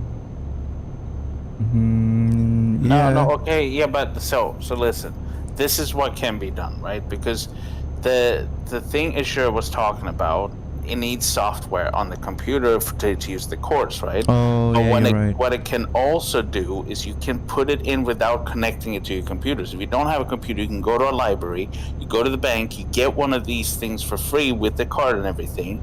It'll ask you for a code. You put the code into the little thing that you have. Yeah. It'll show another code that you then put into the website, and then you get into it. It is less safe than connecting it to your computer with the program, but it still works. That's how I print out stuff from like my bank statements and stuff like that when I go to the library. I have Yeah. to bring that Life thing. hack. Yeah, you're right. Ooh. That would be the way to do it. Because you do get those little boys, little card reading boys for free from the bank Yeah, you do. if you have a bank account. What? You get little boys for free in Sweden? The little card reading boys. The what are they called? They're just card readers. Keypad things, yeah, little card readers. Yeah. Essentially. Yeah. It's a little plastic thing, and you put a card in it, and then you put in a code, and then it gives you another code, and that's how you verify that you are who you say you are. Or well, that's the most basic way you can do it. If you don't have a phone or your own computer or a wire. I will never get over little boys. Oh, weird. Sometimes when I don't know the you- word for something, I just call it a boy. I think it's funny. But yeah, you can literally also go into, like, for example, the tax office or whatever, and you can do it in person. Like, that works too. It's just a lot of people Yeah. don't want to go to the tax office. It's like, Yeah. Yeah, no, this whole conversation is just like explaining the ways to avoid interacting with other people. yeah. But if you're not Swedish and you don't have a problem interacting with other people, then you can just go to the physical location. Yeah, you can talk to random strangers, get their whole life story at your heart's content. Yeah. But no, all of Swedish society is structured around ways to avoid having to talk to other people. Yeah. Like the little peepholes like at the apartment doors, it's not there to see who's knocking at your door, because nobody's gonna knock at your door. It's just there to make sure nobody's outside in the stairway when you are going outside, right? I've never done that, but I definitely know people who have. I have avoided going out when I hear somebody just walking by, right? Mm-hmm. Like I've just like, yeah, I'll just wait like a few seconds. Oh, me too. Oh my god. I mean, Actually, during COVID, I get that, but before I never cared. Wow, I are you mostly like even my neighbors. Swedish? Like, come on, fake Swedish. Swede right here. Yeah, I know. Oh my god, Grom, you're less Swedish than Azure, Mr. Outgoing. What is the opposite of introvert? Extrovert. Outgoing extrovert. Okay, Outgoing extrovert is a tautology. shut up, Azure. I will make of Grom. But yeah, also Grom is from Denmark, so. Ben just passed us in views. God damn it. My God, bro. I mean, first of all, I feel like doesn't some care. people betrayed us in Azure's chat to go to Ben, and they will never be forgiven. Can't believe it. Yeah. Anyone Right, who left this stream to go to Ben's stream will be banned and not allowed to return. Exactly. It's him or us. I mean, Grom, you're also saying it like we all don't like literally like schedule our streams around bands. So Yeah. I'm It's in the gonna contract. deliver this last boy of whatever we're shipping, bread, and then we're gonna raid into Ben. Yeah. Yeah, it's literally in our like non-compete contracts with Ben. Yeah, he's very, he's forced us to sign a lot of contracts. He's very Yeah. particular about that. But yeah, I'm gonna be moving my schedule around a little bit. I'm gonna be starting some streams later. I think Monday streams are gonna be starting like 2 hours later, and then Friday and Saturday streams are gonna start maybe 4 hours later, 4, 5, 6 hours later. We'll see. So I'll be updating my schedule soonish. So it won't all be morning streams anymore, because I do know some people. Like some people want to join in voice who are just like never awake when we're streaming, and some people want to watch the stream and they miss it because it's in the morning. So we're gonna be doing some later streams for those people. Oh, like it reminded me for some reason. In my chat yesterday, somebody came in and asked what kind of communist I am, and then they asked like if I'm a revisionist or not. And then Yes, I am. if I could pick one, what would I pick, Tito or Hoja? Out of those, honestly, probably Tito. I don't know enough. I don't like I just said I don't know enough about Yugoslavia or Albania, so I was gonna say, do not include Albania as part of Yugoslavia. No, I didn't. They would get very mad at you. wow. Yeah, I don't know. I'm not a huge fan of Hoja really. And if I had to pick like a country to live in, I would have rather lived in Yugoslavia than in Albania, I think. Oh my God. So yesterday I was at dinner and because politics and I'm a communist, an uncle literally told me then you should go to live to Cuba if you like communism, and I was like, you should have been like, yeah, sure. Are you paying? Are you paying? Yeah, I was like, are you paying? And can you not? My aunt told me, well, you should work and save your money to move to Cuba, and I was like. Let's lift yourself up by the bootstraps so you can live in socialism. Yeah, that like that would literally be against the purpose of me moving to Cuba. You don't want to live in a bunker. I mean, no. Well, at least they didn't say Venezuela, so. Oh, they said if you want to move to Cuba or Venezuela, and I was like, but yeah. And then I said, with what money? And then my aunt said, well, you should work and save your money. They have 90% home ownership in Cuba, so like most people here or like in the Western world in general don't own their own houses or apartments. What I chose to take from that is that 10% are not homeowners, which is pretty cringe.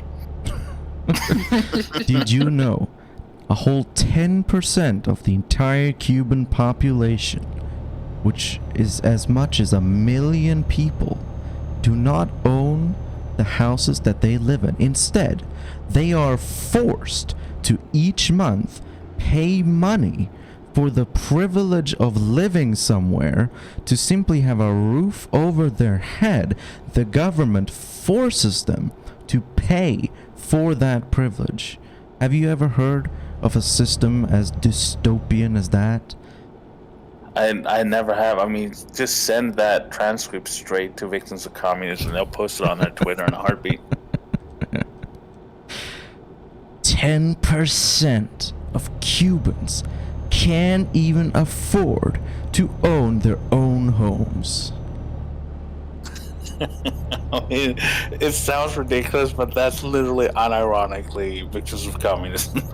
It's just like they're just talking about like just this weirdest angling, right? That is like everything they're saying, everything is literally worse in America, Yeah. but like the way they're saying it is like, yeah. In Cuba, if you hold an illegal protest, the police might be there to make sure you don't destroy public property. And if you do, they will arrest you. Or kill you. No way. Or literally kill you. In America. In America, yeah, we're talking about. Yeah, in the US. I said Yeah. Cuba. Oh, okay. Yeah. It's because like you said protests, and I was like, oh yeah, those happen a lot in the US. My no, favorite no, thing is there's the never thing you been a tweeted protest in the US. Protests only happen in Cuba and in communist countries. Yeah, those aren't Oh, yeah. protests. Those are just like Riots. hooligans out destroying. Yeah, rioters. and, they're like urban youths rioting and looting stores. yeah. My favorite tweet was like the one you put out a couple of days where it was like, oh, they seem to, American media is talking a lot about Cuba, but won't talk about, the literal like protests in Brazil where they're like, hundreds of thousands of Yeah. people in the streets protesting, but like we don't talk about that. Yeah, I mean, it's protests in Brazil are happening right now. The protests in Haiti have been going for 3 years. It's barely been in the news at all. The End SARS protest in Nigeria has also been going for, I think... India as well, right? I mean, yeah, the farmers' protests in India. Yeah, like there've been protests all over the world, with millions of people protesting against their government. But as soon as it happens in Cuba, with I don't know the numbers exactly how many they were, but a couple thousand maybe. As soon as there's the first anti-government protest in Cuba since 1990, it's like holy shit. This is the biggest movement of protest movement in the world that's ever happened. Who was it that yeah. sent me the tweet? I think it was you, Sebs. The tweets of like people in Florida who were planning on, that wanted to get in their boats and like take over Cuba or something. No, they were gonna sail to Cuba and then stop like close to the shore and then set off fireworks as like a symbol of liberation or whatever. But then the US Coast Guard stopped them because there's an embargo and you're not allowed to go to Cuba. Yeah, there's an embargo on fireworks shows. You're not allowed to treat Cubans to fireworks shows. But like it is funny because like the SOS Cubans and like the Cuban expat community in southern Florida, like they are the people who say that the embargo is a good thing. But when they did the SOS Cuba thing to like raise money to send humanitarian aid to Cuba, the US State Department was like, no, sorry, there's an embargo on, you can't send humanitarian aid to Cuba. And so then like the literal people who are for the embargo were stopped by the embargo from doing like their charity thing. And they couldn't go to Cuba with their fireworks show either because of the embargo. That's irony right there. And like the embargo has made it more difficult to like families to send and receive items, like sending post like mail between the US and Cuba has become more difficult. It's like the expat community literally has a harder time even communicating, let alone sending like just gifts and stuff to like their relatives still living in Cuba. But yeah, like they're totally like, oh, the embargo, we need the embargo because that's gonna make the Cuban government become better or something, even though it hasn't in the past 60 years. Like, the embargo hasn't actually achieved anything except making Cuban people starve. SOS Cuba is the pro, like, well, they're Cuban government, right? Yeah. So what the left did, they did SOS USA, right? So SOS USA is kind of like the good version of that movement, and then SOS Cuba is the reactionary one. Okay, sorry, random question. Was Vietnam ever bombed by the US? No, never. What? Didn't happen. I don't know. I'm just asking. Yes. Sebs, have you Yes. heard of this thing called the Vietnam War? Yeah, but like I don't know if they bombed them. Yes, they bombed. Specifically. They bombed them, and they used Agent Orange, which was a chemical biological weapon which poisoned the nature and the people and gave people like deformities, and like people are still being born today with like health complications because the US like poisoned the air and the ground and the waters with a chemical weapon. And they also put down like millions of landmines, and they bombed the entire country, and they used like, napalm to burn down forests. And sorry, I'm not from the US, and I am not taught at all, nor have really ever cared before this last year, about like wars that have nothing to do with Peru, I guess. like literally before I was into politics, I had no reason why to be like to know of all these things. wow, You know, whoa, like Jesus fucking Christ! Did you see that? What? Oh. Oh, wow. Yeah. A camera Damn. just popped out of the ground. That's Satan himself. damn. That's Lucifer's driving that car. The real question is, though, Lucifer is Nazi literally Germany bomb the USSR during World War II. Lucifer is literally a dad on a road trip. Yeah. God, I can't. Did they bomb Vietnam? Am I supposed to track like what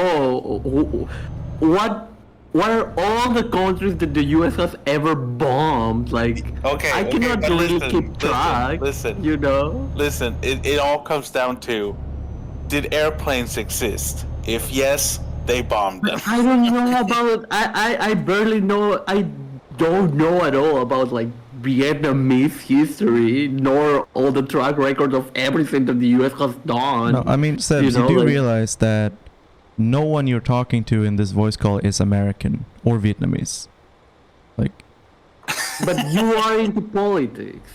And you're not? And like yeah, but literally this last 12 months, and even then, just a couple of months as an actual like into imperialist stuff, you know? Like Grom was there when like protests against wars were happening, you know? Grom was participating in the protests against the Vietnam War. Not the Vietnam War. No. Grom remembers the wartime coalition government in the 40s. Like, yes, when I became a leftist, the Syrian and the Libyan conflict was very, the whole Arab Spring thing was relevant. Grom was one of the Swedish medics in North Vietnam. Yes. Oh my god. Like I always when I ask these questions, like even in Vanguard, I say that I am fucking ignorant, you know, like I don't know about, like I had no reason why I should know about like the Afghan war or like Vietnam or like all these places, you know, because like Peru had nothing to do with it. I mean, You we know, live in and I Sweden. wasn't interested in politics to this level, to this extent. Yeah, but I mean, like, we live in Sweden, and like we learned about the Vietnam War not as a politics thing, but a history thing. Yeah, I didn't. You know, like I literally went to like I only was taught like international history my last 2 years of school, Yeah, that makes sense. and yeah, I mean, we were also taught a lot of just domestic history, like just a lot of Swedish history, which is Yep. not very useful. Exactly. There was a king, and he rode skis. Okay, a long distance. Anyway, I've got to go real quick, but let's raid into our good friend Benjamin. it's like I was already nervous about asking that question, and you all made me feel even Oh my worse. God. Well, I'm sorry. Like I thought it was a joke when you first said it. No. I'm sorry. It shouldn't make you feel bad about that. You can't know everything. Like no one No, can We know. feel love you, bad. Sabs. Sabs. Literally feel bad. I'm joking. Okay. Thank you Okay, for we're gonna tuning in, raid. everyone. And have fun over at Penstream. Peace. Bye. Bye.